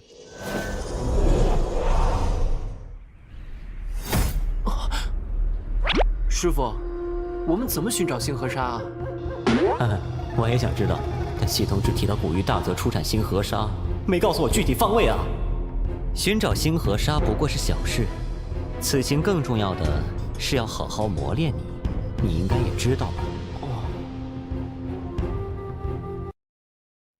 你的根骨天赋并不出众，但为师觉得你是一块璞玉，只有付出比常人更多的魔力，你才能焕发惊人的光彩。或许这些魔力会让你觉得很苦，不过为师相信你，你一定会成功。弟子一定努力，不会辜负师父的期望。这古玉大泽就是你的第一处历练场所，寻找星河沙并不重要，重要的是你要从中得到锻炼。如若有危险，为师会出手的，但其余的需要你自行应付。是，师父，弟子会好好锻炼自己的。好，那为师跟在你后面，为你护法。好。我虽然没有出众的天赋，但论坚持，我是不会输的。虽说寻找星河沙主要看我自己，不过这小子8的幅员，最起码不会让我空手而归吧？这股法力波动，筑基期修士吗？不止一个，除了一个筑基期修士，还有几个炼气期的。小林子，是师父的声音。再往前行几百米，会遇到一行人，为师不会现身，有什么事情你自己处理。记住，与人交流相处，同样也是一种磨练。是，师父，我一定不能辜负师父的期望。他们来了。早知这古玉大泽这般无趣，本公子便不进来了。嘿，公子，咱们这次进来主要还是为了赚到功勋。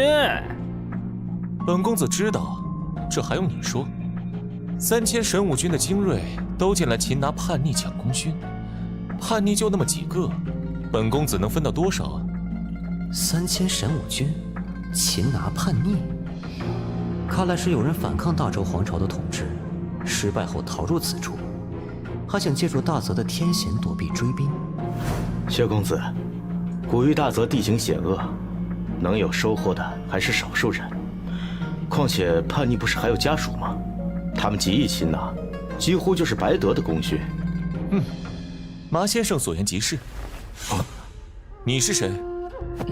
在下汪林，见过各位前辈。才炼气2层，区炼气2层就敢进古玉大泽，你胆子不小啊！在下奉师命来此历练，寻找一种名为星河沙的东西，不知几位前辈可有耳闻？你要找星河沙？不错，把此人拿下！嘿，小子，识相点，就束手就擒吧！莫非这些人也在寻找星河沙？师父没有动静，是想要考验我吗？打不打得过是一回事，有没有勇气打又是另一回事。本来你乖乖不动，就不用吃苦头的。可现在呢，你已经没有机会了。好强的压迫感！受死吧！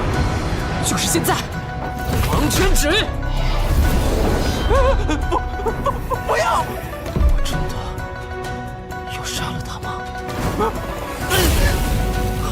糟了！虽然注定会成为杀伐果断的真命天子，但毕竟第一次同人动手，终归不可能像机器人一样冷血。哦，这小子有点意思。小兔崽子，起招吧！都怪我一时犹豫，现在打蛇不死，还被反咬一口。动手不容情，容情不动手。斗法搏杀，可容不得我心慈手软。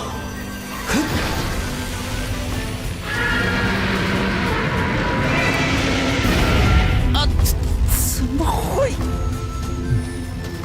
马先生，这件宝物本公子要了，还请你出手，事后自有厚报。我不想以大欺小，但会帮你制住这件宝物。薛公子可以自行出手擒下这小子，正好可以显一显手段。有先生这句话，本公子就放心了。去。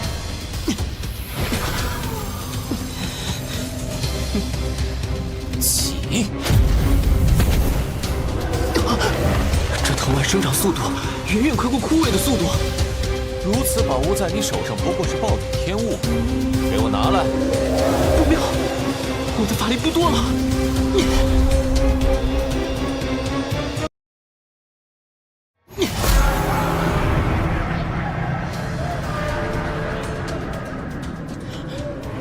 不过是炼气2层的小杂碎，还真以为自己能翻天了？这宝物是本公子的了。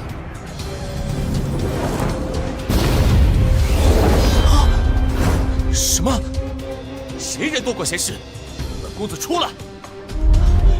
师傅，做得不错，剩下的交给为师吧。你们知道星河沙的下落？这帮人反应怎么这么奇怪？我穿错衣服了？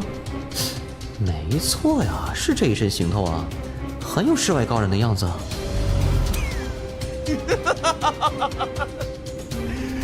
不过是个炼气大圆满的修士，居然敢在本公子面前装模作样，真是笑掉大牙。你是有掩饰自己修为的宝物吧？不动手我还看不出来。你刚才那记法术，彻底漏了你的底细。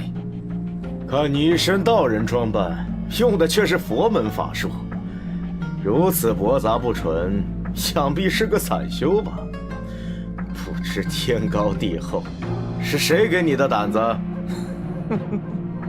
我师傅的修为高深莫测，岂是你们这些小喽啰可以窥探的？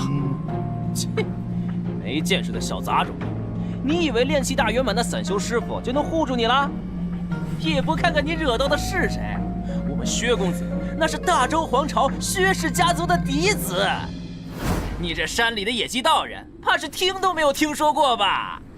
本座只听说过大秦皇朝有4大家族，大周近些年来皇权空前集中，所谓的世家大多都烟消云散了。薛氏家族没听说过，是新起来的暴发户吗？就凭你这句话，今天别想活着离开这儿。炼气期的小虫子本不值得我出手，但此人如此狂妄，可能有后手。薛公子无需担心，他有什么手段，我帮你接下就是。哼，有后手又如何？我大周3000神武军强者都在这古玉大泽中，邪将军还在附近，他还能翻到天上不成？此人虽故作道人打扮，但法术却是佛门一路，很有可能是大雷音寺余孽。擒下这等逆贼余孽，正好是一份功勋。我大周律例，凡叛逆拒捕者，立杀无赦。立刻跪下投降，献上那颗宝珠，本公子可以只废你修为，饶你不死。公子还是心软了，对付这么一个狂徒，一剑劈了便是。嘿，若是筑基期的马先生出手啊，踩他不跟踩死只虫子一样。就算没有马先生，公子也还有杀手锏没出。有杀手锏又如何？在本座面前动剑，知道是什么下场吗？本座不愿以大欺小，你是炼气期，所以本座先前动手也只用炼气期的修为，没想到竟被你们这些小辈看低了。你这道人是失心疯了吧？你以为你是谁啊？哼，筑基期，你便是你们这里最高的修为了。参了一点野狐禅便不知天高地厚啊！这种时候还在这里说疯话？既然你是不知死活的废物，本公子便送你去死好了。虽然本座不愿做以大欺小的事情，但金丹期的力量，都算本座欺负你们了。这怎么可能？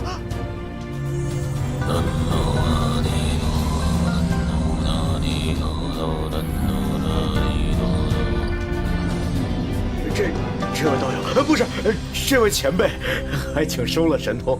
这中间可能有些误会。误会？你们为难本座弟子，更是在本座面前妄动刀剑。事实俱在，本座一点儿也没误会。是晚辈有眼不识泰山，得罪了前辈。晚辈是长青山碧螺观弟子马武，家实是花藤老祖，恳请前辈卖个面子，原谅晚辈方才的冒犯。邪将军和大军就在附近，你怕什么？这道人，受死吧！你居然有金丹符箓！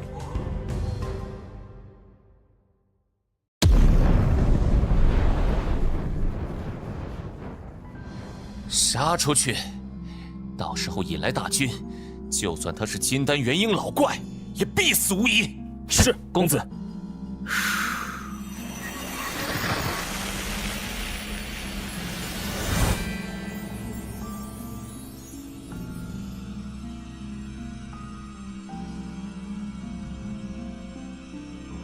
这位道友，若肯就此退去，之前的事情我们便不追究，你看如何？哼，想得美！我看这道人只是仗着个不知从哪里捡来的法阵装腔作势，待破了这个法阵，本公子要他好看。这位道友，若是再不退去，薛公子可是不会跟你善罢甘休的，到时候你悔之晚矣。到底是谁悔之晚矣？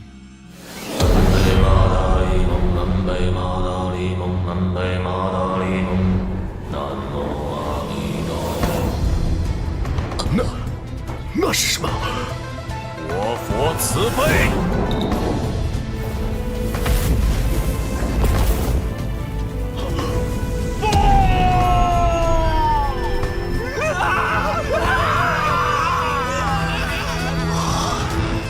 这就是师父的力量。差点都烧干净了，我还要问他们星河沙的事情呢。火熄灭了，幸好我还残余一缕神魂。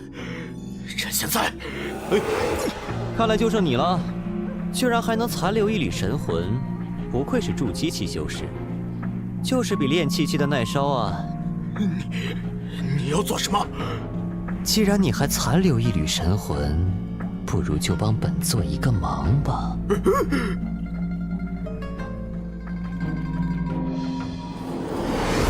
我师父不会放过你的。本座知道，你那元婴期的师父在你神魂内刻下一道符咒，只要你魂飞魄散，他立刻就会察觉。但要是本座不杀你，他还能知道你现在的遭遇吗？现在说说吧，为何本座弟子一问你们星河沙的消息，你们就立刻翻脸动手？是因为要捉拿逃入此地的烈风会叛逆。烈风会？星河沙和烈风会又有什么关系？凡是烈风会的修士，身上都会带有星河沙。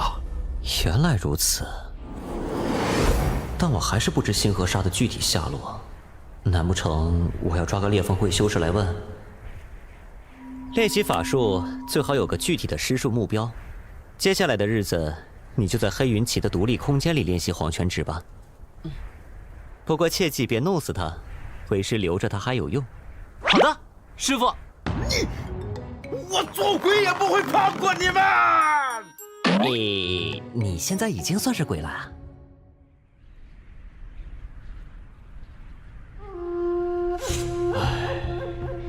这都过去半个月了，不仅星河沙找不到，烈风会的人也找不到，好像都在跟我玩躲猫猫。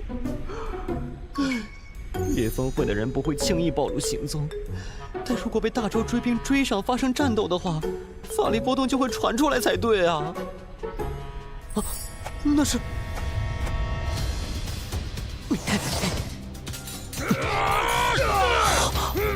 这就是大周皇朝的神武军。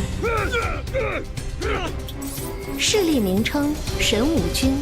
详情：神武军是一支以大周境内数万修真者精英组成的军队，军队配合默契，严明纪律。神武军配备了统一且强大的法器，更有神武诛仙阵作为王牌杀器。神武诛仙阵，这又是个什么阵法？阵法名称：神武诛仙。又有神兵利器，又有霸道阵法，那3个人对上这些神武军，实在不妙啊！周狗们，尝尝这个！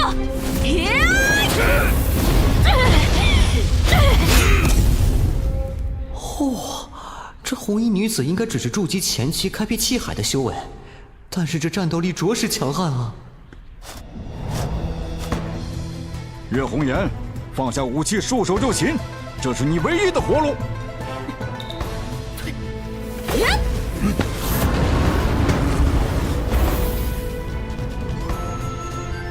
烈风会叛逆，韩巨搏者当场击毙。我先毙了你！大灭神枪！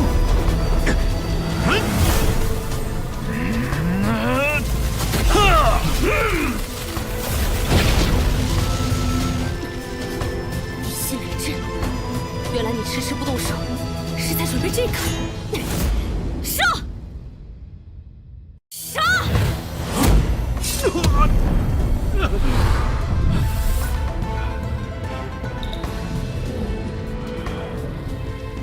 撤！是。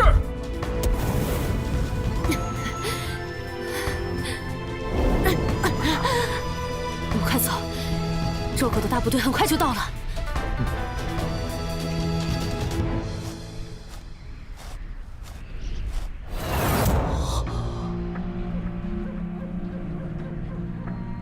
此人好重的心机，冒险诈败，就为了找到烈风会在古玉大泽的老巢。刚才稍有闪失，他就真的死在岳红颜的枪下了。我也跟着去吧，说不定岳红颜那3人能带我找到星河沙的所在呢。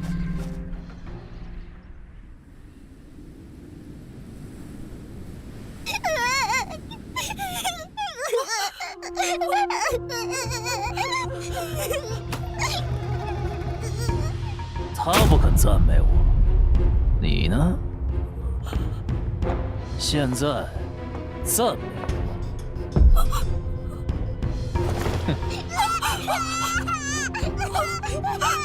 赞美我，否则我就杀了你。这个恶魔带着大军追杀我雪峰国的同胞，还在我眼前杀死了我的丈夫，现在却要我赞美他，我怎么可能做得到？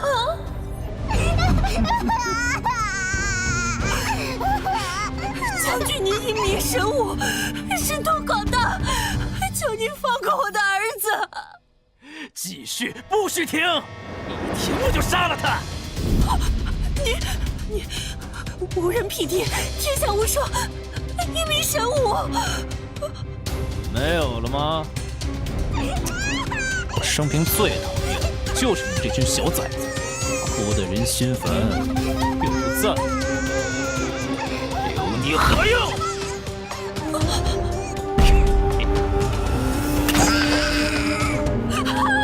孩子，孩子！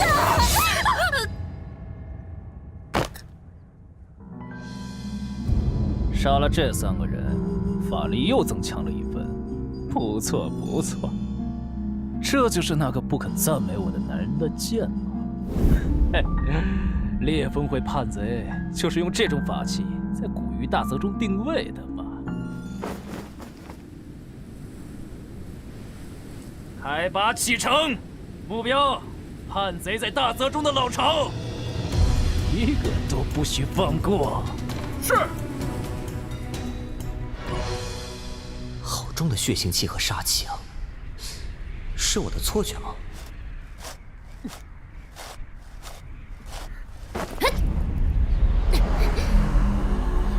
走。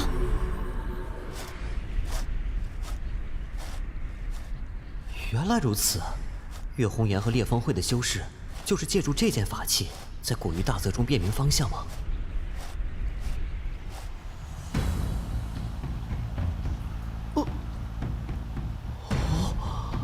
遍地沼泽的古鱼大泽里，竟然还有这样一片干燥的沙地，简直就像沙漠里的绿洲一样。哎，沙地，沙地，莫非同星河沙有关系？此处已无瘴气，还是用潜行术隐藏一下自己的气息比较保险。这地方果真隐蔽啊，怪不得这么多神武军都没找到他们。是红颜回来了吗？嗯，大家都回来了，太好了！轮岗期间提高警惕，别轻易暴露自己的位置。嘿嘿，看见是你们我才出生的，若是周狗，直接就一剑斩下去了。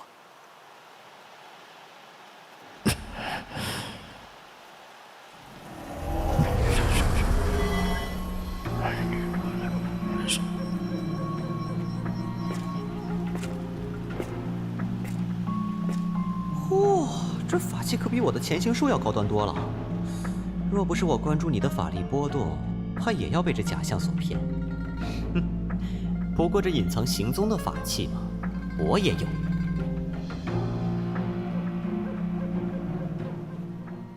这里是村庄。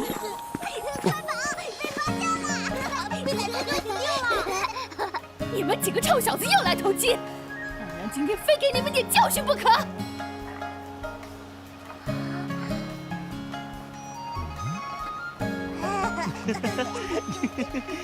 能值干戈，以为社稷，虽欲勿伤也，不亦可乎？这些人应该都是昔年雪峰国的移民，那些裂缝会修士的亲属家眷。谢将军杀性滔天，若是被他寻到这里，就算是凡人也一样会被斩尽杀绝。到底……大家听好，周狗这次来的人不少，最危急的情况下，你们也要上阵杀敌。若不努力修炼提升实力，是没办法保护自己和家人的。你们要时刻牢记在心。是。罢了，传音晶石。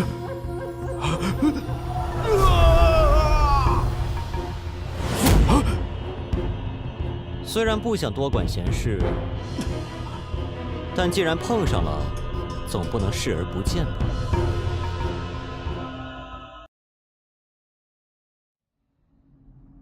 你是谁？唉，虽然我坑人无数，但我还是一个有道德、脱离了低级趣味、心地善良的好人。实在不忍这桃花源里的人遭殃啊！吾乃一介散修，金丹期的空间类法器。看来就算捏碎传音石，也无法同外界取得联系了。其实这样也好。你叫什么名字？刀志强，大周神武军前军左营一旅校尉。这次领军的神武将领是谁？除了你的名字，任何军情，本座都别想再从你嘴里得到。你是这个意思吗？道长是明白人，可惜你不是。本座若真想知道什么事情，可以直接审问你的魂魄。你以为你能瞒得住？那就要看道长有没有这个本事了。哼，尽忠职守。本座观察你许久，看得出来，你其实并不想将这里的情报回传给你的上级。何去何从，你自己想吧，本座就不奉陪了。看来这次神武军的领军将领杀性很重，连他自己的手下都担心他屠戮平民凡人。这个刀志强有军武纪律的意识，但也很有自己的想法。周帝和玄机侯虽然可以把修真者聚集、操练成军，但毕竟不是真正意义上的军队。罢了，就让他在这自生自灭吧。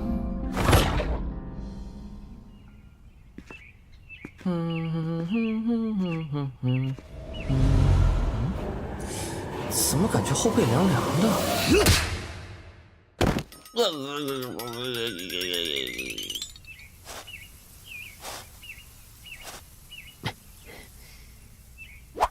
应该就藏在身上吧？哪儿呢？哪儿呢？哎，找到了，他们的法器。这是星河沙。虽然这剑上只有一粒星河沙，但倘若每个裂缝会修士都有个小木剑，说明这里星河沙的数量非常可观。这些短剑法器帮助裂缝会的人在古域大泽中分辨路途，但自始至终都指向一个方向，所以这短剑很有可能并不是用来分辨方向的。或许是惊涛人祭炼过的星河沙，用来感应矿脉方向的。我得赶紧试试。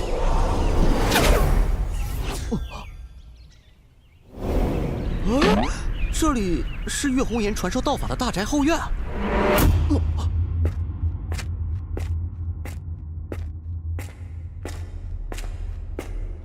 这坑洞内的灵气极为纯净，在古玉大泽晃悠半个月，我都有点不适应了。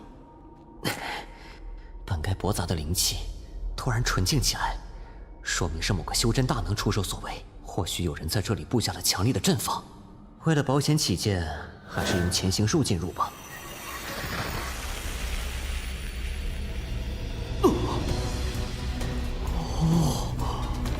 金色沙地被分割得七零八落，这几道水流看似杂乱无章，但却隐隐组成一个巨大的符咒。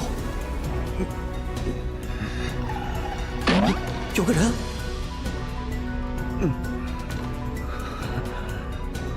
这人与金色沙丘与水流符阵间有着密切的联系，我完全看不透此人的修为深浅，那就说明他的修为境界远在我之上。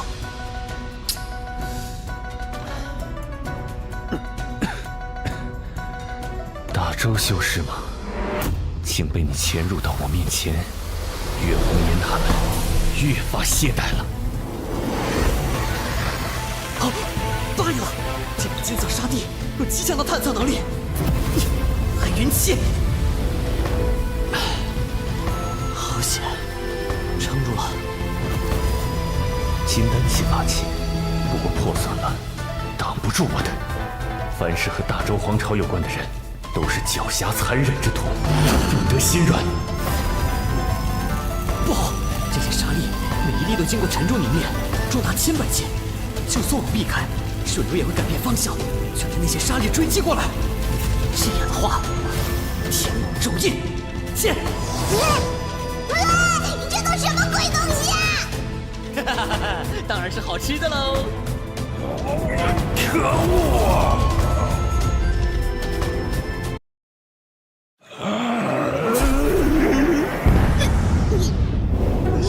混蛋林峰，你又给我吃了些什么乱七八糟的东西，噎死我了！有的吃就不错了，至少我还想着经常给你换花样呢。混蛋，早晚有一天我吞了你！闭嘴吧你！竟然被化解了！你可是有伤在身。不劳阁下担心，有什么能耐，放马过来，康南华接着便是。本座从不占人便宜，更别说欺负你一个有伤在身的小辈。小辈？本座与大周皇朝没有任何关系，甚至可以说有些摩擦，你无需戒备。愿闻其详。本座的一个弟子是大周皇朝玄机侯朱洪武的儿子。感情阁下是在消遣我？如果本座说我那徒儿险些死在自己父亲手下呢？之前，小黑试图劫走朱洪武的一个庶子时失败了，然后被黄三救回。可不久，又传出那个庶子和黄三一起失踪。我记得那个庶子名叫朱毅，难道这人的徒儿便是他？1个月以前，本座灭了朱洪武的二管事，似乎是叫陶二吧？那阁下来此，所谓何事？本座来此是为了寻一种矿产，名为星河沙。阁下需要多少？这里果然有星河沙，我真是机智他爸给机智开门，机智到家了。至于要多少，先试探一番。1立方你可有？没法给你那么多。哼哼，没法给那么多，也就是说他手上其实有超过1立方的星河沙，只是不愿意给我。但我跟此人无仇无怨的，实在犯不上生死相搏。若能采取交易的方式得到星河沙，那就最好不过了。是那只石笛。往日毫无动静的石笛，今日他怎会？这股法力波动，难道这石笛可以治疗他的伤势吗？哼，现在我多了一个讨价还价的筹码，但此人就算身受重伤也如此强大，若是让他伤势痊愈，岂不更难对付？你也是雪峰国移民？不，并非如此。如果真要说的话，我其实可以算作大周治下的子民，我父母都是大周治下的百姓，我未学到前也曾苦读诗书，甚至还考中过大周的秀才。那你现在为何同周军为敌？莫非你家人死在周人手上？我父母都是寿终正寝。哦，那就是这烈风会里有你的恋人。那妹子虽然脾气烈了点儿，但绝对是祸水级别的美人呢。阁下见过红颜了。我虽不排斥男女之情，但修道至今，尚未遇到令我心动的异性，红颜也算在内。鬼才信你！那你又是为了什么帮助烈风会啊？烈风会创始人之一的岳洪峰，同我是生死之交。他临终前托我照应保护他的同胞，我答应了他。这个人被伤痛折磨，还能保持从容平静，不说周帝和朱洪武，就算是侯府上下跟他同一级别的管事，对抗这样的势力，随时可能身死道消。但他仿佛对这些危险都视而不见似的，即使伤痛缠身，也不放弃对固有的承诺。承认一诺，必守一生。你的伤势，本座或许有办法，但不敢保证一定痊愈。这是阁下这样做，可是为了星河沙。可是这星河沙与我有大用，实在分不出一粒方给阁下。这康南华为何如此看重星河沙？星河沙的事情无需着急，这东西本座想给你便给你了，无需那么多理由，你也不用想得太复杂。但只有一点，本座今天以这石笛为你疗伤的事情，不得外传。你能做到吗？我可以做到。那就无妨了。此人如此轻易就将石笛给我，看来是对自己的能力十分自信。多谢阁下。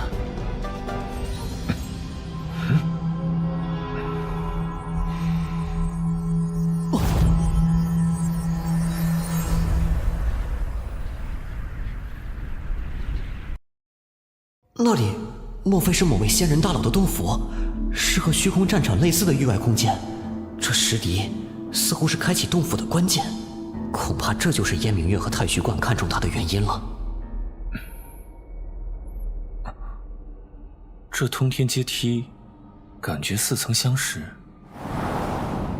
10年前，我无意中在一处山峰里发现了这通天阶梯，以为自己得遇仙缘，便想着登上阶梯。谁曾想，刚踏上台阶一步，便如遭雷击，重伤当场。若非我立刻后退，只怕当时就死在那里了。康南华这等金丹期修士，只登上台阶一步就被打成重伤，那这处洞府的禁制该是何等强大？开辟这处洞府，设立如此恐怖禁制的人，又是何等的逆天？石笛或许与洞府有关，但仅凭那石笛，也不能完全确保能在通天阶梯上行走。自那之后，我体内就始终残留一股神秘力量，不仅折磨我的肉身，更损伤神魂。虽然侥幸保住一条命，但却重伤缠身，直到今天。这座山峰在哪里？我曾重回原地寻找治疗之法，但那阶梯已经消失不见了。尽管重复去找多次，都是一无所获。那阶梯似乎不是固定在某个地方，而是飘忽于空间乱流中，不定时的出现。确实，刚才那影像中的洞府若隐若现，好似隐匿于虚空，原来是随着空间乱流移动的。总而言之，感谢阁下出手相助。我原本以为此物只能缓解或压制我的伤势，现在看来，我却有了痊愈的希望。既如此，我便用不到这些星河沙了。莫说一立方，便是更多的，也能提供给阁下。这竟然全是星河沙！之前有伤在身，只能依靠祭炼过的星河沙，来操纵布在此地的恒河流沙阵。现在得阁下帮助，有了痊愈的希望，这里的星河沙便是全送给阁下也无妨了。听他话中之意，若非师弟可以彻底治愈他的伤势，他是宁肯继续受辱，也不愿同我交易的。在他眼中，保持实力，保护众人，信守自己对故友的承诺，远比缓解折磨他10年的伤痛更加重要。值得吗？无所谓值不值得，也无关高尚，我只是遵从本心。若计较利益得失，趋吉避凶，违背本心，反而会产生心魔，这样于修行不利，也得不偿失。某种角度来说，我也可以算是不得已而为之了。每个人的道路都是不同的，我觉得这是属于我的道路，我便会一直走下去。好了，此地星河沙都归道友了，在下先疗伤了，道友请便。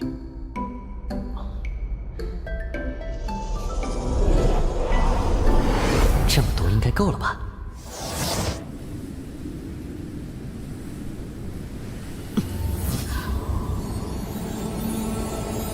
啊！哦，这镜子在吞噬我的法力。试着用法力与这铜镜建立联系。喂，有人吗？喂，有人在里面吗？快点回应我！这镜子没有自我意识，只是出于修复的需求在吸收法力。我还以为有人捣鬼呢。不过这镜子要消耗的法力也太大了吧，我都要被吸干了，我的归元丹呐！这个秀，虽然有个说法叫做神物自会，但你这看起来未免太普通了吧？你再开个美颜滤镜也改变不了你普通的事实啊！宿主成功修复乾坤镜，完成修补乾坤镜随机支线任务，奖励500兑换点数。500点，加上之前剩余的700点，现在就有1200点啦！天风到点，拿来吧你！进入兑换系统，天风到点，兑换点数800。简介：天风观秘传道法，参悟风云流转之奥秘，修炼可得天卷裂风之神通。就差最后一个了。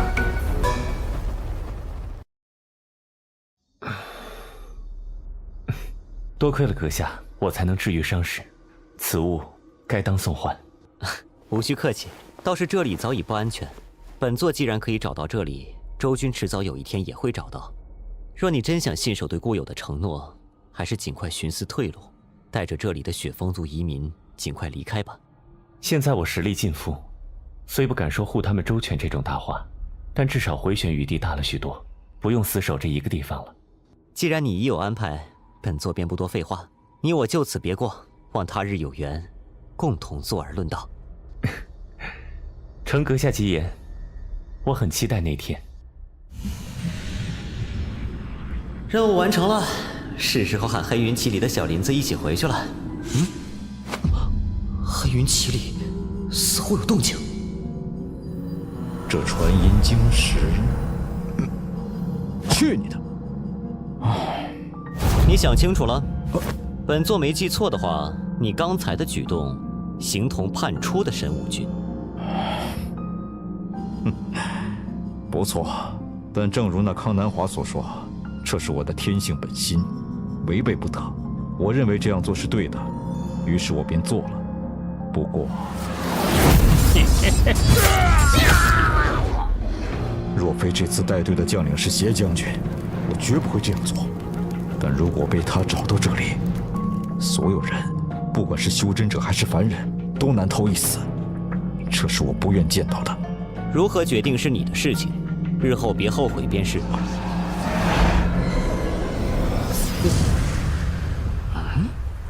这镜子方才有些异样，注入法力看看究竟。这坨黄点是什么？这又是什么？这么看有点眼熟啊。如果说黄点代表我现在的位置，那这些数以千计的红点则代表……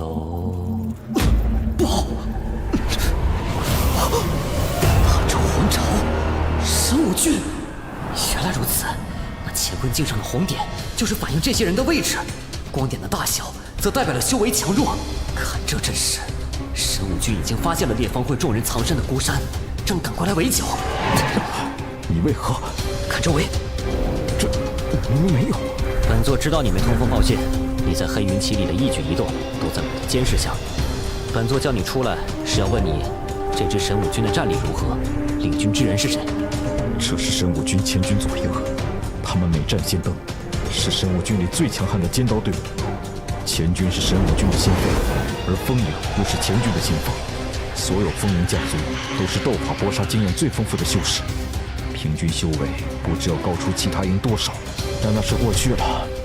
就在不久前，原左营统领将军获罪被贬，上面将原来的风营统领将军调到了我们左营。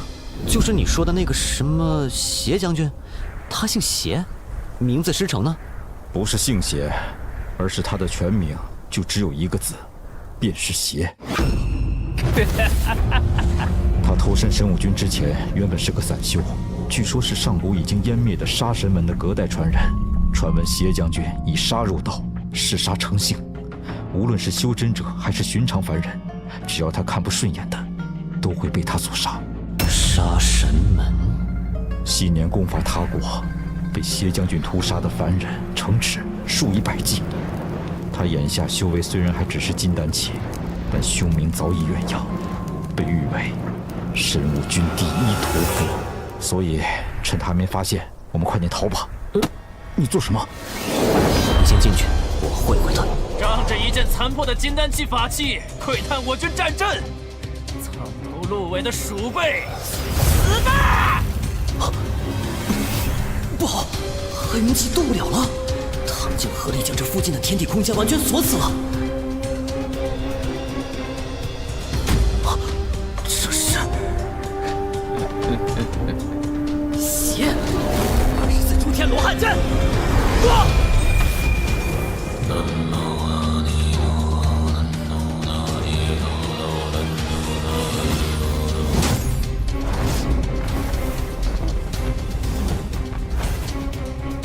不动明王怒火，舍利子，大雷音寺贼徒，哼，那也要死！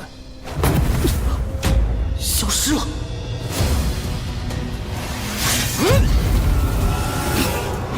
我佛慈悲，也化愤怒相，发无穷怒火，诛灭万魔，燃尽一切。这次抓到你了。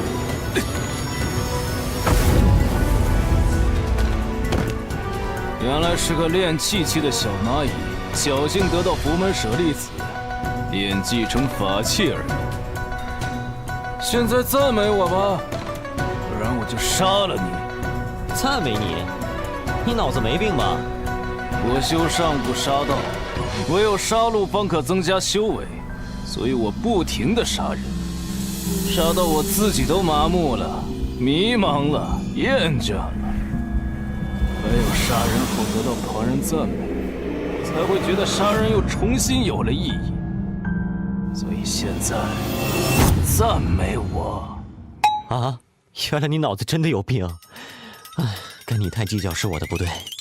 不愿意，那你可以死了。绝杀之道，只攻不守，逆天而行才是逆天绝技。不好，他的剑更快。地藏真经，发动！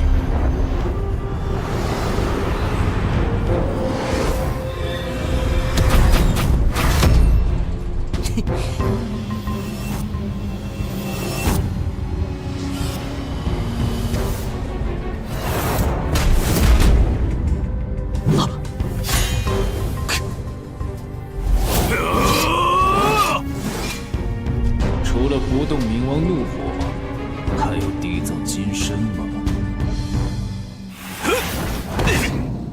这个杀人疯子绝不会这么轻易退走，是在谋算什么吗？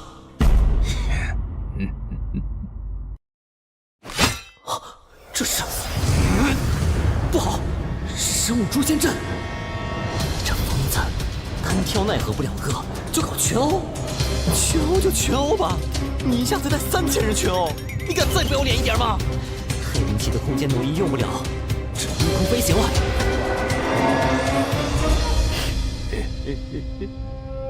一个都跑不掉，都要死！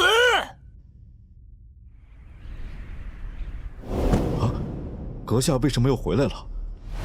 差点忘了，刚才一战，我隔绝了黑云气空间对外界的感知，当然是跑来躲着呀，不然在那儿干站着，等着被3000人一人一拳把我打成纸片人吗？你之前为何不将这里的情报回传给邪？这次为了追捕烈风会，整个前军左营3000人全到了。若由邪将军掌控，摆下神武诛仙阵，就是面对元婴期修士都可以战。是呀，所以说我这个练气期的小虾米挡不住也很正常嘛。果然，这位高深莫测。主啊，就算24颗舍利全喂给战神魔，恐怕也不行啊。对了，记得康南华说过，他在这里布下过一个什么恒河流沙阵保护烈风会，或许他能扛住这神武军。哟，都是老熟人啊。外面的人在搞什么鬼？你又是谁？别说废话，先拿下他再说。红颜、小黑，都住手！康先生，这家伙……这位道长并无歹意，我的伤势也多亏了他才得以痊愈。什么？他不是周狗的人吗？他治好了康先生的伤。可是外面的神武军……可能有短剑落入周军手上了。他若要对你们不利，何必助我疗伤？更何况他的实力比我只高不低，你们都不是他的对手。不，如果不用战神魔偶的话，我可没那个自信。外面的情况你都清楚了？金丹期修士带队，足3000人，已经摆下神武诛仙阵了。神武诛仙阵封锁了附近的界域空间，出是出不去了，只能一战。待击退敌人后，我们再做撤离此地的打算。你们快去安排村子里的人避难，再叫所有有战斗力的人做好作战准备。是。阁下何故去而复返？莫非也奈何不了外面的神武军？要托庇于康先生的恒河流沙阵？你是对的，但哥是不会承认的。这家伙笑什么？一切自有康先生处置。死在一城的蚂蚁，出来受死吧！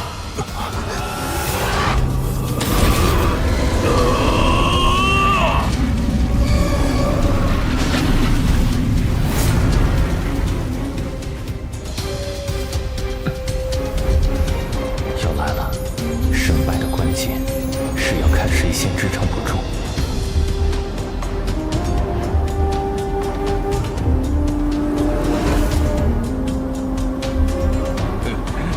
在此地布下了大型法阵吗？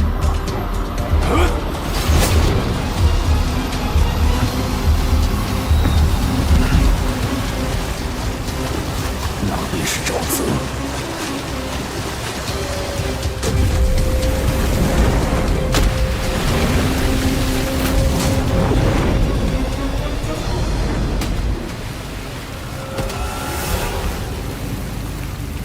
被动的防御永远也无法获得胜利。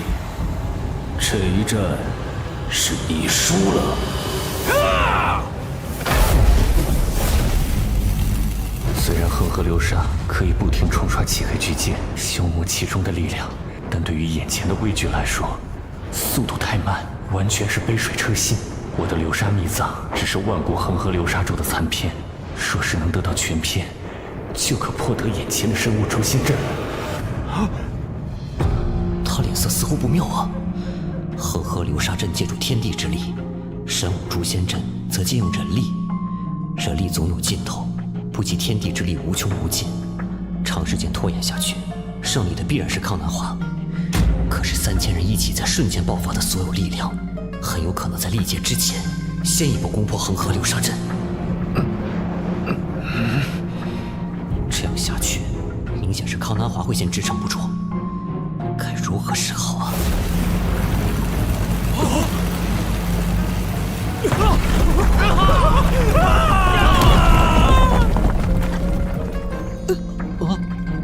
宿主弟子朱毅获得雷元符印，宿主成功完成风雷符印随机支线任务，奖励抽奖机会1次。臭小子们争气呀！哎，卓浪诀，我要卓浪诀。没有，还是没有。不是吧？这么解药的光头基础你就这么啦？哦，糟了，恒河流沙阵又支撑不住了。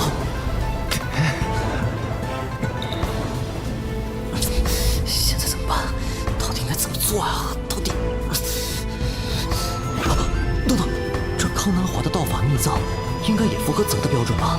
平时要谋取这么一个金丹级修士的道法，无疑非常困难。但眼下的危局给我创造了最后的条件，可千万不能出错呀！康道友，你修炼的道法似乎并不完整，是来捣乱的吗？阁下看出来了。你这门流沙秘藏，本座依稀在哪里见过全本，不过尚不敢确定。不知道友的道法可否借本座一观，让本座对比参照一下？你这厮，来趁火打劫的吗？若阁下真见过全本，摸出来给康先生，不也是一样的道理？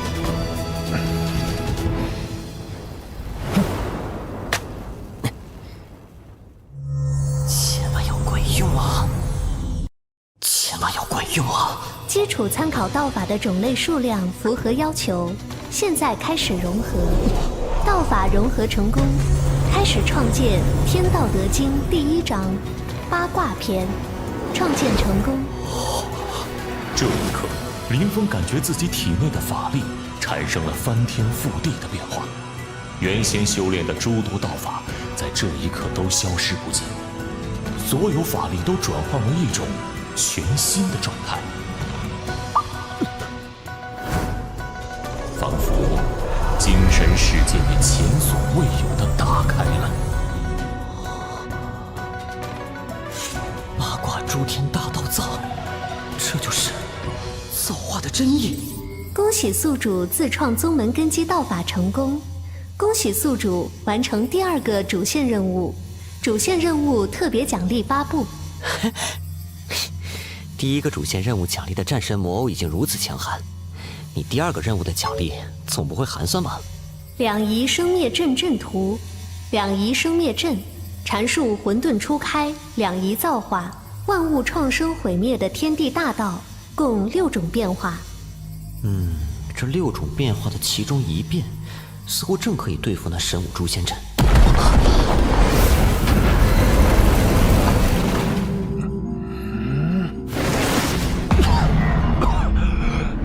红颜，我要出去准备了。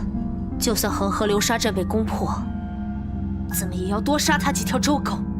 勇气可嘉。你都不得无礼。康先生，他……红颜，稍安勿躁。康某无能，敌不过对方的神武诛仙阵。此次大周领军的将领是个屠夫，所过之处，从不留活口。我不怕死，但我昔日答应洪峰的承诺，却做不到了。康先生，若不是你，我们早在多年前就死在周狗的屠刀下了。是我们拖累了你，大哥泉下有知，绝不会怪你，他只会怪自己害了你。我观阁下始终镇定如初，似乎并不将外面3000周军和他们的神武诛仙阵放在眼里。康先生，阁下若有大神通，还请救这里人一救。康南华感激不尽。你信任本座？是，我信。那这个忙，本座帮了。凡是信任本座的人，本座总不叫他失望。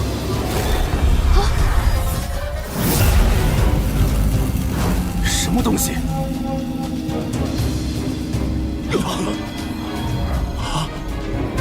怎么回事？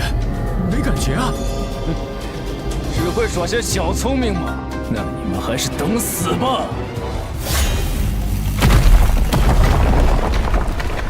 障眼法司的小把戏，这就是你的手段吗？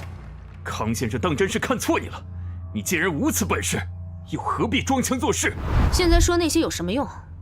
我们走吧，不能在这里坐以待毙。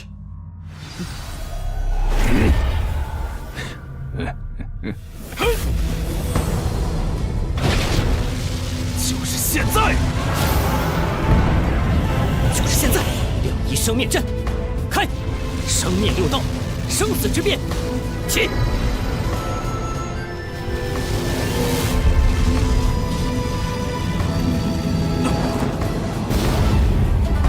这是什么？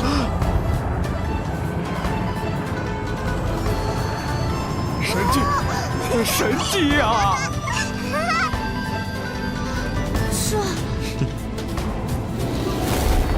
这本来是你们双方之间的事情，本座不欲出手多造杀孽。对烈风会修士而言，山里众人是他们的亲人，但山外的3000神武军又何尝没有亲人？邪，你穷凶极恶，赶尽杀绝，做事不留余地，你是在逼本座出手。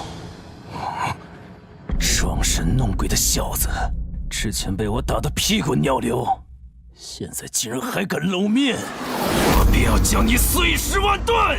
你还敢不敢受伤？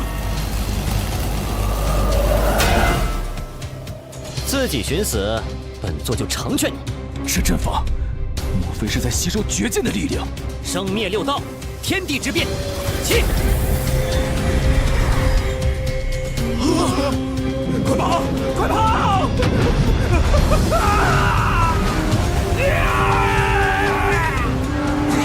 十二楼壁阵法，都给我破！出来送死！杀人者，人恒杀之。生灭六道，生死之变，传！你猜猜，这把剑是哪儿来的？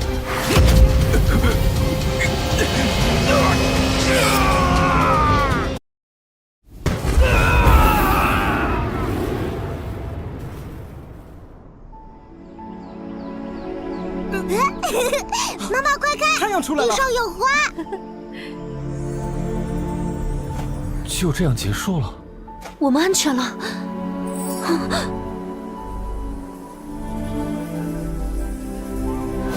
收。前辈神通广大，挽狂澜于极岛，元首之恩，岳红颜没齿难忘。之前对前辈无礼，愿凭前辈处置。之前无礼，还望前辈恕罪。想不到前辈有这般神通，是我不知天高地厚，冒犯了前辈，望您恕罪。这便是两仪生灭阵的力量，才不过冰山一角。借助天地之力，虽然布置繁琐无法移动，但阵法的力量绝对是同级法术中的最强者。这系统发布的主线任务坑爹是坑爹，哼！但这特别奖励当真是一个赛一个给力啊，堪称高风险高回报了。这样一来，我甚至都有些期待新的主线任务了。新的主线任务已发布，请宿主查看。主线任务 1.2， 找到一处合适的福地洞天，正式建立山门。任务时限3年，超时未完成，直接抹杀宿主。任何一个宗门都会有守卫自己山门的护山大阵。太虚观有太上虚空阴阳大阵，大雷音寺有大日如来阵，蜀山剑宗有大先天万象剑阵。护山大阵就是宗门的立身根本。同级修士间的对决，能够相互对抗的，永远只有同威力的阵法。所以系统结合了我自创宗门的道法根基后，就奖励给我两仪生灭阵作为护山大阵。但今天使出的生死之变和天地之变，远远没有发挥出真正的威力。若是日后我修为上去，备其布阵材料，这两仪生灭大阵该爆发出多么惊人的力量！怕是真的可以开一方造化，执掌万物创生毁灭了吧？当务之急还是要正式找个地方安家落户。不过，好的洞府岂是这么容易就能找到的？哎，对了，之前龙叶提供了一个洞府的情报，说是尚未被占据，不如就去那里探下虚实。感谢阁下出手相救，康南华感激不尽。自强者天助也，你无需放在心上。何况本座出手，并非为了成人之危，负恩图报。我曾答应洪峰照顾你们，奈何我修为不够，难以护你们周全。这次若不是这位道友相救，恐怕连我都自身难保。这些年来，承蒙您的照顾，红颜带所有人谢过康先生。您本就不是我烈风会中人，只是为了佟大哥的一句承诺，便保护我们至今。我们所有人对此敏感忤内，是我们太自私，仗着有您的庇护，肆意在大周皇朝境内活动。莫要这样说。可不是嘛，你在大周地盘这么招摇，这次就差点要把你们一锅端了。若是退入其他皇朝境内，哪能这么方便围剿？红颜，你难道……我决定了，我们暂时先退出大周领土范围，积蓄力量，增强修为，日后有了足够实力，再卷土重来。进入其他皇朝境内，你们很容易丧失自主性。那就要看我们自己是否努力了。而且，雪峰国人从无孬种。很好，洪峰泉下有知，看见你今天的模样，一定会很高兴。阁下今日之恩，形同再造。只可惜，我身上已背负一个承诺，前一个承诺未做到前，实在不敢再轻许诺言，只能说，他日再相逢时，阁下但有所命，康南华莫敢不从。追随差遣什么的，休要再提。本座还是那句话，他日若有缘再见，愿与道友坐而论道。你们也好自珍重吧。谨遵前辈教诲。我调息一会儿，你先安排撤离吧。好，通知下去，我们要离开这里了。是。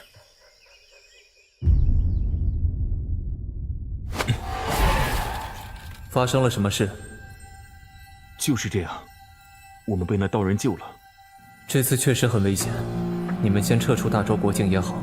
宗门内最近会派弟子去你们那里，增强你们的实力，同时也作为弟子的历练。如此一来，他们对我们的渗透就更严重了。我们这边会做好准备的。上次命你们伺机抓捕的朱毅，可有消息了？只听说他曾在大秦皇朝南疆的楚州城附近出现过，但现在的行踪无法确定。好，我知道了，你们尽快撤离吧。羽衣星冠打扮的白袍青年道人，最近此人好活跃呀，为什么以前从没听过这号人物？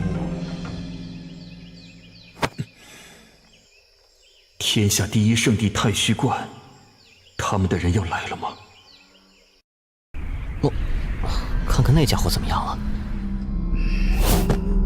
好了，接下来你有什么打算？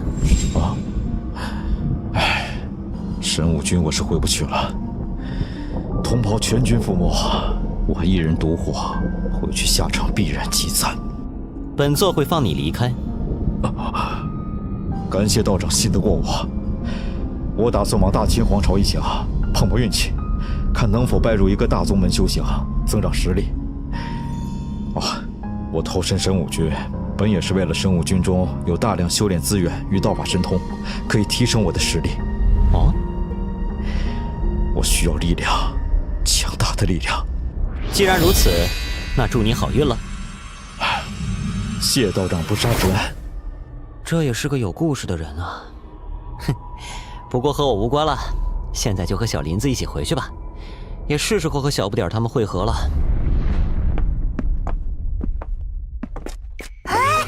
师傅！徒儿见过师傅。臭小子，没给你两个师兄惹麻烦吧？当然没有啦。少来，把你干的好事儿都给师傅说清楚。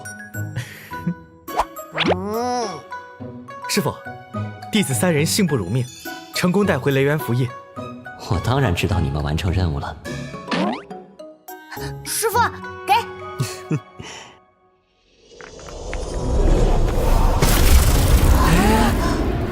这东西看着不起眼，但绝对是一件宝物。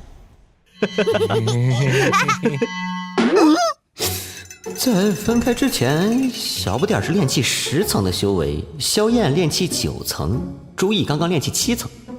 现在就你你们的修炼速度能尊重一下我这个师傅吗？这就是主角开挂的样子吗？不过现在有了自创道法，哥一定要闭关修成筑基期才行。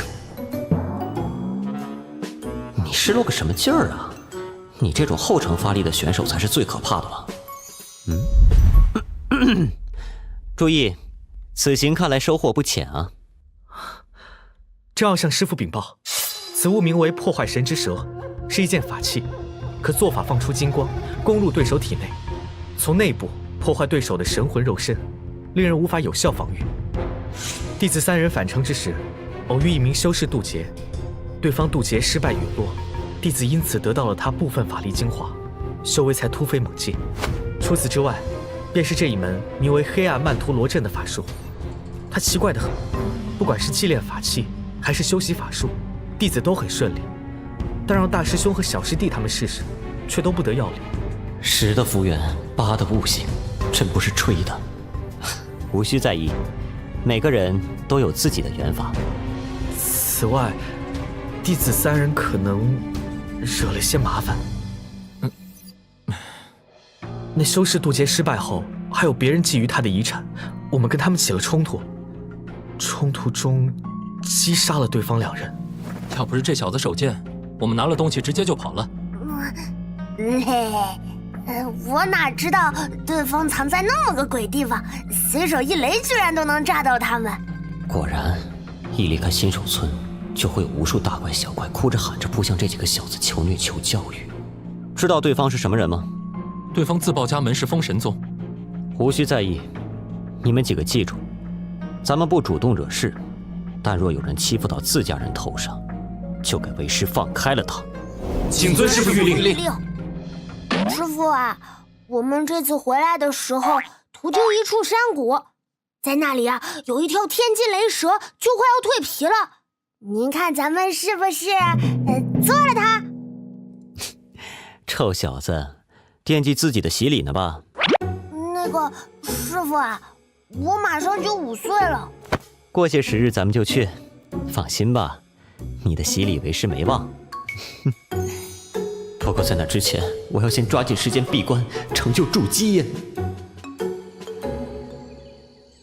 还是不行，并不是法力不够的问题，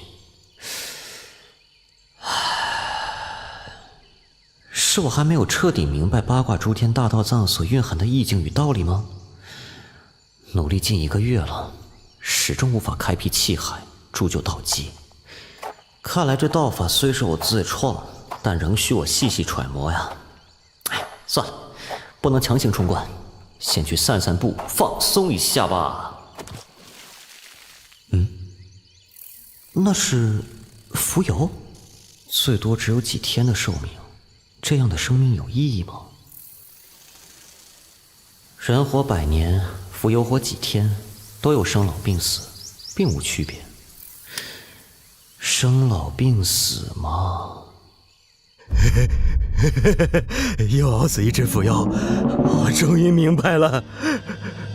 蜉蝣、人，还有天地间的所有万物生灵，乃至于这整个天地世界，都要经历这样一个创生、衰老、崩坏、灭亡、重归虚无的过程，然后自虚无混沌中再一次被创造，天地初开，洪荒出现，然后是万物创生，经历时间的流逝，成长衰老，最终腐朽，直至彻底灭亡，不复存在。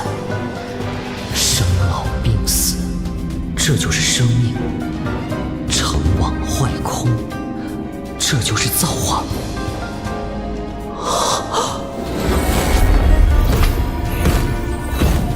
恭喜宿主晋升筑基期，恭喜宿主领悟《天道德经》第1章八卦诸天大道藏真意，条件已满足，系统开始升级，进入第2阶段。系统升级完毕。终于晋级筑基了，希望这次升级奖励够给力。物品名称：33天造化仙丹，作用：元神期以下修士服用，直接提升1个小境界，并增加大境界突破几率。一人一生只能服用1次，第2次服用无效。兑换点数9000。好家伙，居然有直接增加修为的丹药！全部家当加一起都不够一个零头。不过根据经验，兑换系统中存在的东西，抽奖系统就一定有几率开出来。我还有1次抽奖机会没用呢。抽奖系统也更新了，多了一个签筒。抽签抽奖系统说明：宿主从自己现有物品中选出一样东西交给系统，作为筹码进行抽签。注意，凡是来自系统的物品无法充当筹码。这抽奖还需要物品当筹码？筹码价值越高，红签与长白签数量越多，反之，白签和短白签出现几率越高。也就是说，我拿价格高的物品当筹码，抽到好签的几率才大。不能用来自系统的东西当筹码，那有什么好呢？黑云旗，不行，全靠这东西赶路呢。大面，风雷符印，它可以奠定宗门的根基，有点舍不得呀。乾坤镜，这玩意儿能起雷达的作用，情报探查很重要，也不合适。对了，黑石神山，虽然受了损伤，但说到底也是一件金丹级法器，应该也有点价值吧。丹药虽好，但只要元神期以下服用都有效，那还是等元婴期让它价值最大化。现在还是先选别的吧。纯阳真火，7大真火之一。那就这个了，或许能从中摸索出纯阳真火的奥秘也说不定。好，就选纯阳剑了。搏一搏，单车变摩托，可千万要给力啊！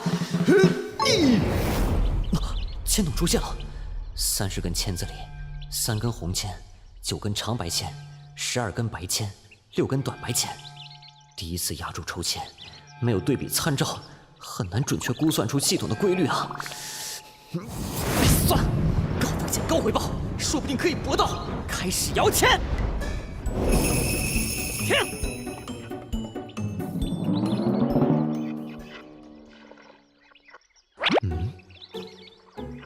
外表观察不出任何差异，那就只能碰运气了。我去，白的！长白签，还好，没有倒霉到家。虽然没浪费机会，也没血本无归，但是谁知道会换个什么鬼东西出来？要是换个垃圾，还不如退还呢。这是……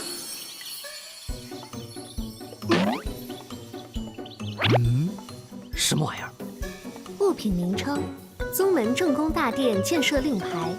详情：可凭借宗门建设令牌，在确定的山门处建设宗门内各项建筑设施。大殿建成，宿主有1次命名机会。这东西虽说是宗门的根基和门面，但是现在起不到什么提升实力的实际作用啊。先收着吧。不过这次闭关收获着实不小。都1个月了，是时候出关让徒弟们见识一下我这个全新版本的师傅了。师傅，你终于出关了！弟子恭迎师傅出关。怎么不见朱毅？二师弟在前几日试图冲击炼气12层的境界，遇到了一些瓶颈，眼下也处于闭关状态。看来不止朱毅，连你也有不少改变啊！1个月不见，就已经成功晋级炼气12层了。掐指一算，距离当初收他为徒刚好1年时间。这个曾登上高峰却又衰入谷底的少年，时隔4年，用1年时间重新回到炼气12层，厚积薄发，不外入世。不止修为，他的性格也更加成熟，不再愤世嫉俗、怨天不公，取而代之的是高昂的斗志和经历起伏后锻炼出的几分沉稳。从此之后，小燕子的修道之路就会又快又稳了。师傅，走，带为师去找那条天金雷蛇，取了蛇血为你洗礼。对了，这次由天昊带为师前去即可，你们2人留下为朱毅护法。是师傅。朱毅若成功晋级炼气大圆满，告诉他不要着急尝试筑基。你们也是一样，等为师回来自有安排。弟子明白。我们走。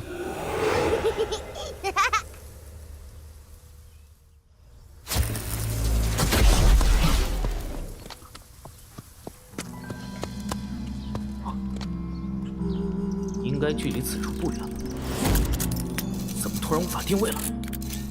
是被空间系法器遮蔽起来了吗？哼，那你们也跑不出我的手掌心。不过3个小杂种，敢杀我封神宗的人，就算你们跑到天涯海角，也难逃一死。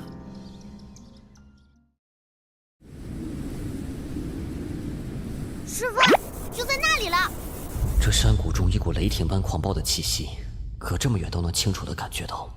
看来这天上跳动的雷电才是重头戏啊，比山谷还要浓郁1000倍。哦，还好，那天津雷蛇还没有开始蜕皮。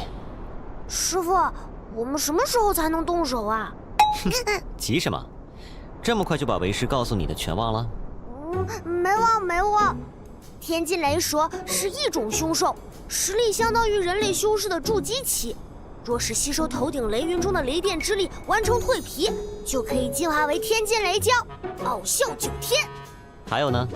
进化后的天津雷蛟实力相当于人类修士的金丹期，不过刚结束进化的时候，天津雷蛟会极为虚弱，这时候就能……不错，为师本想用上次经过惊雷禅温养的大蟒精血给你洗礼，但那与天津雷蛟怎么也不是一个档次上的。这天津雷蛇进化靠自身的雷电之力还不足以完成，必须要借助磅礴的天地之力，大自然的雷霆神威才可以。所以呢，就跟为师在这里好好等着吧，看样子也不会等很久了。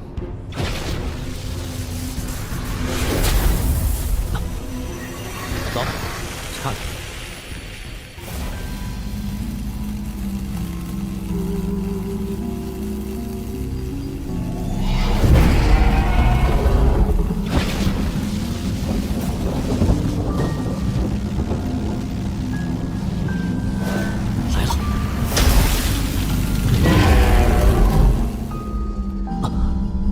这次进化很勉强啊，这天雷远不止1道，也不知这天津雷蛇能不能连续承受天雷的打击。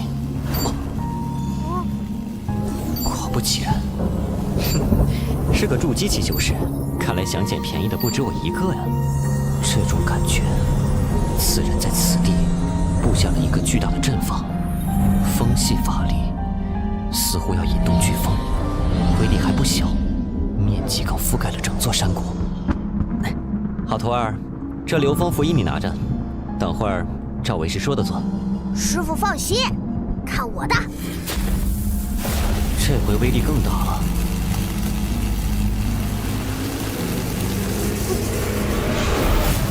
成功，还是失败了？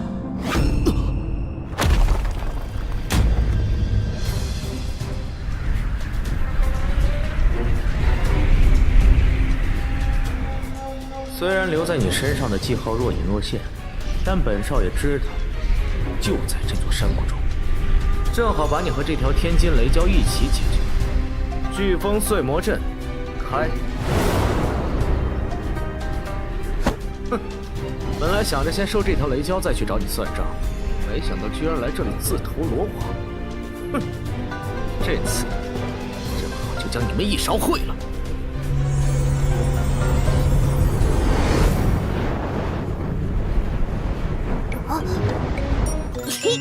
师傅说的没错，流风符印法力有限，无法真正避风。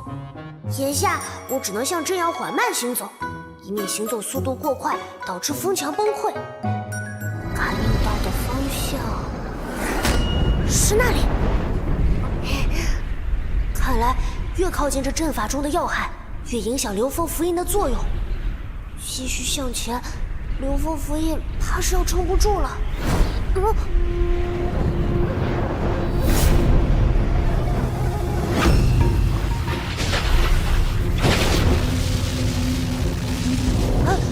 感觉风力好像变小了，是因为那条雷蛟和阵法斗起来了吗？好哎，这下我就能安全爬上去了。终于上来了。这是……这与你上次破24诸天罗汉阵不同，流风符印只能用来指引方位，却无法帮你拔出对方的布阵法器。想要破阵，只能凭你自己的本事。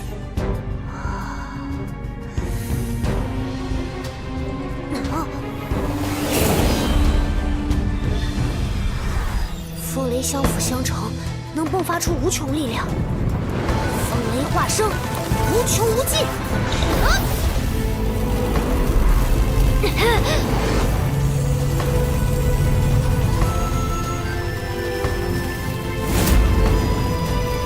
就是这样。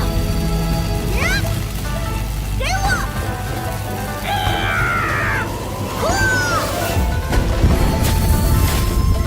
我的琴子，小子，找死！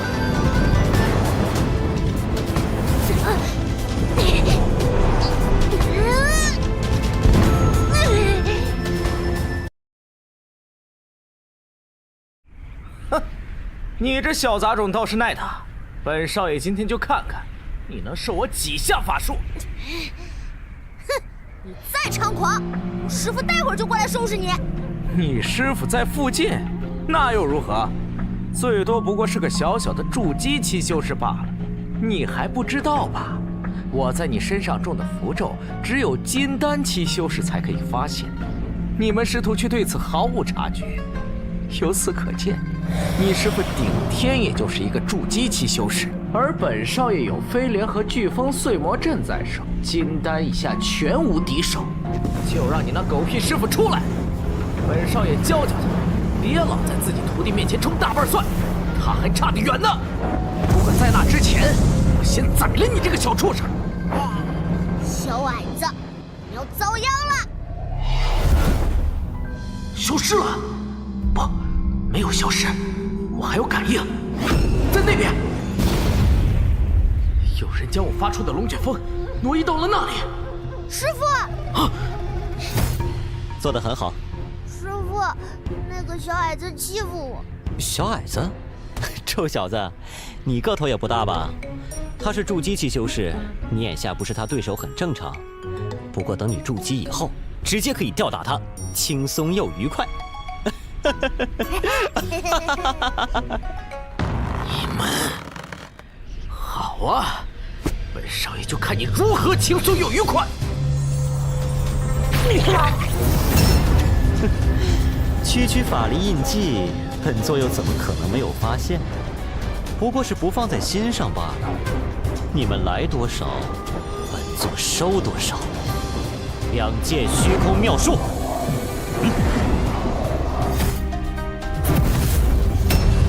是。啊！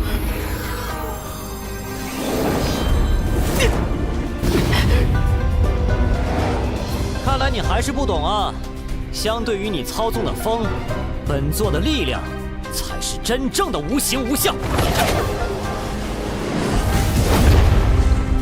九天无相罡风毕竟是长辈炼制，我尚无法控制自如，我不是此人对手。飞莲，走！哼，就算打不过你，你也拿本少爷没招。等本少爷回去招来宗门内的高手，将你这道人死无葬身之地。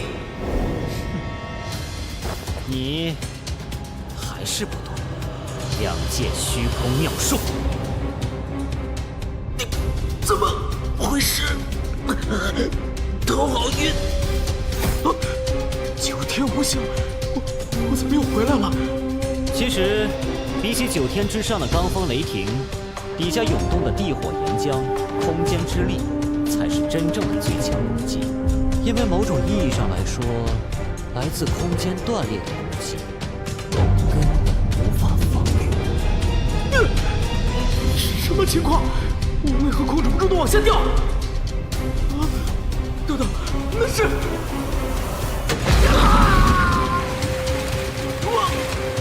我要死了吗？我不甘心。这幅画面有点少儿不宜啊！这招好厉害啊！看来是我想多了。这飞廉兽虽是杂血的，但毕竟是上古真种后裔。你小子有福了，不仅有天津雷蛟的真血，还有人送货上门的飞廉真血。我可以骑它吗？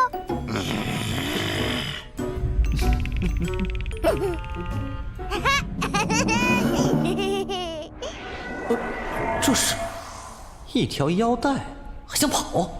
天龙咒印。哦，还有他也得收了。天龙咒印，收。师傅，走，这次收获颇丰，你小子的洗礼是不愁了。师傅，他那条腰带也给我好不好？你这对眼珠子倒是够毒，不过这东西为师还有用，不能给你。但回去后有好东西等着你呢。哦，不仅是你，你们师兄弟4人，人人有份儿。是什么呀，师傅？回去后为师就告诉你。走吧。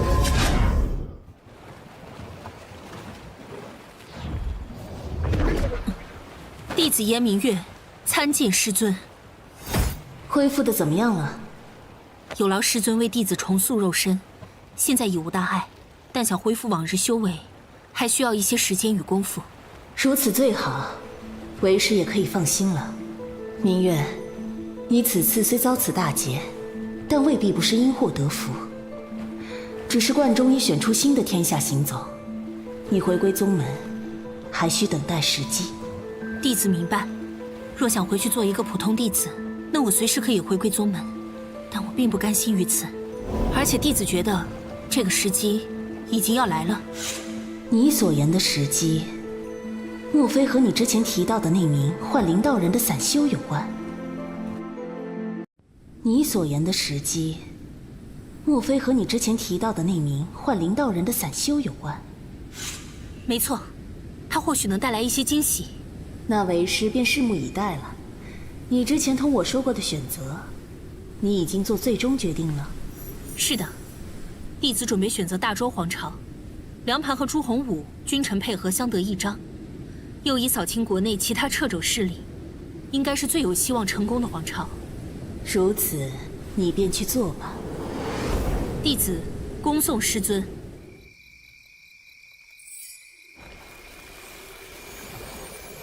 去，把消息放出去吧，让风声传到我那位继任天下行走的师弟耳中。若是您的师弟听说遗失的师弟在那林道人手上，他一定不会善罢甘休。那个林道人能对您的师弟造成威胁吗？让他去试试我那位师弟的底细也好。明白了。或许我那位师弟会试出你的底细，不知为何，总觉得你日后会成为我太虚观的大敌，莫名其妙对你充满信心了。我那师弟搞不好会吃亏呢。龙叶拜见师尊。若非那一枚与你同源的狼环玉树叶，你恐怕无法这么快重塑肉身。这还要谢谢那个古怪的人类呢。你将太虚观追踪的那枚石笛给了他？不止呢，弟子还把消息放给了燕明月。做得好。不过，你为何把那处洞府所在也告诉了他？弟子有一种感觉，此人志不在小，他若真能成气候，势必对太虚观等人族大势力造成冲击。这么有信心？弟子也只是凭感觉，不过就算错了也没什么损失。那处洞府不在我们势力可及的地方，让他占据又如何？而且，那头老金乌的子孙正在那洞府附近活动，是吧？金乌大圣近年来不是一直在给您老人家捣乱吗？弟子便也给他找点事情做，让那老骨头活动活动。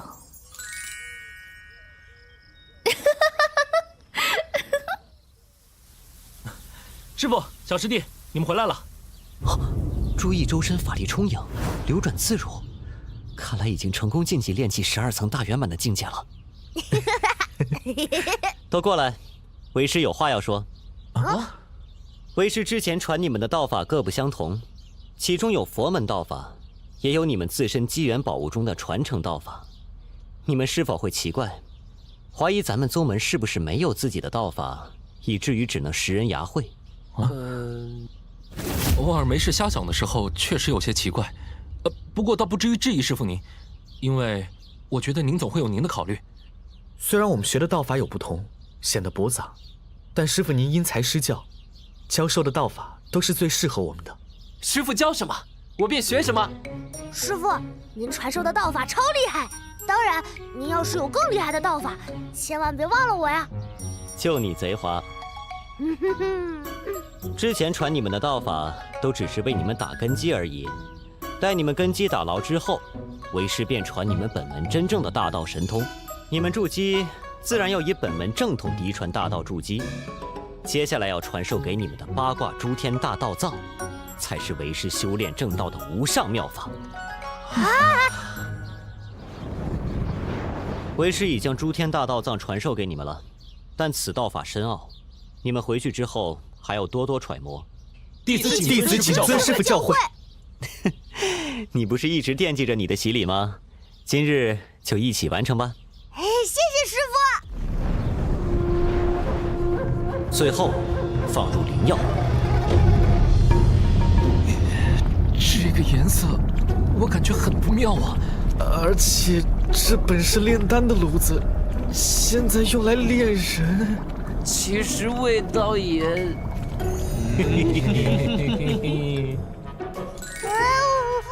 我才不怕。熬得差不多了，该你了。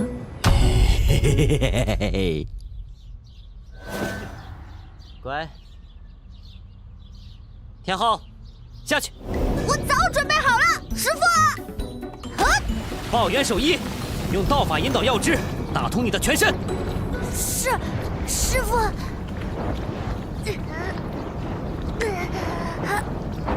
师傅，都1天1夜了，火力会不会太猛了？不会，而且你们小师弟马上就要出来了。火呀火呀！师傅，快开炉啊！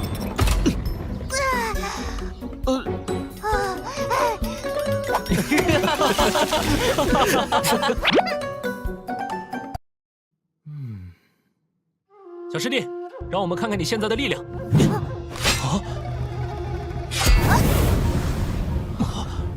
那把巨剑重达5000斤，而且还是单手举起。若是等到他成年，那他的肉身力量该有多恐怖！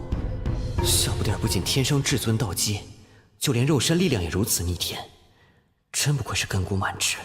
洗礼完毕，你们3个就按照为师教的道法尝试筑基去吧。是，师傅。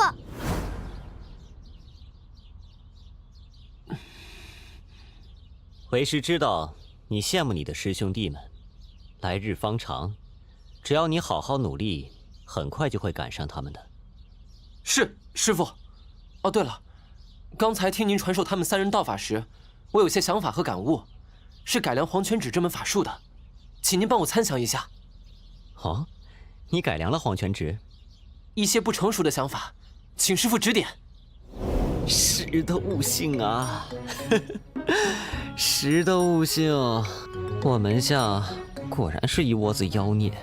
好，悟出了什么，且和为师说说，为师指点一番，你再去修炼。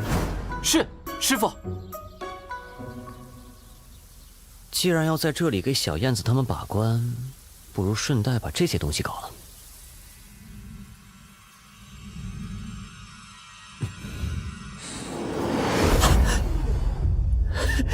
终于祭炼成功了！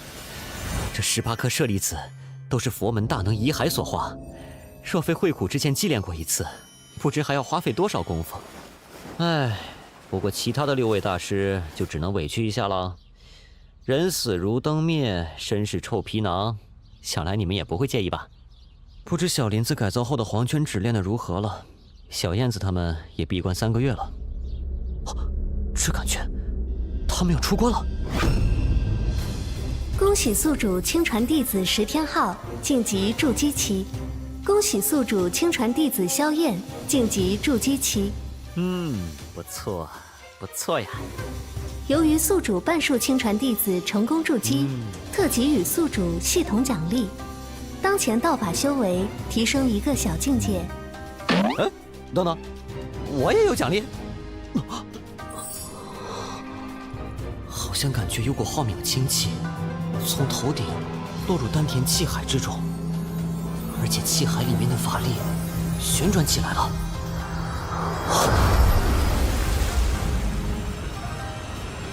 虽然立了灵台就是筑基中期了，但这灵台看着有点普通啊。等等，1品灵台啊！哎，罢了罢了，太虚观那样的天才集中营，筑基期立1品灵台的弟子也是凤毛麟角。谁让自己的弟子曾经有过至尊灵台呢？系统是根据八卦诸天大道藏为我铸就的灵台，由此可见，此道法玄妙无方啊！嗨，知足吧，哪有便宜都让我占尽的道理啊？其实想想，亿万修真者中才能出1个1品灵台，无不是天才中的天才，妖孽中的妖孽。哼，我已经很不错了。恭喜宿主亲传弟子朱毅晋级筑基期。由于宿主超过半数亲传弟子在入门3年以内成功筑基，特给予宿主系统奖励，提升现有灵台1重品级。提升现有品级，也就是说，10层至尊灵台。哎呀，你个坑爹的系统，终于给力了一回啊！等到他日灵台上立至尊丹顶，至高大道就得向我招手了。之前虽然法力雄厚，但没有灵台，力量终究是有些分散。铸成灵台后，不仅法力更加凝聚，不会轻易被人击散，还能随自身心意而动，瞬间调集全身法力，施展的法术威力更加强劲。哦，汪林也醒了，他们几个也差不多了吧？师傅，很好，你们都没有懈怠偷懒，才会有今天的结果。恭喜大师兄、二师兄，小师弟成功筑基，全部师傅新教诲。师傅领进门，修行在个人。为了心中的目标，就要拼尽全力，贯彻始终。你们日后也要牢记今日这样的奋发向上、一以贯之的心境。谨遵师傅教诲。师傅，弟子也会为了自己的目标拼尽全力，贯彻始终的。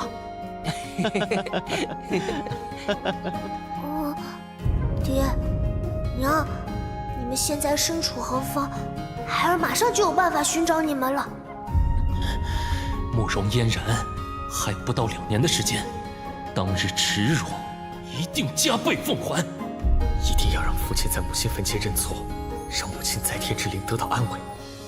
师傅，弟子这次筑基的过程中，对八卦诸天大道藏有了一些新的理解。哦，小师弟也有收获。应该说，弟子从中参悟了一门法术。这要禀明师傅，我也是从中参悟了一门法术。弟子也有一些收获，请师傅指点。年轻人就是喜欢争强好胜啊。不过，我最喜欢给人当头浇冷水了。当初为师传授你们道藏，小林子旁听后也有几分感悟，改良了他自己原先掌握的一门法术。你们4个便相互切磋切磋，印证一下对于道法的理解。你们入门也有些时日了，对于本门道藏也有了各自的理解。今天，咱们便内部切磋一番，好让你们印证一下。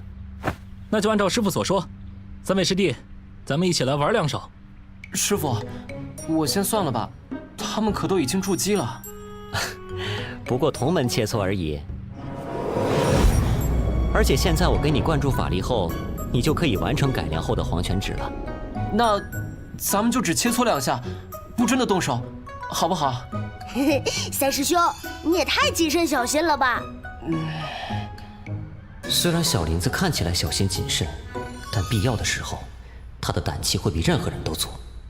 好了，你们谁来跟小林子搭手，过过招？我才不傻呢，跟三师兄过招，其实就是给他当靶子演示招式，让他尽情施展所学罢了。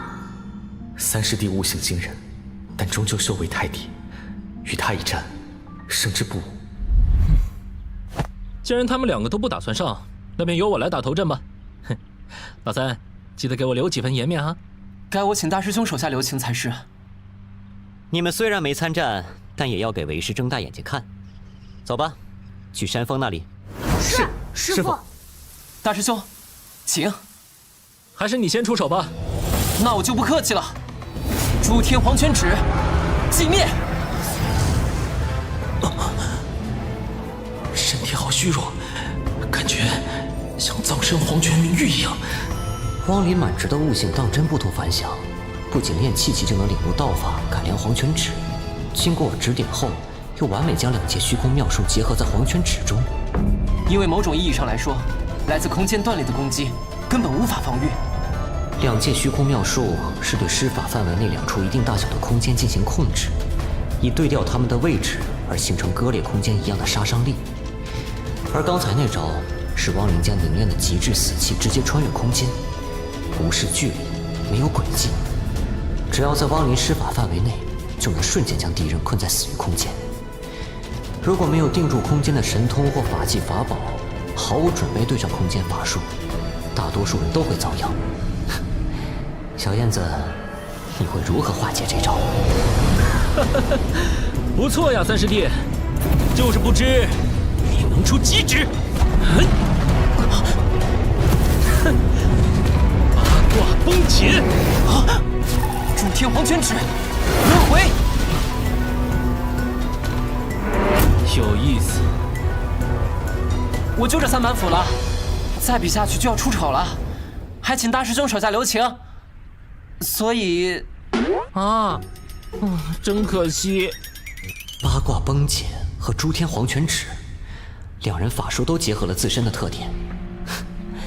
看来八卦诸天大道藏当真包罗万象，不同的人修炼都有不同的领悟。这还只是天道德经的第1篇章，以后还会有更高深的道法。我一定要将这门自创道法吃全吃透，否则也未免太丢人了。三师弟这门法术着实不同凡响，只是修为境界不足罢了。是啊，若三师兄修为再高一点，这场打斗一定很精彩。士别3日，刮目相看。焉知他日小林子修为不会突飞猛进？你们3个先行一步，更要警醒。日后被小林子超了过去，可别来为师跟前哭哦。是弟子自满了，多亏师父点醒。如何？感觉不尽兴？不尽兴的话，那就自己上。第2场就你们2个了。请师父指点。如何？可有收获？受益匪浅。你三师弟这一套诸天黄泉指，其实还有第3指的。哦，好小子，还藏了一手啊！我冤枉啊！师父，您可要把话说完整啊，要不然大师兄非跟我没完。皮猴一个，别那么急性子，听为师把话说完。嘿嘿嘿，小林子这第3指另有妙用，不是跟人斗法用的，现在还不完善，需要继续参详。你们快看，比试开始了。二师兄，我先动手了哟，想来你也不会介意的。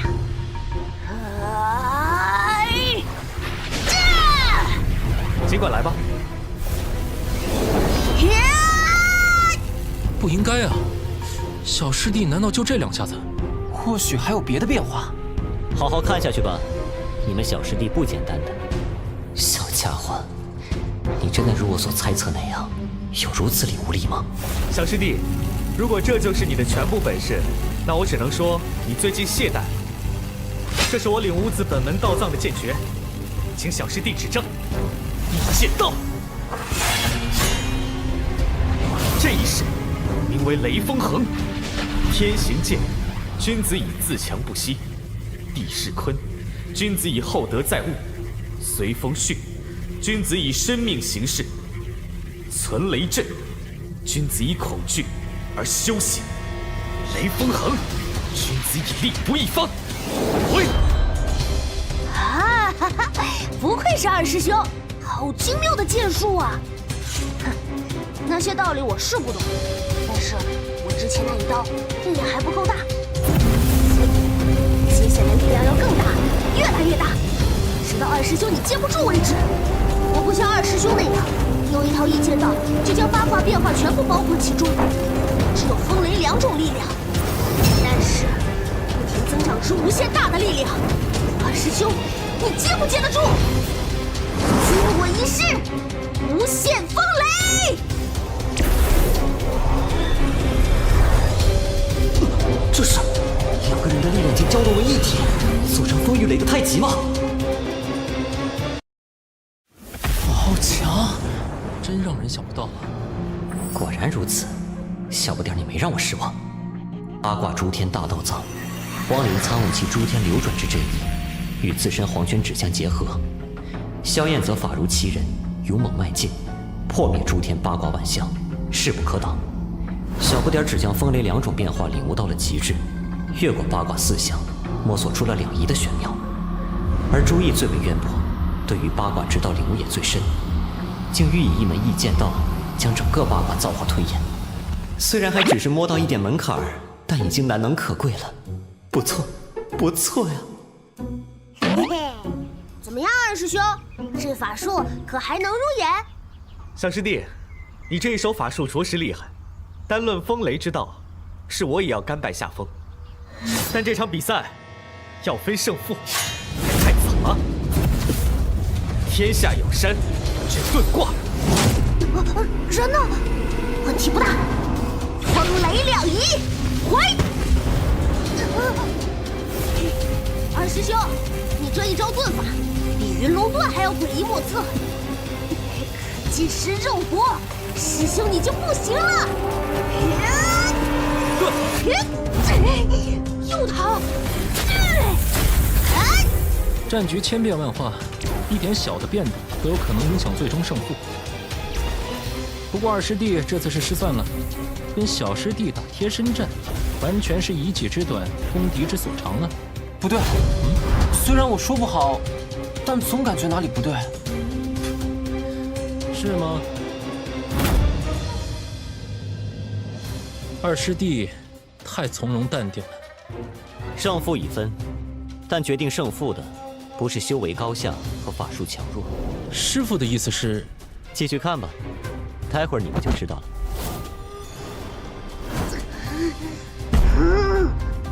可恶，躲个没完没了！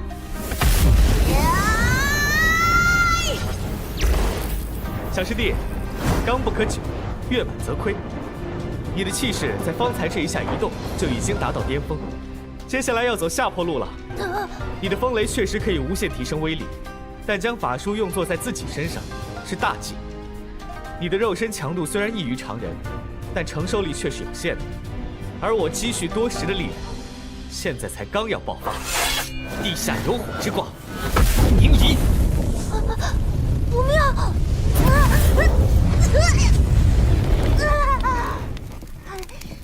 二师兄太狡猾了。论狡猾，师傅座下谁能比得上你？我今天帮你长长经验，以后碰见真正的敌人，你就不会再上当了。今天是我输了一次，下次不会再这样心急了。诚如师傅所言，论修为高下、法术强弱，小师弟都不吃亏，但在心境上却略输一筹。5岁的小娃再早熟，比耐性也比不过16岁的人呢。小不点儿，先回来休息，总结一下不足。你们谁有兴趣跟朱毅再切磋切磋？弟子不是二师兄的对手。我来，让我来试试二师弟的异剑道。二师弟，我和小师弟一样，都是要争取和你打近身战的。尽管放马过来吧，大师兄。那可就不要怪我先动手了。雷在天上，大壮，君子以非礼勿履。来得好！八卦风解，雷行天下，不远望，没用的。我懂了，大师兄这一世的核心意境是摧毁破灭，是连造化万物、天地乾坤都摧毁的霸道力量。不管怎样，还是先拉开距离。对。二师兄这是要以对付小师弟时同样的方法，来消磨大师兄的耐心和锐气吗？某些时候，大师兄脾气比我还急呢。静静看下去。想用对付小师弟的方法对付我吗？不过你别说，我这人不信邪，还真就吃你这套。机会我给你，决胜负吧！泽中有虎，君子以质地，无限。好强大的能量波动！这时正是你气势组下坡路的时候。大师兄，输了。何剑？好，但还不够。八卦崩解，切外魔。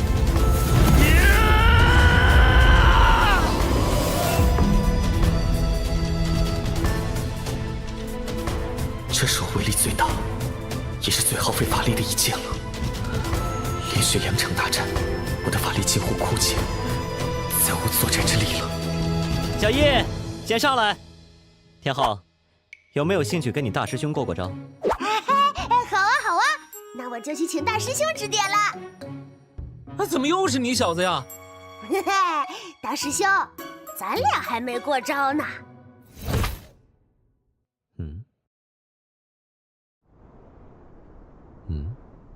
怎么？是输了不服气，心里不痛快？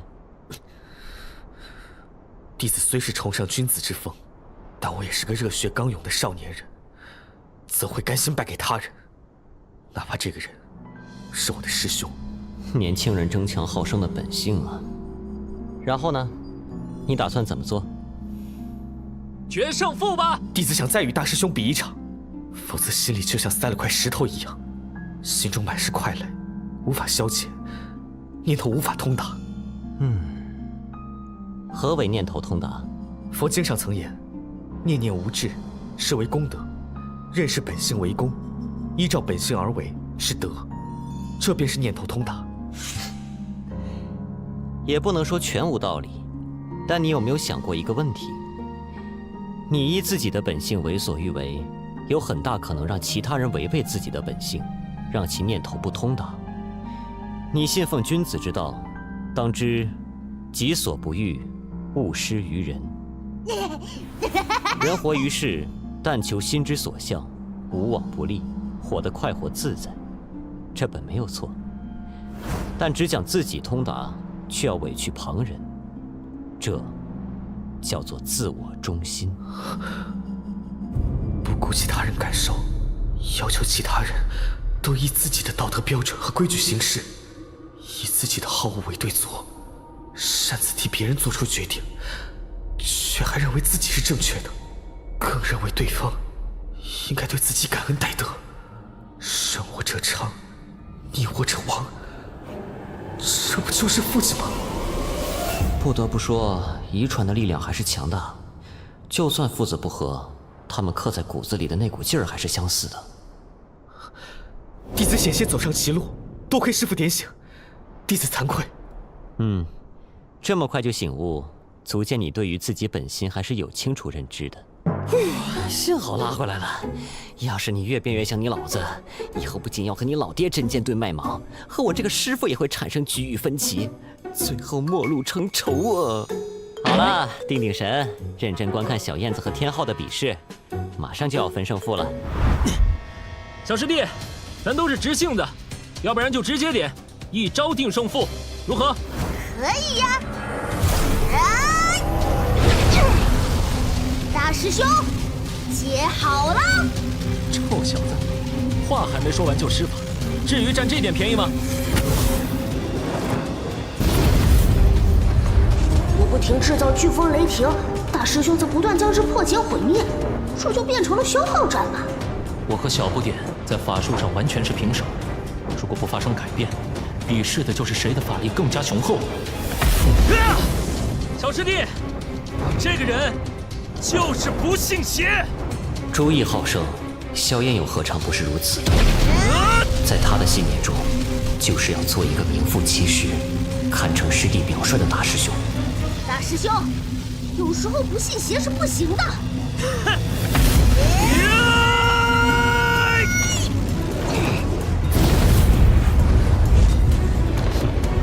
这就要分出胜负了。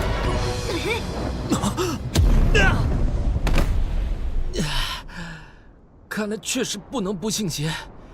你小子到底吃了什么长大的呀？这身板简直绝了！大师兄承让了。师傅，以己之短攻敌所长的感觉如何？感觉糟糕透了。同门切磋不比与外敌搏杀，胜负不重要，重要的是从中获得收获。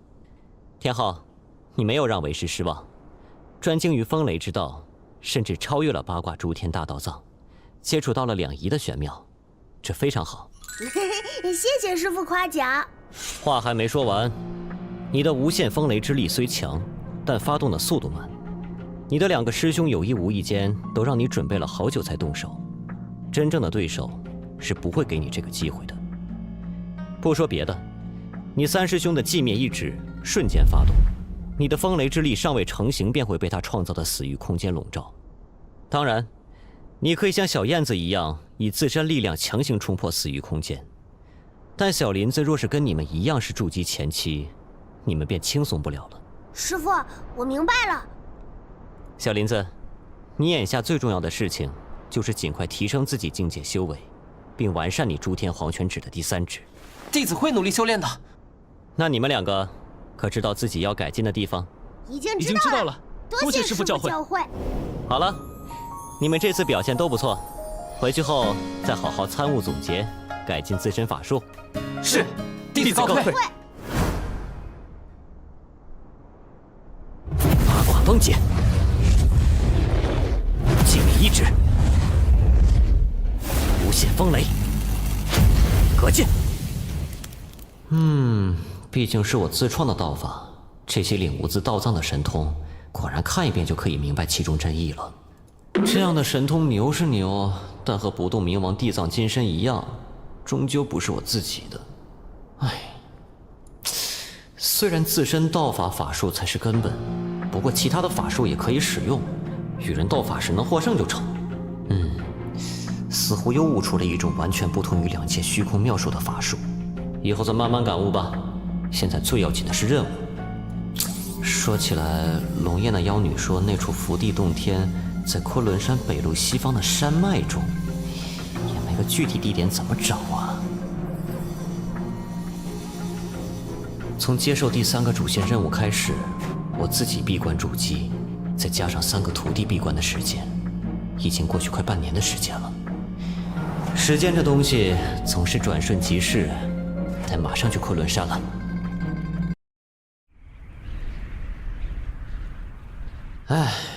为了找那什么玉京山，我在这儿晃荡了半年，连4个机缘逆天的徒弟都被我打发出去找了。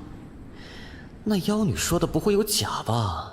大横断山脉西北方的昆仑山脉有座玉京山，你可有兴趣？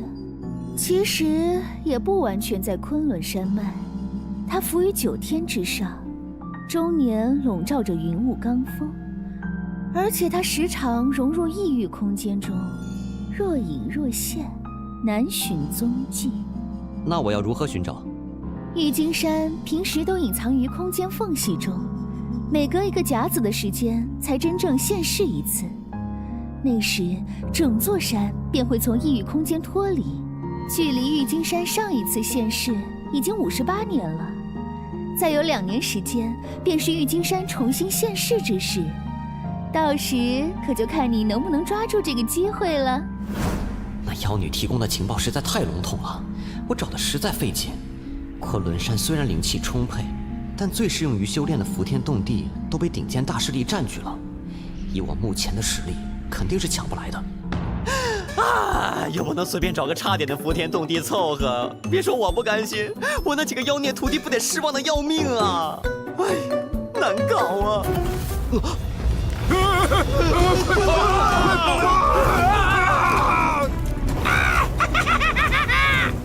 那是火鸦吗？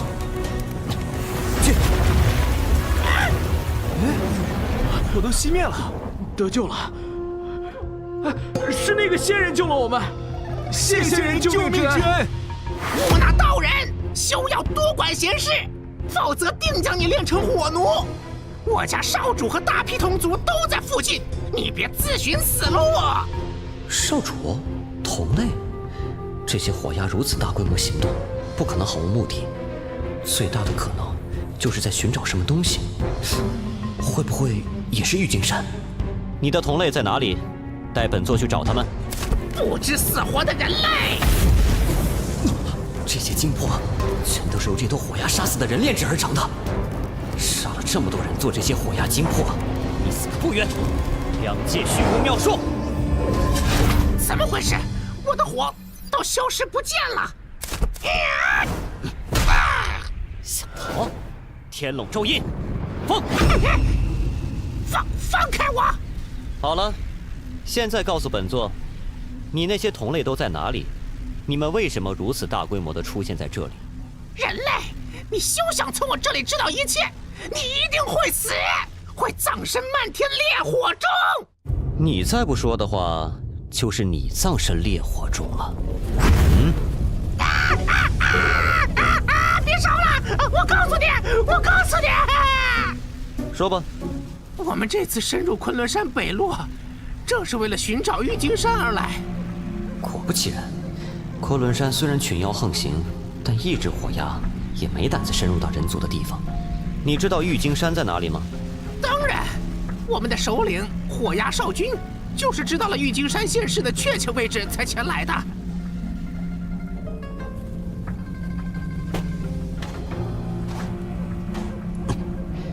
看样子还是扑了个空，火鸦群已经飞走了。这都第几个地方了？不是扑空就是烧焦的废墟。盘问了许久，也没从那火鸦嘴里撬出他们首领的具体下落。要去郁金山的话，必须得抓住几只火鸦头头问个清楚。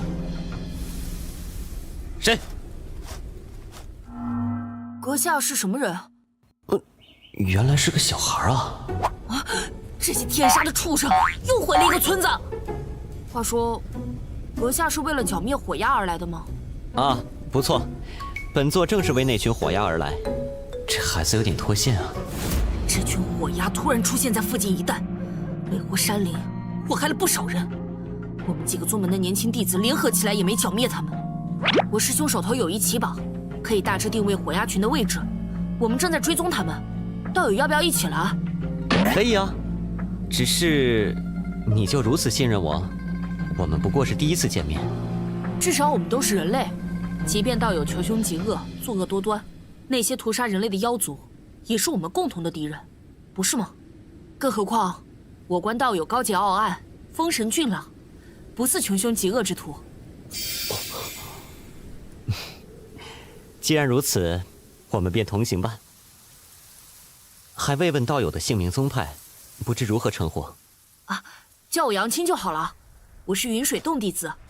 观道友样貌应该年纪不大，却已经到了炼气大圆满的境界，算得上是修炼天才了。啊，糟了，我说错话了。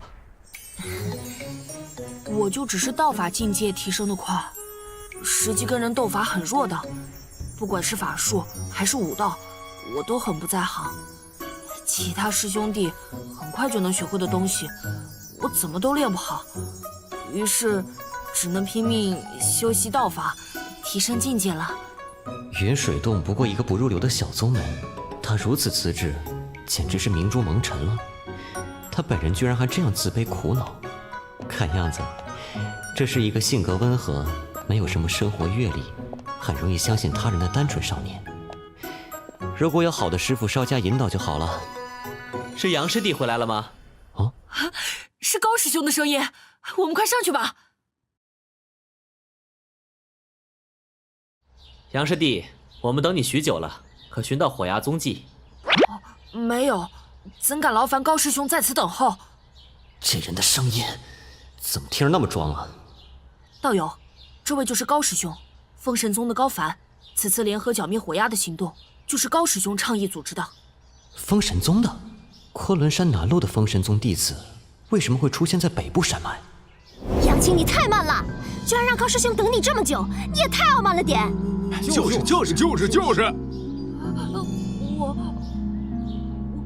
对不起。好了，晨曦，别说杨青了。杨师弟辛苦出去侦查，我赢一赢他也是应该的。若有危险，还能接应救援，不是？高师兄好帅！还是高师兄善解人意，我对杨青也没有恶意。看来这里有很多人都不把杨青当回事啊，即便他的修为在这群人当中并不算低。难道是因为他不善斗法的事情人尽皆知？哼，那个傻小子，跟我初时就自暴其短，想必就是这样才让这些修为比他低的人轻看了。希望以后能吸取教训吧。啊，封神宗嘛，我倒是结识过一位封神宗修士，名叫高龙，不知他跟阁下是什么关系？高龙是我堂弟，也是我同门师弟。他脾气急躁，经常在外面闯祸。若无意中得罪了道友，我代他向道友赔个不是。哪里，我与令弟一见如故，只不过上次一别已是1、2年未见，甚是遗憾。不过今天能见到他的堂兄，也算是有缘了。不知道友怎么称呼？叫我林道人便可。哦，林道友也是为了诛除火鸦而来。这种伤天害理的妖孽，人人得而诛之。说得好啊！我听杨青说，阁下有办法寻到火鸦的踪迹。切，杨青可真是个大嘴巴。对不起。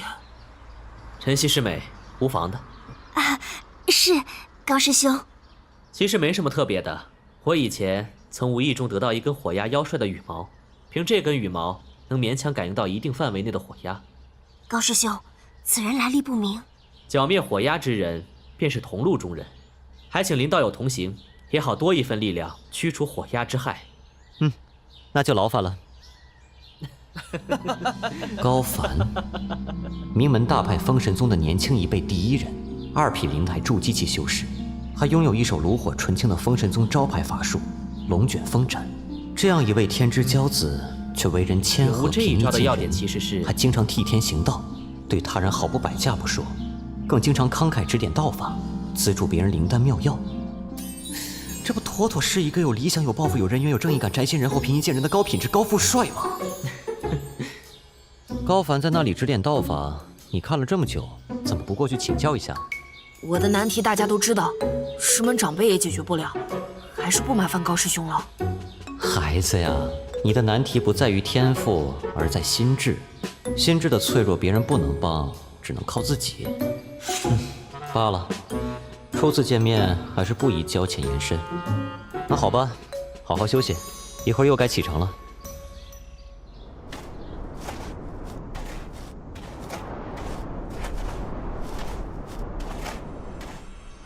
师兄，那就是火鸦妖帅的羽毛。就在附近，正在朝我们靠近。火鸦群数量众多，单靠我们怕是不好对付啊。是啊，我们的修为又不怎么高。火鸦口吐旭日真火，羽翼还会生烟，烟火夹杂在一起就会产生火毒，专破我们人族修士的护身法力。这是我师门长辈炼制的避火丹，服用后可防止火毒侵袭。大家每人1粒，速速服下，要准备战斗了。不愧是高师兄，考虑的真周到。吃药。快看那边！少君阁下！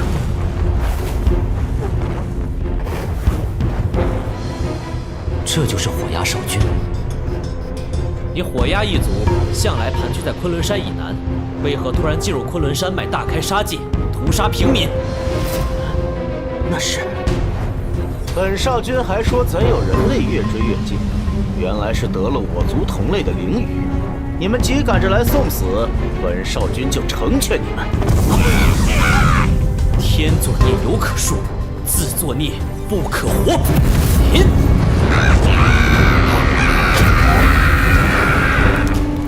高师兄好厉害，好样的！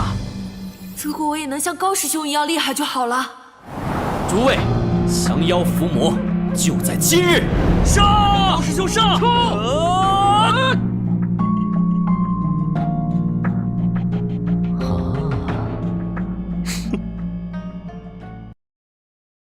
消灭火鸦！我能去吗？你们两个还愣着做什么？斩妖伏魔就是现在这个时候。好，这就来。我就不进攻了，在这里给你们压阵。真是个胆小鬼！好了，现在我只需静观其变，哼，看看你究竟有何目的。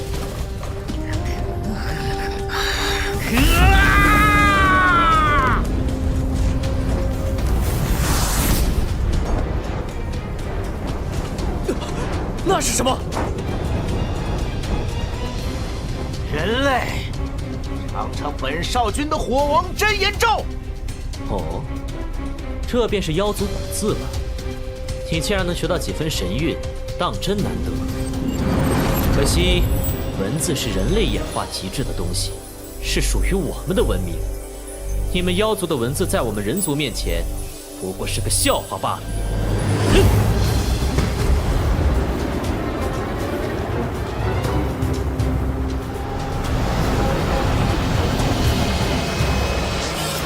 必须立马躲开！高师兄最拿手的龙卷风斩果然厉害。鸟妖，看你这次还死不死！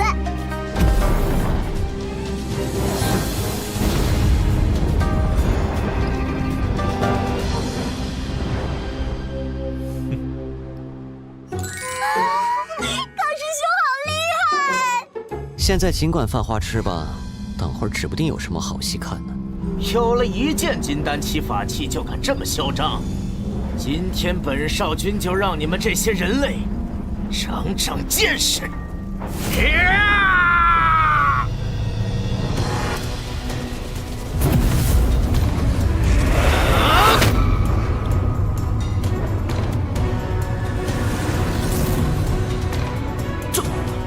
这是太阳真火火种。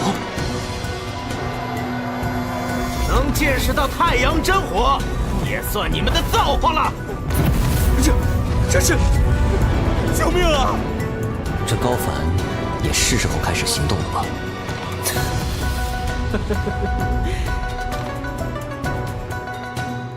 高师兄的流风法袍破了啊！连高师兄都抵挡不住了，难道我们今日要葬身于此？你这鸟妖，大概没听过一句话，叫做水火不相容。什么？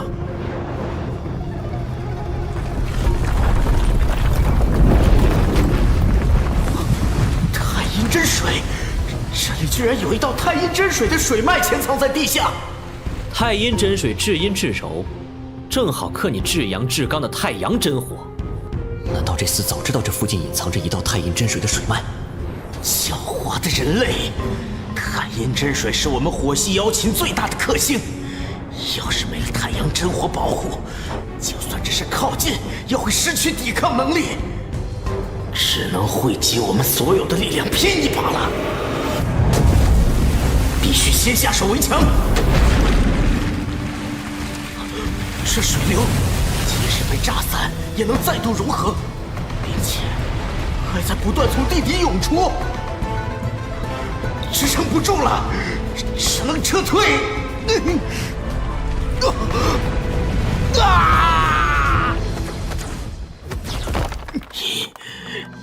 费尽心机，就是为了跟本少君拼个同归于尽。太阴真水现世，不会轻易退回，你们也会被他吞没的。高师兄，这妖鸟说的是真的吗？闭嘴！高师兄肯定已经有了安排，慌什么？啊，那太阴真水真的朝我们飞来了，怎么办呀，高师兄？别慌，我早有准备，有办法制服这太阴真水。高师兄果然深谋远虑，成竹在胸，活该这些鸟妖栽在高师兄手上。是啊，这次剿灭火鸦群，全赖高师兄运筹帷幄。我早就说过，高师兄出手，必然马到成功。你们言重了。其实，这次能马到成功，多亏了你们大家呀。高师兄，你总是这么谦虚。我一点都没有谦虚，没有你们，我还真得不到这太阴真水。高师兄，你……真的要谢谢你们大家了。去，怎么回事？皓月根本使不上力气。啊，这是什么？皓月根本无法操纵法力，施展法术。这是什么？感觉体内精气都被抽走了！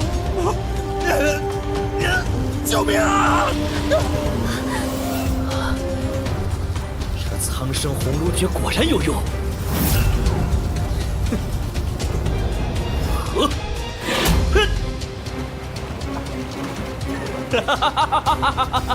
成功了！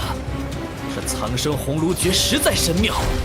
等我日后寻到了地方闭关，彻底炼化太阴真水，这6大真水之一的强大力量就会彻底为我所有了。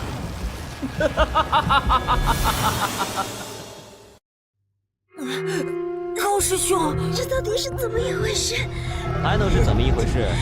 所有人都被他耍了呗。他一开始的目标就是这太阴真水，不知道他是从哪里得知了此地有太阴真水的存在。这水脉隐藏在地下，他难以寻找，也难以挖掘。于是他利用火鸦群做诱饵，以火鸦的太阳真火引出藏在地下的太阴真水，然后又以同行的众人做燃料，帮助他施展一种秘法来炼化收复太阴真水，打着剿灭火鸦的幌子，让你们一众人族修士成为他收取太阴真水计划中的棋子罢了。啊！怎么可能？避火丹，是那些避火丹？不错，那些避火丹正是我以苍生红炉诀炼制的生灵血种。只有这样，你们的精血生命才能作为苍生红炉的燃料，助我控制太阴真水。那是邪法呀！高师兄，你到底要做什么？当然是为了天地间6大真水之一的太阴真水啊！这样的力量，我一定要拿到手。有了这太阴真水，我必可以成就一番传奇，成为真正的一代天骄，一方巨擘。我知道你们不太能理解，也不太能接受，但若你们泉下有知，就会明白，你们的牺牲是有意义的，因为你们见证了一段传说的开始。杨青，你能发现生灵血种就是避火丹，着实不错。所以我一直都说你其实不笨，就是太懦弱了。至于这位林道友，高龙是死在你手里了吧？至少他的死也跟你有关。你要给他报仇吗？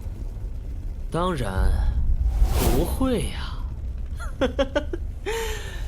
那个莽撞骄横的蠢货，仗着他师父宠爱，除了闯祸以外什么都不会，次次都是我给他善后，我还要感谢你杀了他呢，省去了我很多麻烦。好了，你们的疑问我都解答了，各位就安心上路吧。放心，我不会让大家感到痛苦的。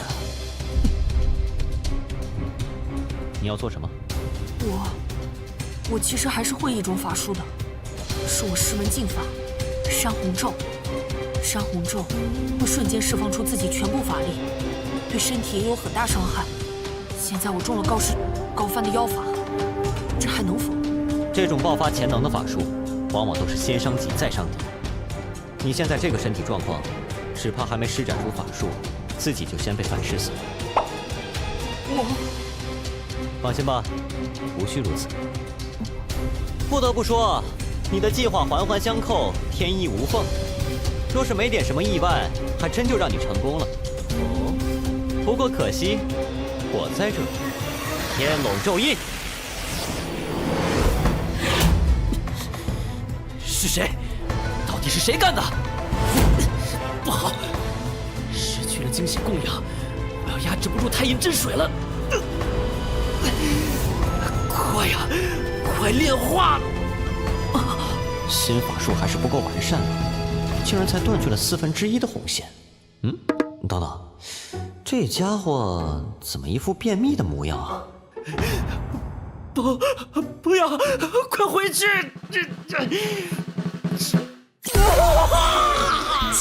残，满地伤，你的笑容已泛黄。我看着都觉得疼。我向苍天大地发誓，我真的只想破掉高凡的苍生红炉而已，并没有其他意思。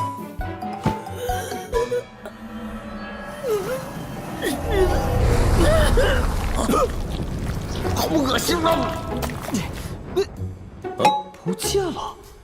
虽然太阴真水冲破了苍生红炉，但高凡还是将其凝结成了体积较小的精华。只是真水进入了休眠，需要进入人体休养生息。这么多绿光中，只有一个是真正的真水精华，谁会是那个幸运儿啊？是谁？太阴真水在谁身上？甭想了，这太阴真水一旦进入休眠，就算是太阳真火在跟前也不会起床了。太好了，高帆被自己的妖法反噬了，还敢如此恶狠狠地盯着我们！老子挖了你那对眼珠子，打死这个魔头！大家，一群无知的人，还没有弄清楚自己的处境呢。什么？来了。高凡，怎么弄得这么狼狈啊？以前怎么不知道你还好这口啊？我的好师兄，你怎么落到这份田地了啊？李想、秦涛、刘旭东。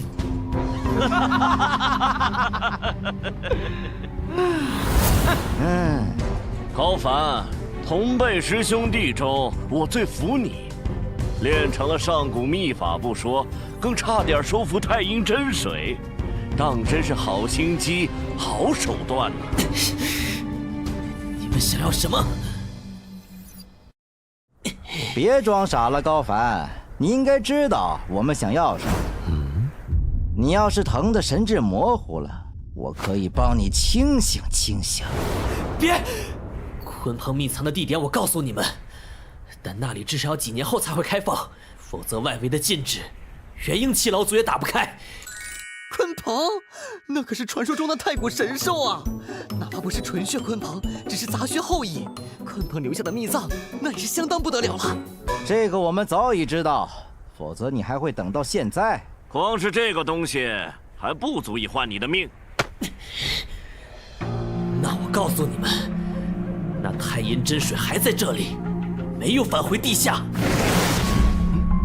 真水精华就藏于这些人身上，暗中休养生息。人是谁，要你们自己去找。这个简单，都宰了便是。他们要把我们全杀了！他们都是筑基期修士，我们打不过呀。那就跟他们拼了！冲啊！冲啊！跟他拼了！我的腿，动啊！这种时候，拼不一定死，但不拼就死定了，还怕什么呢？我两个大小鬼在那里等死吗？你要撞上喽！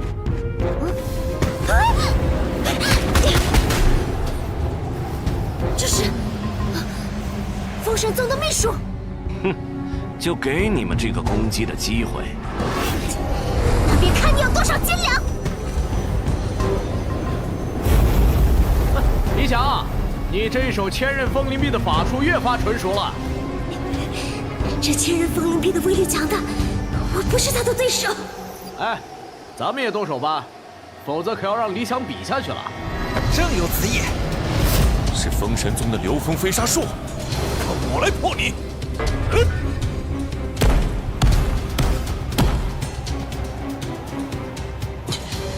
怎么还没穿过这个沙漠？我这流风飞沙术本来就不是以攻击力见长，但只要进了我的沙暴，就别想再活着出去。你别太得意了，只要我不进你的沙暴，你就奈何不了我。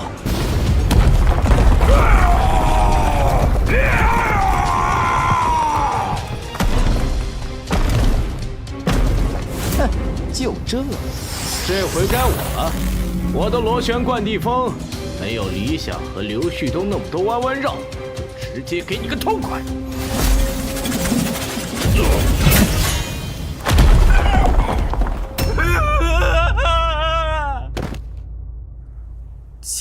这2位师兄都打不过，完了，今天怕是要死在这儿了。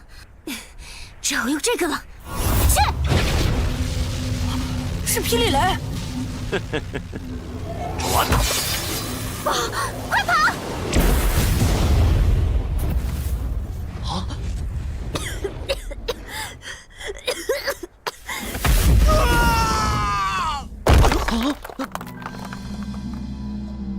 你们封神宗的人到这里大开杀戒，以为我们北路众多宗门没人站出来主持公道吗？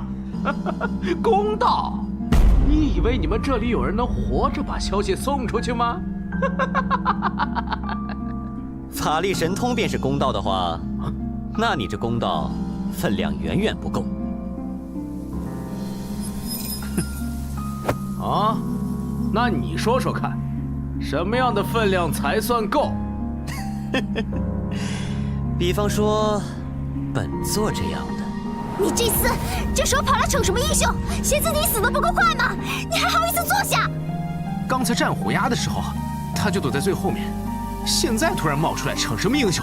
嘘，让他装，有他吸引注意力，说不定那3个凶徒一疏忽，我们就有机会逃出去了。口气真不小，老子就来试试你的斤两，看你有什么资本在这里装神弄鬼。他这是闭上眼睛等死吗？真倒霉，白白让我心中生出几分希望。还以为他有什么本事，原来只是放2句狠话，死前图个痛快啊！到底怎么回事啊？放宽心，看着就好了。哎呦，居然敢说我的法力神通分量不够！我今天就让你好好见识见识。让谁好好见识呀？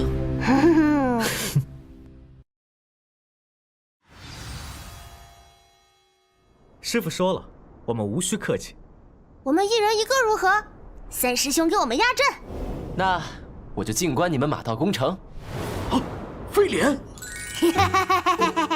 如此小的年纪，竟然是筑基期修士。胖子，你很嚣张啊！3个筑基初期的小崽子，也敢在老子面前造次！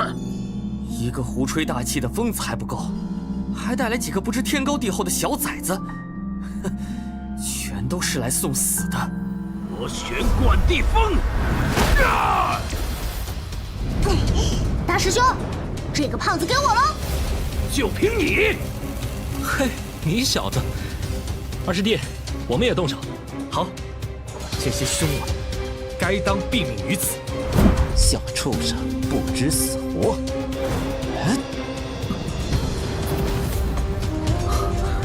是个迷惑心智、使人迷失方向、立即而死的幻阵。可惜你这幻阵只是雕虫小技罢了。萤火之光如何与日月争辉？黑暗曼陀罗阵，开！不好，我感知不到外面了。这什么招式？流风飞沙，喂！一是则见道，一是风见道。风在泽上，装伏卦，巨鸟出笼。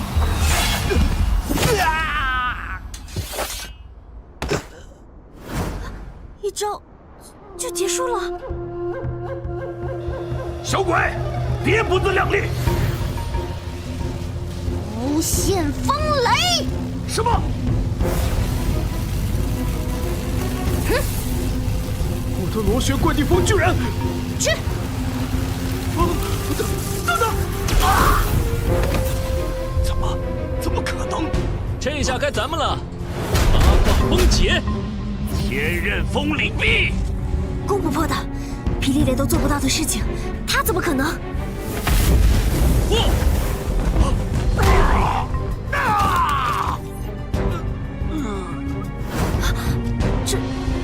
这是筑基初期修士的力量吗？这才叫做公道。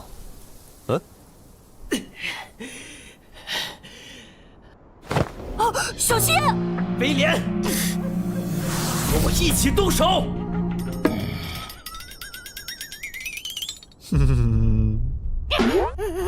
飞廉，还愣着干嘛？快回来啊！孽畜！龙卷风斩！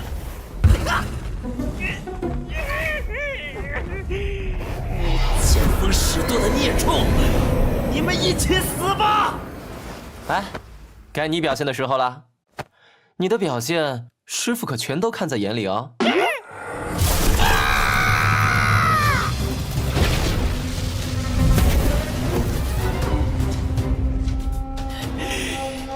你这背主的畜生，总有一天，我要将你抽筋扒皮，连带着你背上的肺。出天黄泉指，寂灭。什么？不好，已经没有余力破开这空间了。一招，这是炼气期吗？霸气，这才叫霸气！那么强大的千仞风灵臂，看都不看就是一拳轰碎，牛啊！一拳之力竟比霹雳雷都强，真的好强！太潇洒了，轻描淡写间就破掉了对方的流凤飞沙术，而且不带一分一毫的烟火气息，好帅！5、6岁大就有筑基期的实力，这是人吗？别是什么上古凶兽的幼崽吧？嘘，别乱喊，让人家听见了。你想死吗？哎，他们以师兄弟相称，难道是同一个师傅教出来的？错不了，他们的法力气息极为相似，应该是修炼同一种道法，就是不知师承何方高人。别看他们现在修为还低，最高也只是筑基期初期，但以这个势头发展下去，各个前程都不可限量啊！就是，那可不，一个个都是真命天子，好吧？你笑什么？没一点本事，偏偏爱胡吹大气。哼，要不是这4位师兄相救，你早就已经是个死人了。这可未必。哼，还在这里死鸭子嘴硬呢，就该让你吃点苦头才是。难道这位林道长就是？走过来了，好帅！感谢4位师兄救命之恩，还不曾问4位高姓大名，师承何处？弟子参见师尊。什么？表现得不错，你们让为师看了一场好戏，都起来吧。弟子，师尊，这是幻觉吧？这一定是幻觉，一定是幻觉，对吧？你不是前辈，我真没想到啊。你最大的问题不在于修行法术吃力，而在于心态。自信一些，勇敢一些，你会发现面前的道路其实很宽广。谢谢前辈的教诲，我会努力的。师傅，有奖励没有啊？奖励嘛，我看看啊。你看那个火鸭算不算？居然还记着我？当然记得，我可是专门来找你的。今天就到这里吧，我们走。杨青小友，来日有缘再见。杨青期待与前辈再见的一日。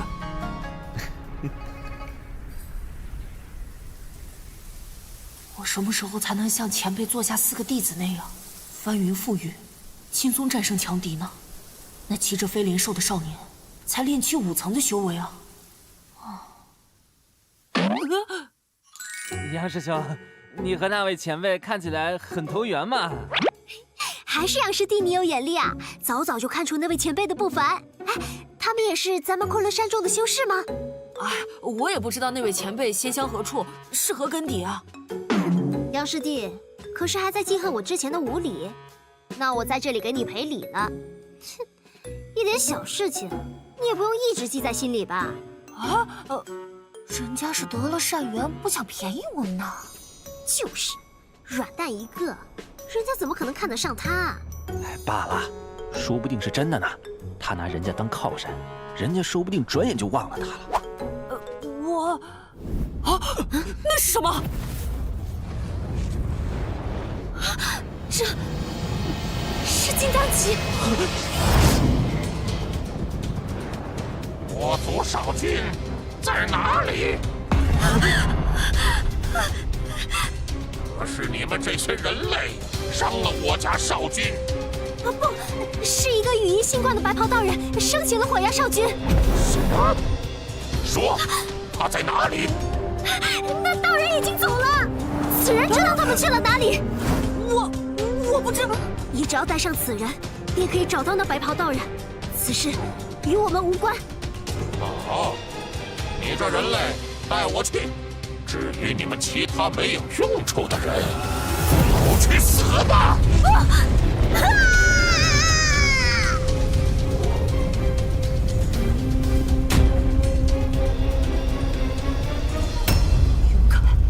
勇敢，再勇敢一点！山洪咒，山洪咒，一个炼气期修士而已。这是太阴真水！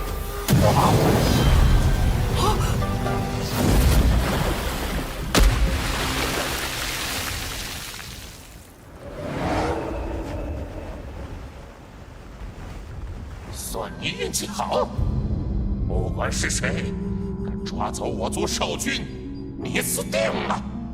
不用往上出手，终有一天我会把你烧成灰烬。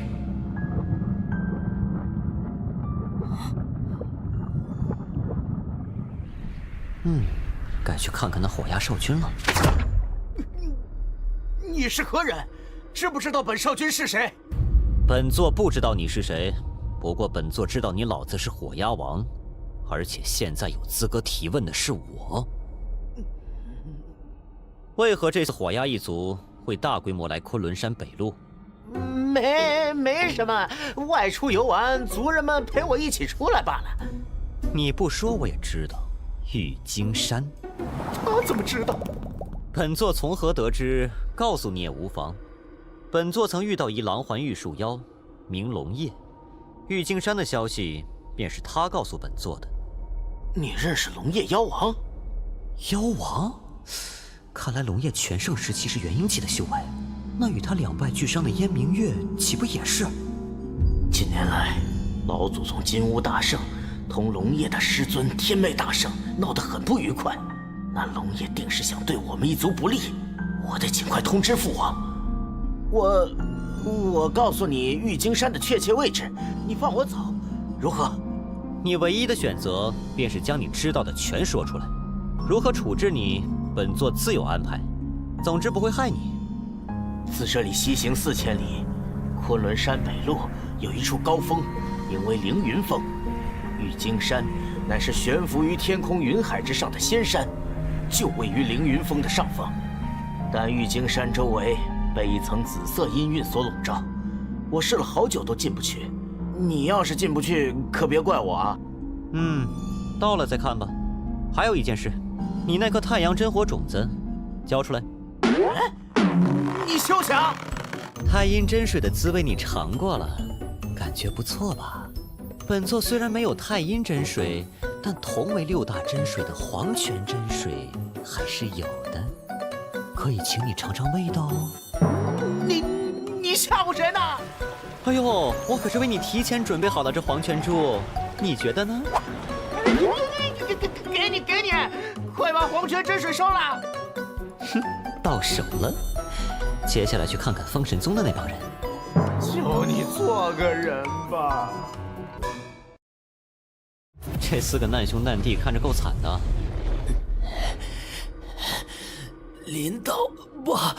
林前辈，您和晚辈曾共同对抗火鸦，相逢即是缘分。之前的些许误会，还请林前辈千万不要放在心上。这厮脸皮真厚啊，脸换得这么快。你们3个，这位前辈，你们是封神宗的弟子吧？本座想想，之前似乎杀过一只封神宗的小虫子，记得名字是叫高龙。这个人根本就没把封神宗看在眼里，看来想要活命，必须把有价值的东西奉上。启禀前辈，此人知道一处秘藏，乃是上古大妖鲲鹏遗留之物。此物正该前辈这样的大能才配拥有。没错。这帮混蛋把我卖得一干二净。高帆不仅知道秘藏的地点，身上更有一件灵物可以用来开启秘藏，还请前辈明鉴。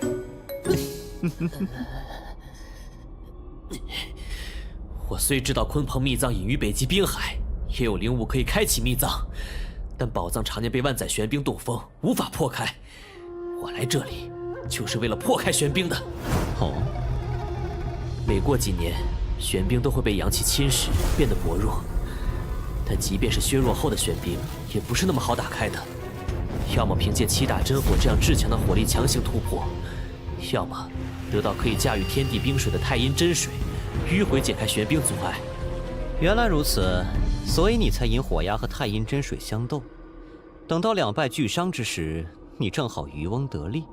哼，如此说来，你手里开启秘藏的宝物呢？就是这个。鲲鹏之鳞，这鱼鳞中居然暗藏着空间之力，怪不得能将鲲鹏的鱼鳞缩小至此，真实大小怕有1平方公里左右。小燕子，跟着为师的黑云旗往西走4000里，去凌云峰。啊，知道了，师傅。至于你们，就乖乖在这里等着吧。虽然没搞到太阴真水，但萧燕的幽冥邪皇同样可破万载玄冰。不过，还是要探一下这颗真火种子。用八卦诸天大道藏的法力，在神识里组成虚拟的小世界，稳妥得很。太阳真火神芒果然厉害啊，竟有此等力量。什么人竟敢觊觎本尊的太阳真火种子？这声音是金乌大圣。原来是金乌大圣留在真火种子中的一道神念，一个残存的思维意识而已。但仅仅是这股念头，镇压得我都有些喘不过气来。看来金乌大圣留下这缕神念，是为了防止外人得到真火种子。如果外人企图炼化，这神念就直接将这颗真火种子炼成分身，抹杀敌人。虽然一颗种子里的太阳真火并不多，但金乌大圣神通广大，他能靠意念将其炼化成自己的分身。只要炼成，那分身就非我线下所能抗衡。不过，我已经弄清楚原理了。正好让我试验下新法术，也正好给我炼化太阳真火种子做个参考指导。不管你是谁，敢动本尊传给子孙后裔的真火种子，都只有死路一条。断。你到底是谁？竟可以斩断本尊和火种间的联系？问的问题真笨，我可能告诉你吗？你。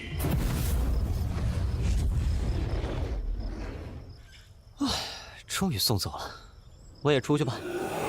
这个法术怎么说呢，仍然需要完善呢。可惜神通分析器不能用在我自创的法术上，那就来分析分析这太阳真火种子吧。神通分析器启动。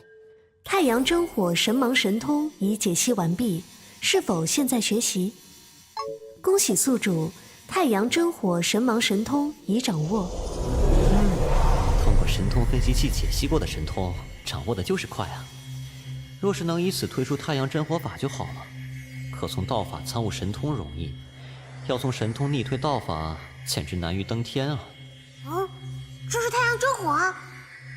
真的是太阳真火！我之前感觉都没错。给我，快给我！你又搞什么鬼？之前我就隐隐约约感觉到了太阳真火的气息，但不敢确定。现在离得近了，我肯定那就是太阳真火。是又如何？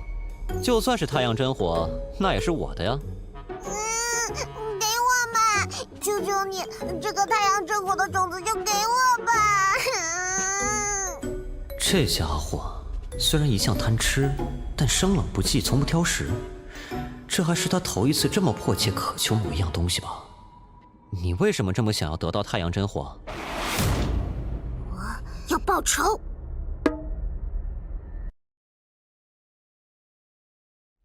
要报仇！是要向那个把你打得只剩一缕残魂的对头报仇？不完全是，更为一寻我父母的耻辱。我爹可是妖族饕餮大圣，我娘亲也是饕餮一族的紫峰饕餮妖王。他在种族里虽然是幼崽，但实力仍不可小觑。那他父母会是何等怪物？那个能害他仅剩一缕残魂的家伙，来头肯定也不小吧？父母的压力，敌人的强大，一人的无助，这个小家伙原来背负这么多吗？太阳真火的种子，给我吧！只要你把它给我，你让我做什么都行。啊，这么低声下气，不像你啊！莫非你面对的敌人很强？一个太阳真火好像不够吧？强个屁！你天狐一族的胡芬只不过会些魅火的手段，切！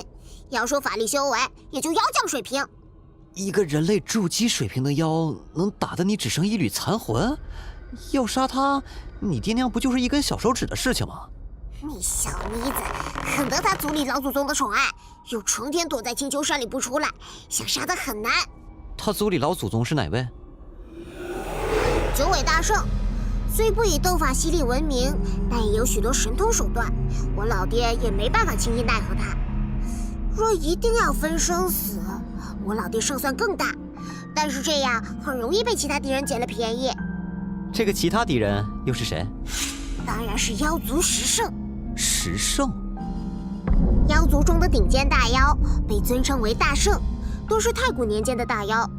目前寿命最响的10名大妖，被合称为妖族十圣。其中天魅大圣在10圣中最为神秘，没人清楚他的根底，但他的实力无人敢质疑，连我爹都说看不透他的深浅。他修炼的混沌妖典是妖族圣典《天道妖经10卷》中排行第2的妖法，第1卷已经失传了，所以是目前还流传的天道妖经中最为高深的妖法。哦，原来如此啊！你的仇人是胡芬，他的靠山是九尾大圣，但这跟太阳真火有什么关系啊？天狐一族怕火？当然不是啦，天狐火虽入不了7大真火行列，但也是有名的灵火。啊，那你为什么还要太阳真火？只有太阳真火才能对抗那至冷至寒的玄冥真水。那该死的家伙竟然宁愿要胡芬那个狐妹子，也不和我成亲，还把我打成了这个样子，太可恶了！啊，等等，成亲？对啊，我当初也是妖王级别的，抢雄星居然抢不过一个妖将，简直是笑话。而且这事闹得整个天花广路都知道了，我爹娘丢脸丢到家了，这还不是奇耻大辱？所以你们这些公的都不是好东西。我去，闹了半天是抢男人抢输了。那黑水玄冥把你打成这样，你爹娘不管吗？这人问题咋这么多？他也被我毁了肉身，神魂大损，估计只剩一缕残魂了。不过我敢肯定他还活着。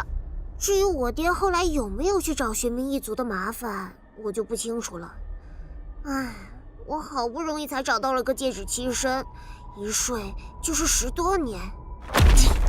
若有了太阳真火对抗玄冥真水，再加上我自身的吞噬神通，必然可以击败他。玄冥真水是天下至冷至寒之水，连火焰都可以冻结。若要克制7大真火中的太阳真火，效果最好，难怪他这么想要。哎，吞吞啊，我说句话你别介意啊。什么话？你说。那个黑水玄冥为了胡芬，肯愿和你拼到2败俱伤，他们俩的关系必定深厚，你怕是抢不过那个胡芬啊？你在说什么呀？他跟胡芬也就是玩玩的。啊！哎呀，你就把真火种子给我吧。所以说你要太阳真火，就是为了打败黑水玄冥，踢开胡芬，最后跟他强行那个啥。这画面太美了。说好的奇耻大辱呢？说好的血海深仇呢？说好的不共戴天呢？可恶！还是那么郑重，甚至连父母都牵扯起来，还以为是什么妖王血泪史，现在越听越不对劲。妖族都这么个德行呢？啊！你怎么走了？喂，别走啊！哎，把真火种子留给我呀！哎，喂！师傅，我们已经到凌云峰了。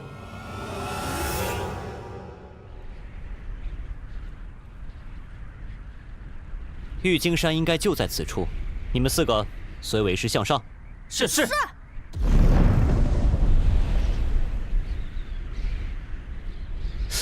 怎么回事啊？这凌云峰的上空完全空无一物啊！去黑云旗内问问那火焰少君好了。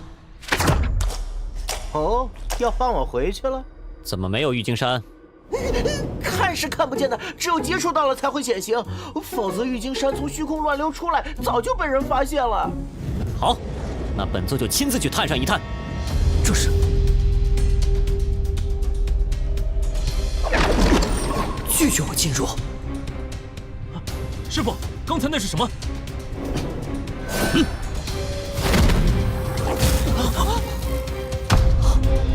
玉京山。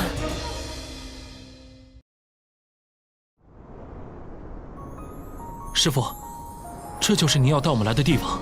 不错，此山名为玉京山，便是我们师徒的山门洞府。怎么样，都喜欢吗？天上白玉京，12楼5城，这里才可称得上真正的人间仙境。嘿，没得说，1级棒。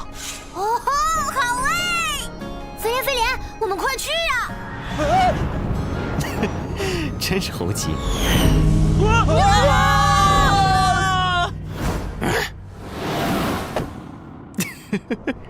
师傅，你知道那前方有紫气阻挡吗？怎么了？一点小小的困难就哭丧着脸？天笼咒印，就连天笼咒印也无法困住这阴云紫气。幸好我手快，让神通分析器解析了这紫气。名称：周天紫气，大周天万物母气。详情：天地初开，造化诞生时，伴随天地而生的一缕清灵气息，本身没有攻击性，但却可以化生万物，也可以排斥万物。哦，原来是因为它在与天笼咒印接触时，化身为与天笼咒印同源的形态，所以它借此骗过了天笼咒印。之前叫你们寻找此山是第1种考验，不过是预热罢了。现在才是真正的考验。你们前面的阴云紫气名为周天紫气，又名周天万物母气。此气可化生万物，但也会排斥万物，绝非你们想象中那么简单。去吧，方法不限，谁能第1个破开周天紫气的阻隔，登上玉京山，为师有特别奖励哦。是，师傅。嘿嘿，我先来。飞廉，助我一臂之力。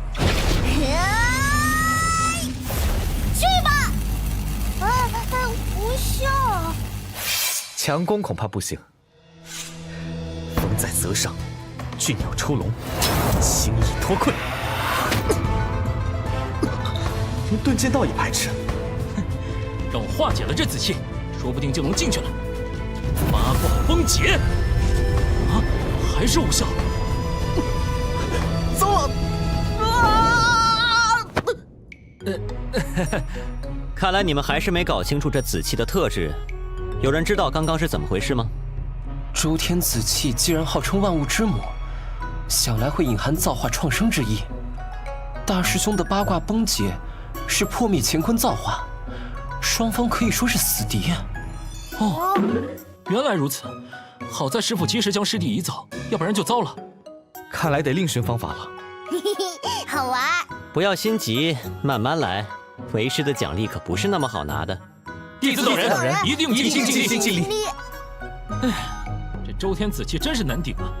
是啊，我们的招数全都不行。知己知彼，百战不殆。我们先观察一下吧。好，那我让飞廉绕着紫气云海飞一圈。好。我也要尽快努力了，破除周天紫气的阻隔，才能到达玉京山啊！这片紫气云海将内部空间完全封住了，不能用黑云旗，也不能用2阶虚空妙术。无论是法术还是人，都会被这紫气排斥。这特性倒是和我那未完成的法术类似。天地初开，清气上升为天，浊气下沉为地。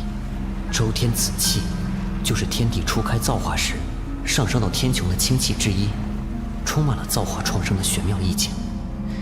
此次对道法的理解更进一步，更是适合修炼的时候。此前灵台筑起，却迟迟不能凝练丹鼎，丹鼎的品质对日后结丹的成功率和质量都有巨大的影响，切不可大意啊！先感受天地灵气，试着将身体与这天地融为一体。识海，想象出丹鼎的外形。丹鼎雏形已有，接下来就是锤炼法力了。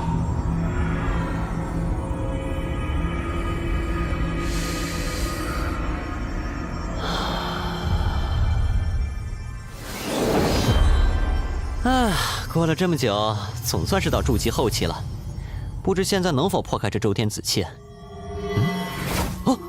乾坤镜，乾坤镜为何会自己？这乾坤镜的光芒竟然让这紫气退散了。看来之前小看你了。这光芒是地面之下的浊气，乾为天，坤为地，苍穹之上为阳，生清气。大地之下为阴，生浊气，清浊中和，紫气消散。看来借助乾坤镜便能进到玉京山。人间仙境！不好！乾坤镜的光芒越来越弱，紫气都涌进来了。两界虚空妙术！这紫气云海太庞大了。好在有惊无险，乾坤镜的能力有限，看来是到不了玉京山了，得加强这乾坤镜才行。不过发出这浊气的应该是土象精气，不知道哪里能找到这种物质啊。宿主触发随机支线任务中央雾土神光。任务名称中央雾土神光。任务背景：周天子气激活了宿主所拥有宝物乾坤镜中的中央雾土神光。眼下乾坤镜中的中央雾土神光较为衰弱，想要增强神光，需寻得土系灵物，利用其中土象精气滋养。任务目标：宿主获得足够高品质的土系灵物，培养中央雾土神光达到一定强度。任务时限10天，超时未完成，任务作废。达到一定强度。中央雾土。果然同大地有关，但是10天期限能去哪儿找呢？这红光不断的跳，是指引我去找某样东西的意思吗？怎么有一种找七某猪的感觉？地点好像是黑云地宫附近。不管了，先去看看吧。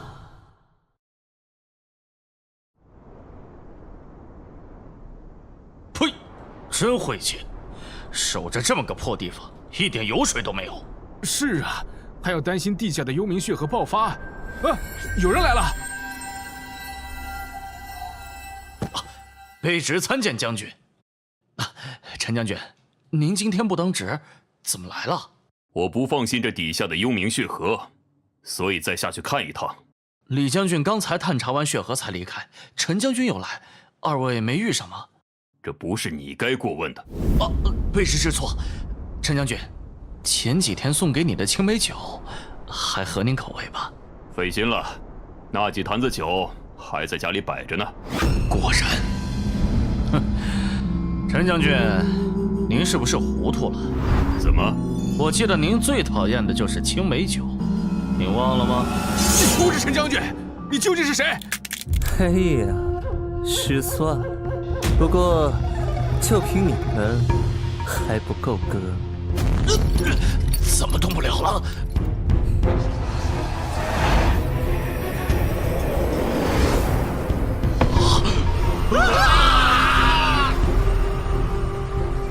所以说你们还不够格呀。好了，该去地宫了。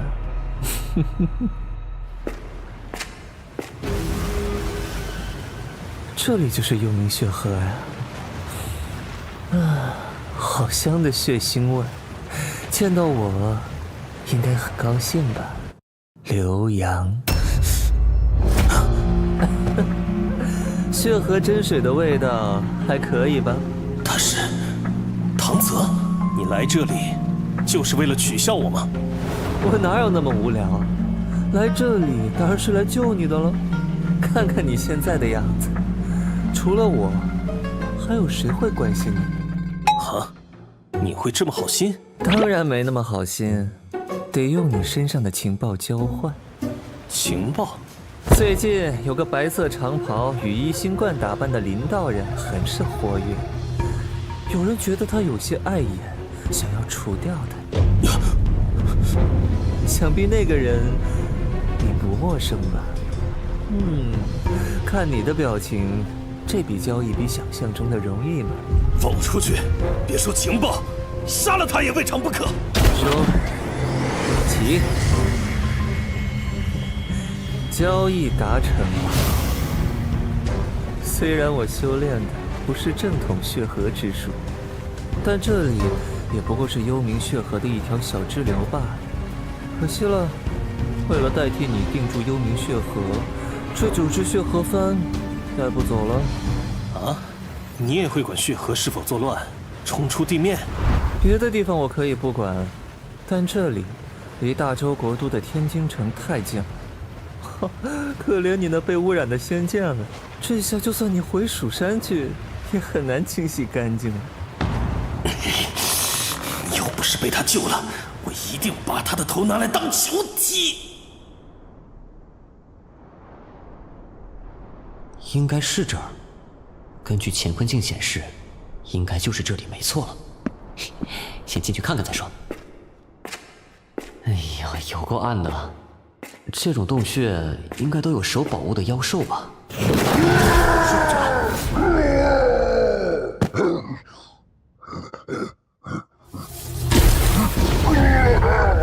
筑基期的妖将作为守宝妖兽有些弱。哼，这石铠倒是挺结实的，救了你一命。还来？看来这洞穴深处有我要找的东西。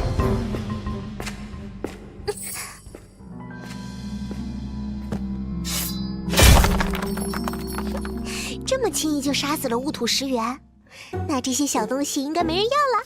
风铃，你呀，就是无利不道，一丝不留啊！你懂什么？好东西到手时的满足感可是非常美妙的。你看这颜色，回去打磨一下做个耳坠正合适。小姑娘，这可不是做耳坠的东西。确切的说，这东西已经不是你的了。风神宗弟子？怎么，你这是认出了我们的身份，准备到处宣扬一番？没，不是说贵宗丢了一只飞莲吗？我就多留意了一下。哦，留意？难道飞莲是你偷的？不是，但我知道是谁。偷东西那人刚从那边进去了。哦，这巨人也是他杀的，我亲眼看着他骑着一只绿色灵宠从那边进去了。筑基期的妖兽确实不是一个炼气期的小姑娘能杀死的。不过要真如这小姑娘所说，我只是刚好路过，不小心捡了2位的宝物。再说我一个小姑娘，能有什么坏心思？看在我提供消息的份上，放了我吧。烈风长老说，最近在附近感应到了飞莲，刚好现在有人目击，不会是巧合吧？要不我们先禀报烈风长老？不，这是我们的机会。若能找到飞莲和高龙的踪迹，投身烈风长老门下，就能进入内门。听哥哥你的。不过，要杀了他，算了，杀了他指不定会引来什么人呢。留着他，以后说不定还能救自己一命。走吧，我们先去会会那位。风铃，这下有好戏看了。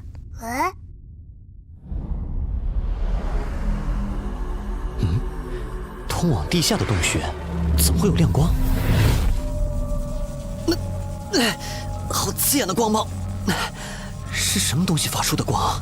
这是……好浓郁的土象精气，增强乾坤镜所需的，应该就是这个吧。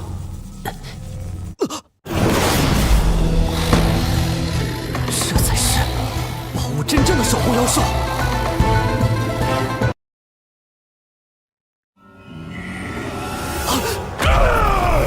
接近金丹期的妖兽，好快！两界虚空妙术。好机会，得离他远点儿。山神玉，先天之灵，10万大山才能孕育出的山石精华。原来是先天之灵，难怪可以滋养中央雾土神光。这真的，之前没感觉到，拿起山神玉就有了。莫非这山神玉镇压了什么东西？把东西放下！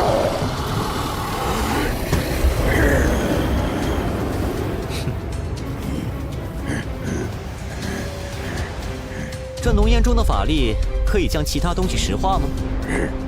法术不错，你倒是给我提了个醒，以后面对此类法术该怎么办？该死的人类！拿我宝物，杀我同伴，拿命来！哼，正好拿你试试我新揣摩的法术。第2个自创法术雏形有了，该起个什么名字好呢？啊，这法力流动式，2个筑基后期的修士，好快的速度！这2个人也是冲着这山神玉而来。若真的为了宝物而来，那我就成了众矢之的。本来还想完善一下法术，看来得另找机会了。那丫头说的没错，人就在前面。先让你们3位好好玩玩。又来2个！后飞莲的家伙呢？又来2个姓山神玉的人类。找飞莲，这更得让你们打起来。喂，臭猴子，后飞莲的家伙呢？是被你杀了？什么飞莲地莲？识相的就离开！若也想盗宝，那俺只能活吞了你们！哦，看来你这猴子还守着一件了不起的宝物嘛。而且听你这口气，刚才与你打斗那人是被活吞了。是又如何？果然都不用诱导，这些封神宗的家伙自己就会搞事。不过这2个家伙怎么知道飞莲在我这儿？什么时候暴露的？那人我们找了许久，现在被你吞了。他还欠我们东西，那只好将你剖开了。一热一寒2种风息法力，2个猪气气的小儿，就凭你们！阳刚烈！看来不能小瞧这2个人的手镯。阴风化！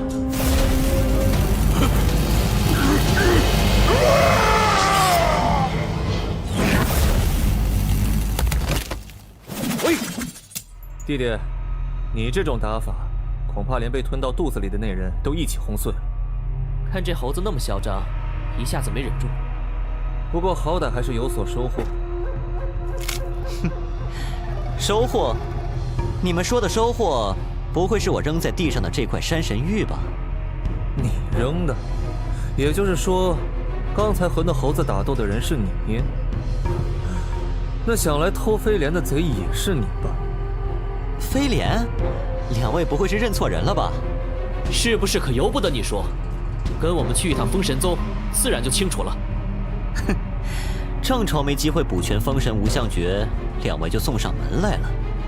看2位的做事方式，恐怕手中血债不少吧？不然我还不好下手。不知死活的东西，等下看你还能不能这么嚣张！哼，一会儿就让你笑不出来。弟弟，刚才我可是都看了，你们这副手镯危险得很，我看还是不要用了吧。手，我的手！弟弟，我的胳膊，我的胳膊呀！哦，你们是在找这个吗？这镯子太危险了，还是交给我保管吧。快跑！怎么样，2位？作恶的时候，也曾想过有这一刻？大挪移遁符！想逃？大挪移遁符已经生效，我们得救了。下次见面，这断臂之仇必须让他加倍奉还。送你个礼物，这个礼物名叫诸天戒杖。这感觉不对劲，我怎么又回来了？两位，我们又见面了。大国一顿服，逃不出去，为什么？你到底做了什么？只是一个小法术罢了。诸天戒杖于虚空中分界，为诸天设立屏障，隔断目标范围内灵气法力的流通与运动。凡入了这3丈方圆，便如同那笼中之鸟，无处可逃。好了，二位，既然知晓了我的行踪，那就随我走吧。震感又来了，这山神域真的镇压了什么？用神念探究一番吧。那是无间钢砂，无尽轮回，永远无法解脱，地狱中的地狱。这地下镇压的，竟然是4大神方之一的无间钢砂。无间钢砂，凡触碰的生灵，都将立刻被夺取神魂，化为厉鬼。被吞噬者，将永世不得轮回。这无间钢砂力量诡异霸道，又没了山神域镇压，还是早点离开此地为好。果然是你比较厉害啊！要是能知道你的行踪就好了，这样本姑娘就可以源源不断的引人去找你麻烦，等你反杀他们之后，就跟在后面捡现成的。可是他好像什么都没给你留。不对，他好像把这个留给你了。那个穿白袍的道人，本姑娘记住你了，别让本姑娘再碰到你。不会是感冒了吧？哼，山神玉已备好，是时候破开这周天子气了。乾坤镜，中央雾土神光。中央雾土神光强化完成，宿主完成强化任务，获得1次抽奖机会。哼，玉金山，让我看看你究竟是何模样。快到尽头了吧？这就是仙山白玉京。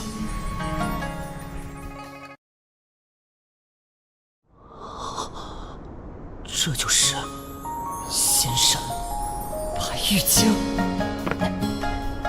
沿着这里就能到山顶吗？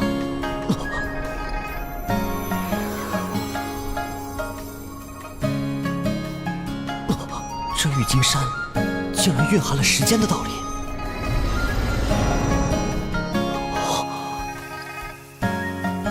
那便是玄天宝树吗？树干将整片天空都遮蔽了，这也大得太离谱了，感觉一片树叶都要压死人了。不过这么大一棵树，竟然连4大奇树都不算。天地间有4大奇树，分别是梧桐神木、狼环玉树、人参果树、沙罗铁树。不过一见这玄天宝树，就忍不住觉得4大神树加一起都比不过这一株，是我的错觉吗？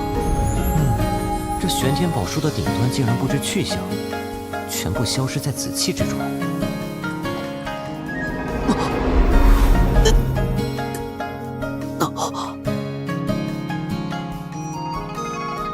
这株玄天宝树居然自行开辟了一个洞天。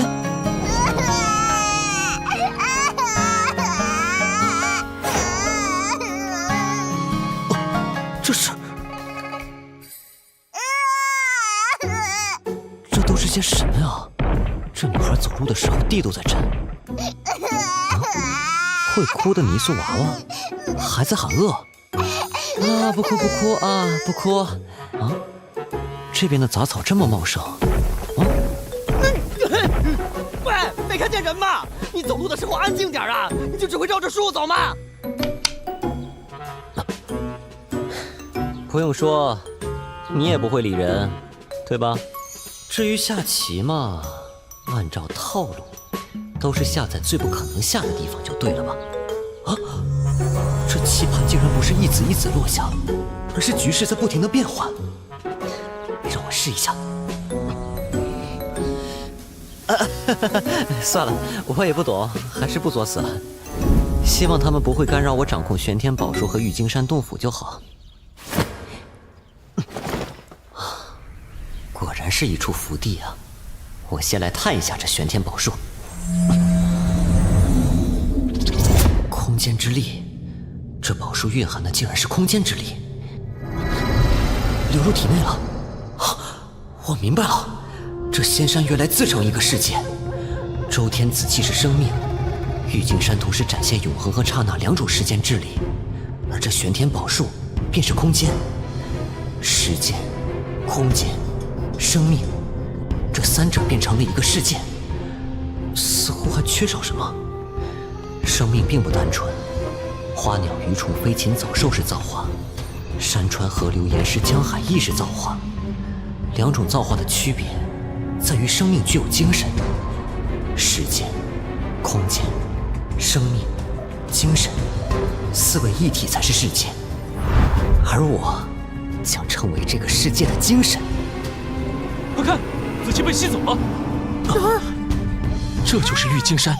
为师已为你们拨开云海，上山来吧。啊，是师傅的声音！看来我们花的时间太久，师傅都不耐烦了。师傅这个考验肯定准备了很久，被我们浪费，真是罪过。下次一定不能让师傅失望了。不能气馁，下次我们定会完成任务的。现在，我们先上山看看吧。好。小燕子他们都上来了，以防万一，还是把周天子气重新催动起来，保护我们这个家吧。恭喜宿主寻找到符合条件、适合开山立派的福地洞天。恭喜宿主完成第3个主线任务，主线任务特别奖励发布。来到这个世界这么久，总算有个安身之处了。任务终于完成了，这就是任务奖励。物品名称：昼光藤灵根，作用：根植于洞天福地独立空间后，可随宿主心意改变独立空间内的时间流速，最快可加速100倍，最慢可减速100倍。日后渐渐壮大，加速倍数仍会提升。也就是修炼时间加速100倍。我这个100倍时间好像比那个100倍重力更厉害呀！洞外1年，洞内100年，并且倍数加速，还有提升空间。天元大世界的大宗们基本都拥有各自不同的加速修炼洞府，但加速时间在100倍之上的屈指可数。有了这个洞天，小燕子的3年之约也不用太担心了。新主线任务已发布，请宿主尽快查看。那任务又来了，就不能让我多享受一下清闲的时光吗？主线任务 2.0 开山立派，广收门徒。任务声明：恭喜宿主完成第1阶段准备工作，可以正式开山立派了。即日起，宿主需正式建立山门基业，并招收潜力数值总和25以上的弟子30人，为宗门打下第2阶段的根基。任务时限10年，超时未完成，直接抹杀宿主。招收潜力数值总和25以上的弟子30人。这4项数据组成潜力数值，每项达到10才算满分，想不到他们4个都在33以上。现在看来，系统制定的亲传衣钵弟子标准，潜力数值总和多半要达到30，而25以上的，明显是内门弟子一类的群体。这样的弟子完全就是可遇不可求啊！只有找到猴年马月呀，果然是坑爹的系统。罢了，先努力提升修为，然后打响知名度，吸引优秀人才主动来拜山门才是正道理。总之，先把昼光藤给种下。长得真快啊！这样就有山门修炼场所了。时间与空间2种力量产生了完美的共鸣，感觉好舒服啊！这个小洞天从此便称作玄天咒光洞天。从此刻起，我同玄天宝树、玉京山以及周天紫气之间的联系就会越来越紧密了。这四方联合组成一个逐渐稳固的小世界，但要真正达到小成，还需要我结成金丹才行。开始加速，倍数100。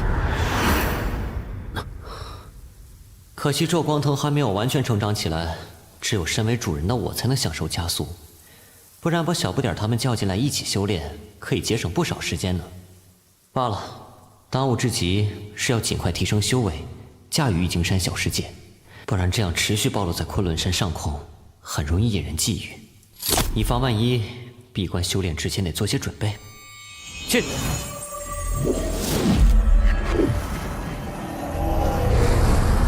那个是……你们莫要惊慌，这只是一个暂时的护山法阵，为师要闭关一段时间，你们自己留在玉京山里修炼，不要离山。除了玄天宝树上方的小洞天以外，其他地方都可以自由活动。是，师傅。师傅真是选了个好地方，我们也不能懈怠，一会儿上山后马上开始修炼吧。好啊，我听大师兄的安排。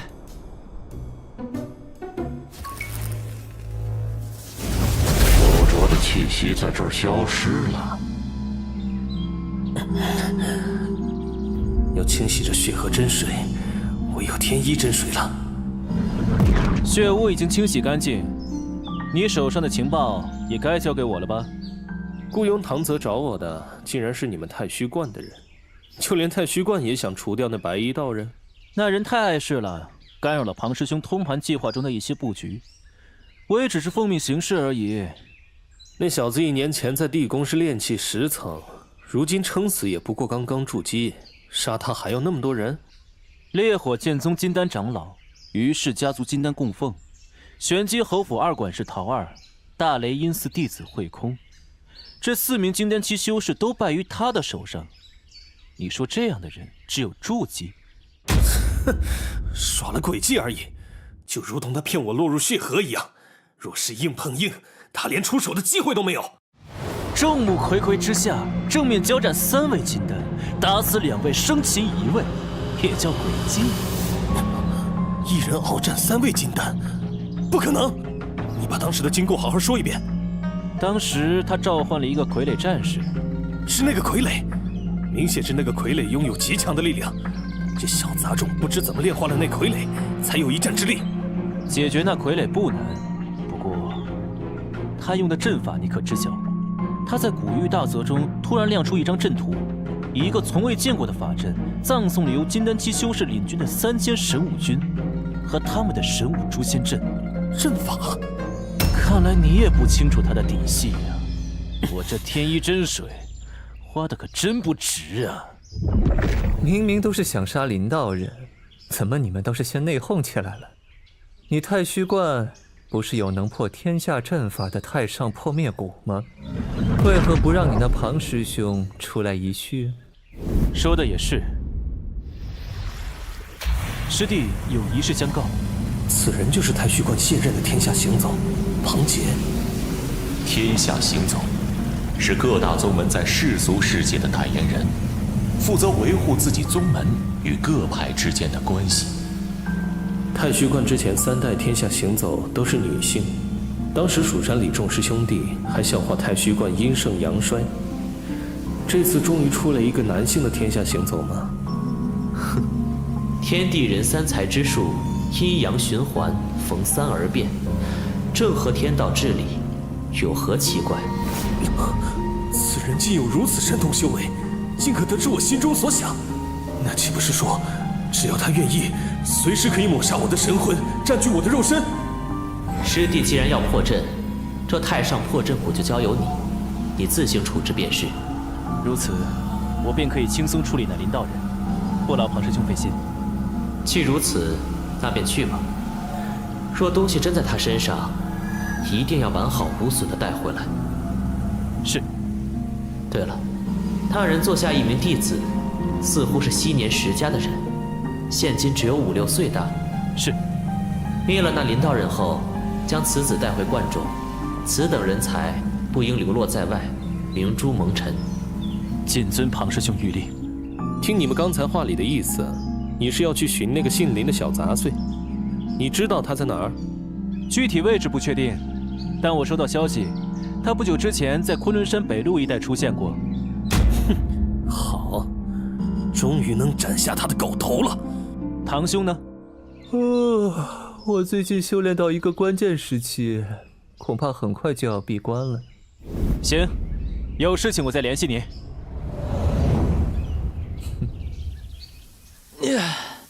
今天的修炼终于结束了，待会儿我们去山下转转吧。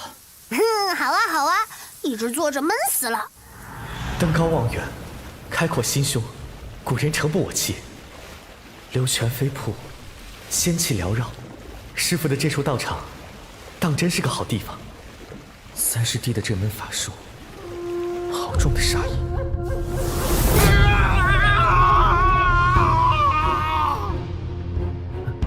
站起来了，这是要天皇全指，湮灭吧！看来一击诛杀筑基期的修士还做不到，还得继续修炼才行。三师弟，同敌人有仇怨，报了仇也就是了。实在可恨之人，直接灭杀便是，也不用如此折辱他吧。二师兄不喜欢，我不练便是了。我敢肯定，我前脚一走，他后脚肯定会故技重施。有什么东西来了？啊！这妖力是金丹气。好一座仙山！少君昔日曾提过，在昆仑山北路发现过一处奇妙洞府，莫非是这里？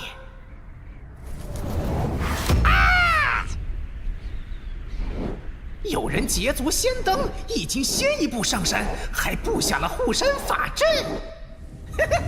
这样就想拦住我？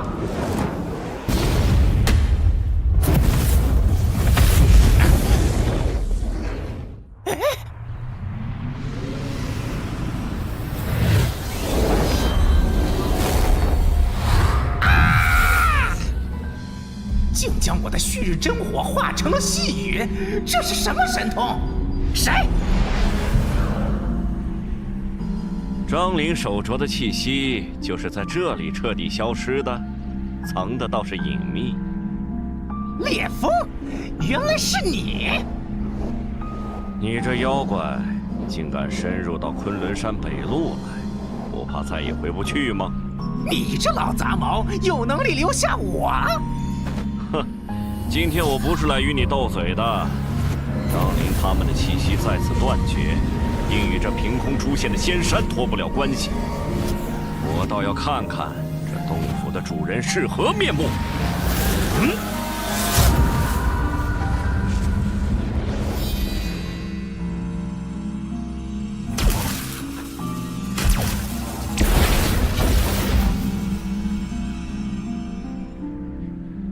变火为水，化风成雷，当真好手段。此间主人不简单呐。看来老杂毛也没了手段。你竟将六色羽扇祭炼出了第7道光圈。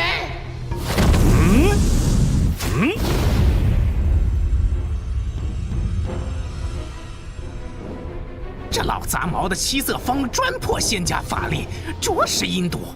我可要小心，别不知不觉中了他的道。妖孽，本真人今日有正事要忙，暂不与你计较。识相的，赶紧离开昆仑山脉，再叫本真人碰上，就没这么好说话了。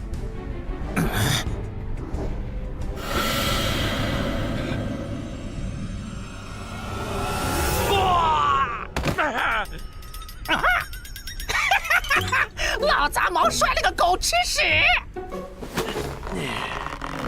妖孽看打！老杂毛，你还不赶快忙你的正事！那么小的威风，法阵早就将其化解了。雷声太小，这人硬是没听见。真是难看啊！尊驾可是太虚观嫡传陈刚陈道友？你是封神宗的烈风真人吧？我记得你。啊，陈道友昔日曾到我封神宗一游，今日重逢，风采更胜往昔呀。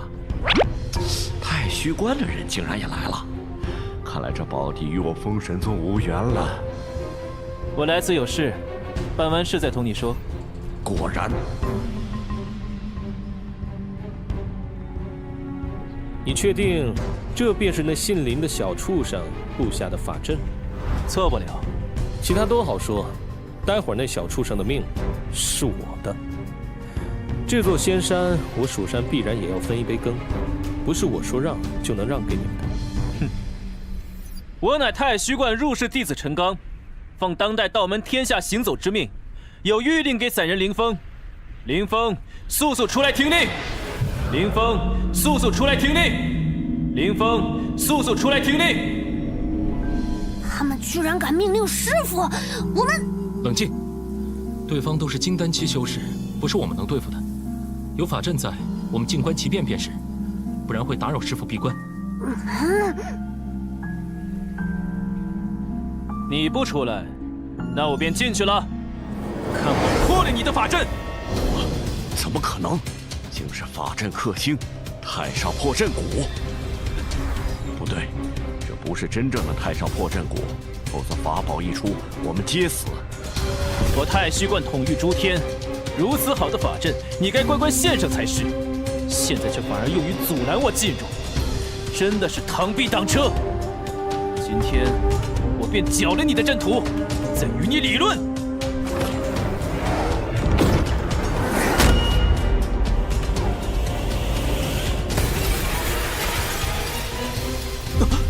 师傅的大阵破了！哼，不过如此。逃吧，终究都会是我的。姓林的小畜生，给我滚出来！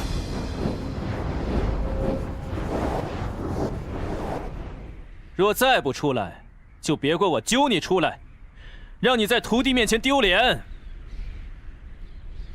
对方法器厉害如斯。师傅人在闭关，法阵无人主持，敌人又攻上山来，这下不妙了。外界已过1月，林峰却在虚空之中度过了8年多。此时已是金丹将成之时。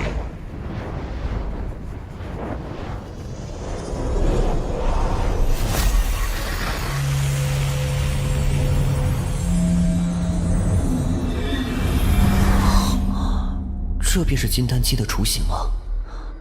为何穿越前的记忆不断的在脑中涌现？是在提醒我不属于这个世界吗？还是说，让我摒弃对那个世界的最后一丝留念？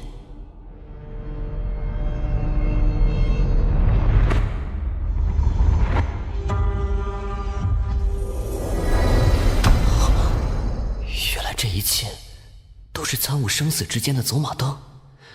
此刻的我，已经踏入生死之门，寂灭与复苏交替出现，生死之间有大恐怖，有何办法破解这大恐怖？生老病死，是为生命；成妄坏空，是为造化。造化湮灭之后，生命周而复始，生生不息。唯有坚定的意志，才是永恒的真谛，此乃结成金丹的关键。一颗金丹吞入腹，踏破生死无望门。有大无畏、大勇气、大恒心，便可踏破生死无望之门。我来了。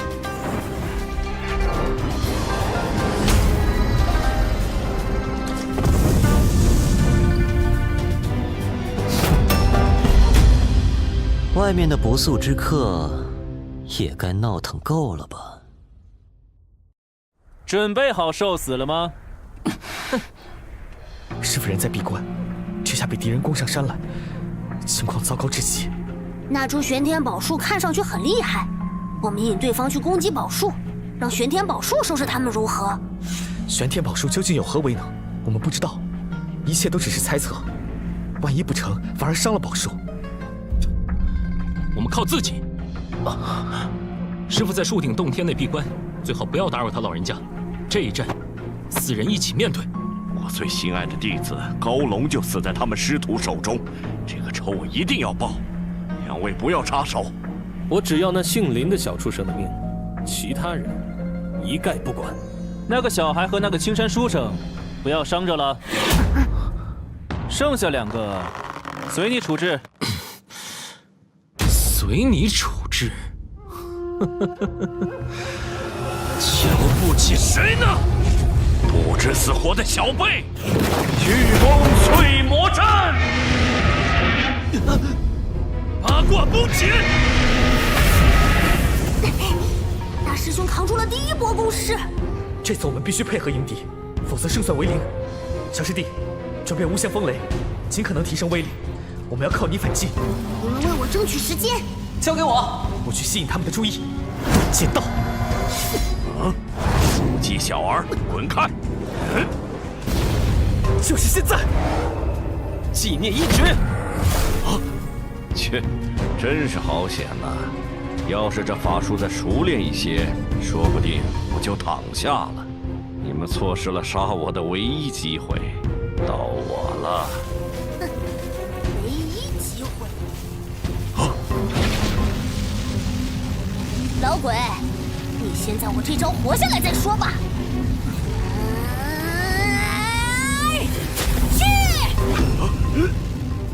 九天无相罡风。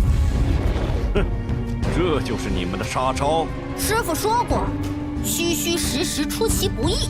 我们真正的攻击意图，你是不会明白。这才是我们最后的杀招。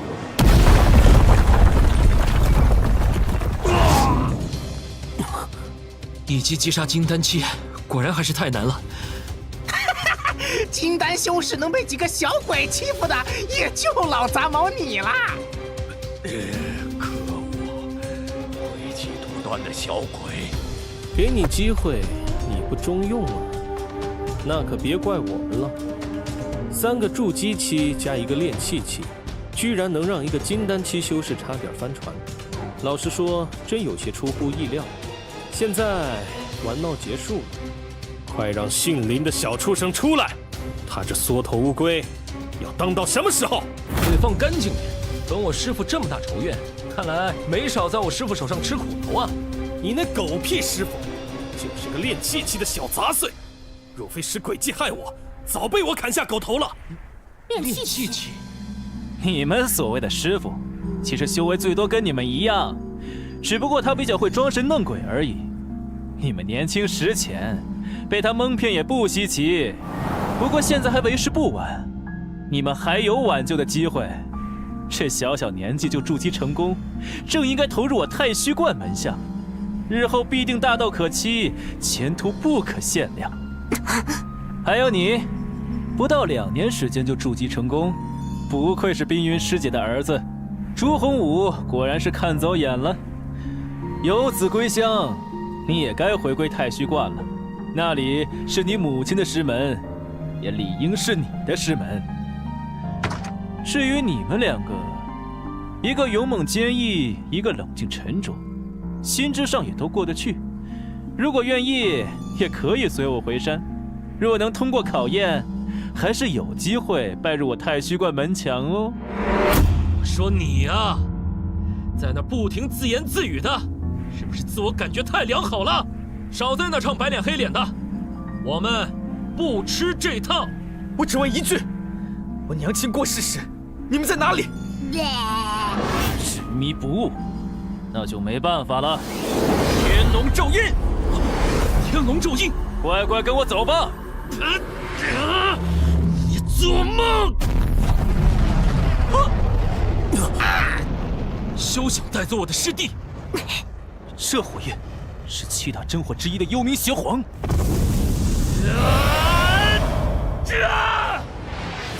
就算有幽冥邪皇，凭你这筑基小儿还拦不住我！9楼回天宝术，起，3、1，飞龙大阵！硬扛金丹修士，居然连1刻钟都撑不住吗？师兄，还有我们呢！大家有力在阵，却却选择退缩，这才不是男人所为。大家一起将敌人赶出去吧！是。区区筑基小儿，不比我更真是可笑。止水旗，现！此土名为息壤，乃上古大能遏制滔天洪水左右，可自行增长，永不减少。对付你这点火焰，已经绰绰有余了。师兄，撑住啊！到了现在，你们总该相信你们那师傅是徒有其表的骗子了吧？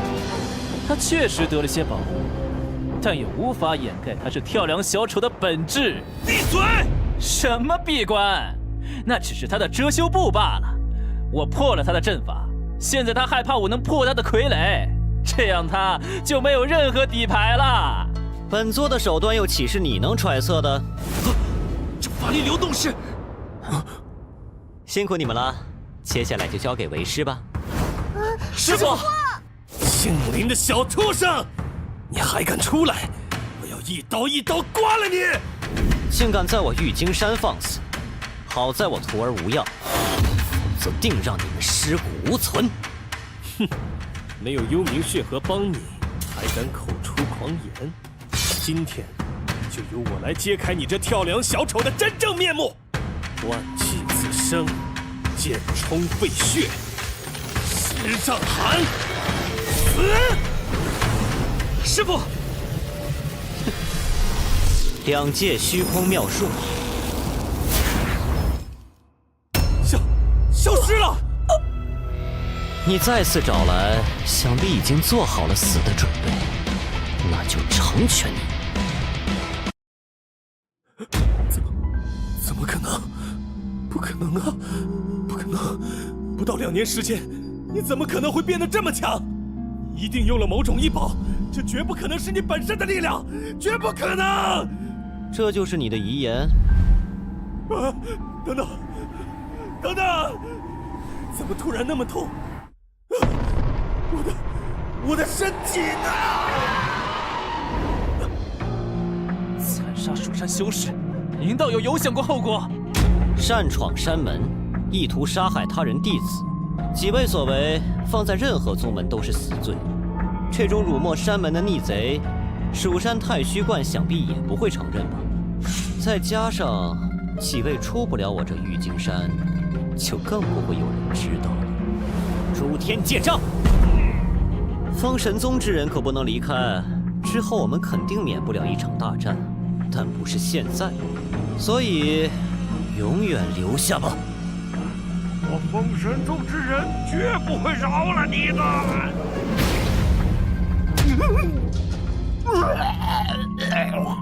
少主没找到，没想到还要搭上自己，这次怕是难逃一死了。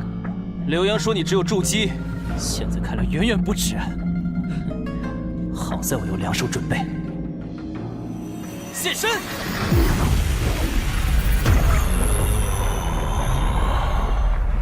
居然是龙族！传闻太虚观圈养龙族，竟然是真的！龙族，传闻太古之时，万妖并存，龙族是最顶端的。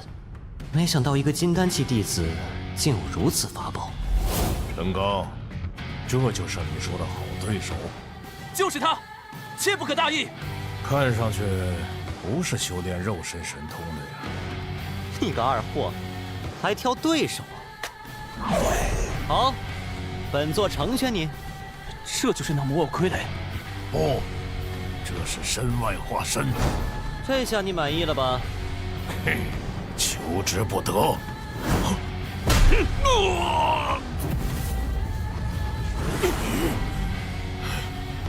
比龙族还强悍的肉身，我好像惹了不该惹的人了。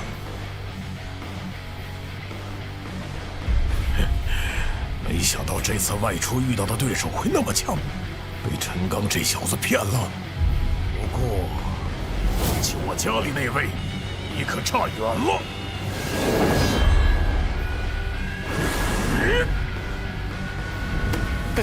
还来？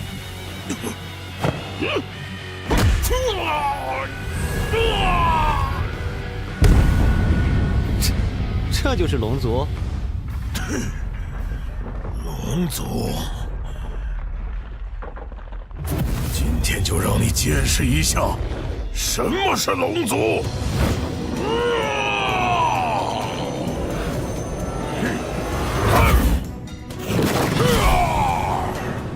就你个子大！昆仑山被要塌了。我的魔偶已经被你成功拖住了，你还不出手？想逃呢？太虚幻之，只有死的，没有逃的。死战者，你们的宗族我会厚待；逃跑者，勿怪我庞杰不留情面。太虚幻何时出现过借战之人？就是这面古先前破了我的2仪生灭阵，果然不凡。那时我闭关不在，无法主持法阵，现在还怕斗不过？我太虚幻太上破阵谷，既然名为破阵，就是天下法阵的克星。你不信邪，偏要以法阵抵御，就是自取其辱。哦，是吗？那这个呢？天地之变，灭苍穹。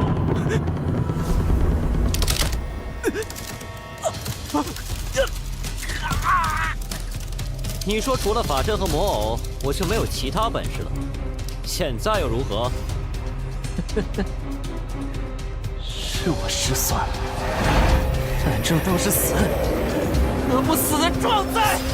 让你也感受一下被太虚幻支配的恐惧！陈师弟辛苦了，接下来就交给我吧。太虚幻天象行走，庞杰，堂堂道门圣地，竟然通过献祭弟子生命让自己神魂来到此处。若没有猜错的话，接下来你便要将他炼成身外化身，然后夺舍操控他的身体。没想到道门圣地也会有这么胆毒的手段。这是太虚幻弟子必须有的觉悟。为了清除你这种妖邪，所有太虚幻弟子皆做好了献身的准备。哼，所以你就可以心安理得地夺舍其他人？我从天道罢了，非是天道不仁，而是天道同仁。他日需我顺应天命，我也会毫不犹豫地舍去这肉身。不尊者就是违逆天道。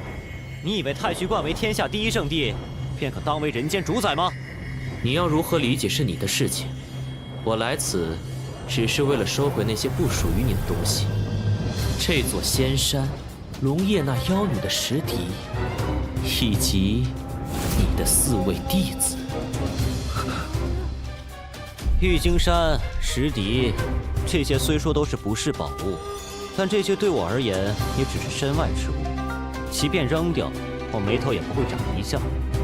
但你那脏手，要是敢指向我的徒儿，哼！献祭仪式结束后，就是我现身之时。到那时，你还能拦我？拦不拦得住，可不是你说了算。诸天戒障，隔绝法力流转，这是什么法术？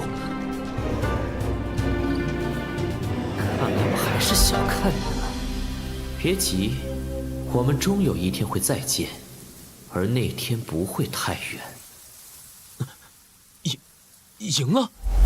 哦，赢了！没错，赢了！太牛了！我们守住了我们的家！唉，没想到固定山门会引来这么大的麻烦，眼下更是暴露了踪迹，寻仇之人必不会少。当务之急是隐秘踪迹。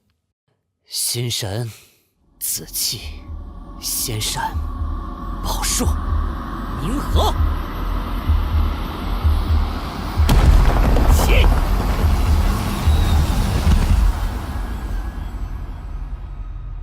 若我修为更进一步，结成元婴，参悟更多空间奥秘，再与玄天宝树合作，应该就可以让玉京山随意出入虚空，想在哪里出现就在哪里出现。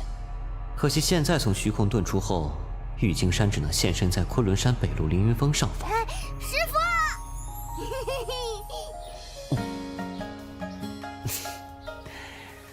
我最近有些过于严肃了。其实一切都在变好啊。我们现在都有了自己的山门，有家了。师傅，为师出关稍微晚了些，倒让你们受了一番磨难。师傅哪里话？与其说是磨难，倒不如说是锻炼才对。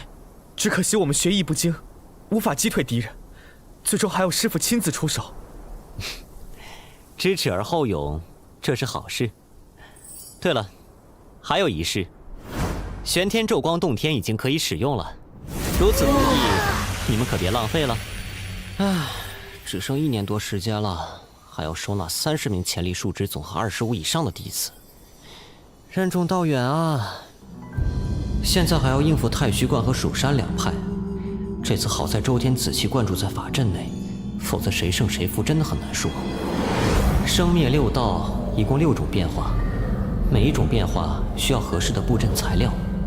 周天紫气为天，要完成天地之变，还需要地对应的材料。中央雾土神光可中和周天紫气，可当为地。可是乾坤境能发出的中央雾土神光与玉京山上的周天紫气相比，数量太少了。哎，对了，就用这次缴获的战利品——止水旗、息壤、乾坤镜。哇哈哈！果然如我所想，这息壤蕴含的土象精气更深过山神玉。可是这点数量完全不能与几10万亩的周天紫气相比啊！要是能找到这息壤的发源地就好了。发源地？你炼制止水旗的息壤来自何处？果然不会轻易说出口啊！你出身太虚观，见多识广，想必听过这一门法术，名为幽冥操偶。你竟然用如此恶毒的手段！这就叫恶毒？和庞杰的献祭夺舍比可是差得远呢。本座可不会对自己人下毒手。你根本不懂庞师兄的抱负，庞师兄会为我报仇的。他最好不要来招惹本座，否则本座便将他献祭夺舍同门师弟的事情大白于天下。我倒要看看，那时太虚观还能留下几分脸面。没人会相信你的。不，所有人都会信的，因为本座有一个最好的证人。我绝不会。你会的，不过那是以后了。现在你先告诉我，你从哪里得来的息壤？息壤在长春山一带吗？长春山有一个通往妖界天荒广路的通道，那里群妖环伺，唯有百草药宗贪图山中灵药，才在那设立宗门。看来要找着息壤，不仅要除去沿途的群妖，还要与这百草药宗打交道了。好了，接下来你就把太虚观的事情告诉我吧。太虚观贵为天下第一圣地，从千万年前便致力于联合人族势力，共同对抗妖族，而如今却花在内耗之上。太虚观观主平常只负责日常事务，决策均由长老会把持。在这种制度之下，长老会出现了2种声音：一是主张成为天下宗门之首，成为人道至高主宰的激进派；二则是主张各宗门势力平衡的保守派。当代道门天下行走庞杰是激进派入世后的代表，也是派系中的后起之秀，更是重点栽培的对象和继承人。与之相抗衡的保守派天下行走便是燕明月，他是保守派中新一代的领军人物。果然，最坚固的堡垒总是先从内部被攻破。既然太虚观内部存在争端，那我便有了挪腾迂回的空间。更何况我还有这么一张牌呢。唉，也不知道那几个小家伙怎么样了。他怎么不吃我的呀？你换个东西喂喂看。怎么样了？这东西好玩吗？师傅。既有丹药，也有食物。这还为了一名短剑啊！只有这个混世小魔王才能干出这么不着调的事情。他好像只会对吃的有反应，但是吃进去马上就会吐出来。师傅，这东西到底是什么啊？神怪志异的书我没少看，可是这种东西一点也没记载过呀。往日就你话最多，今天怎么没动静了？我也没有什么头绪，不过我们4个中，他跟大师兄比较亲近。我？他对大家都不怎么理会，唯独大师兄你做动作时似乎有点反应，当然反应也不太强烈了。对小燕子有反应？奇怪，好像唯有这东西被咬过了。这丹药是炎阳丹，炎阳丹富含火象精气，有助于修士修炼火系道法。看来胖娃娃对于火系的灵气比较有好感，所以刚才小不点才说这胖娃娃好像对小燕子有反应。可小燕子虽然之前修炼火系道法，现在都转为八卦诸天大道藏的法力，应该不具有火系灵气了呀。莫非他感受到了萧燕身上的邪皇霸剑？小燕子，把你的邪皇霸剑亮出来，或许就能破解这小东西身上的秘密了。哦，看来我的猜想是对的，他对你身上的真火很感兴趣。没猜错的话，这小家伙应该是一种稀有的精怪，自身完全由灵气凝结，没有什么智慧，只有贪吃的本能，但又挑食得很，唯独爱吃火焰。火力越强，他便越喜爱。问题是，幽冥邪皇的破坏力这么霸道，他真的能吃得下去吗？少量催发的话就没有关系。好。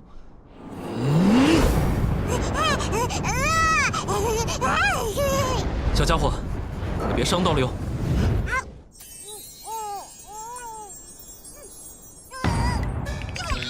好吃不好消化呀。他跑了，大家追出去看看。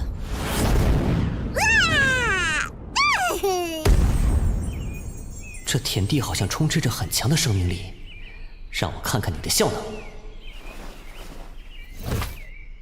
这些药材都已经被采摘下来晒干了，早已失去了生命气息的药材，竟然枯木逢春。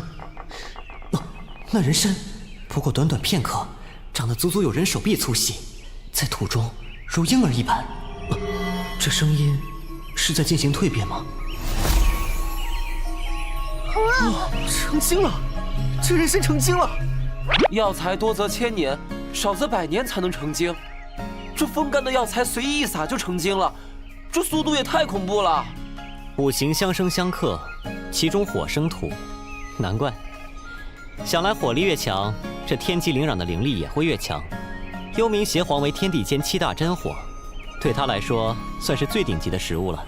哦，这岂不是一块上好的药田？有这样的药田种植灵草灵药，那速度质量谁可媲美？现在知道它是什么了吧？大师兄，以后就靠你养活这个小家伙了。这小家伙变化出的土壤叫天机灵壤，能加速草木生长。至于它化成的人形，就叫天机娃娃吧。看来他是喜欢上你了。我看就如天昊所说，由你来照顾他吧。师傅，这天机娃娃这么好，那洞天里剩下的那2个怪人，是不是也是某种精气的化身啊？那2个怪人，为师自有处置，你们切勿招惹他们。眼下有了这玉京山做我山门道场，开山在即，你们得抓紧提升实力。师傅，您开山门道场，立下宗派，我们4个是不是就是您在此方世界的开门弟子了？不错，不过为师记得某人曾说过，自愿给所有人当小师弟。那师傅，我们的门派到底叫什么呢？这个完了，这个问题我好像从来没有想过，该叫什么呢？史上第一祖师爷第2季，敬请期待。好啊！太好了，好的，师傅，师傅说的，这一定是真的。我决定了，我们宗门就叫真命天宗。真命天宗，入我天宗者都是真命天子。这个完美的名字，大家肯定会赞叹不已吧？第1季感谢大家的支持，我们第2季再见，看玄门天宗如何成为史上第1大宗门。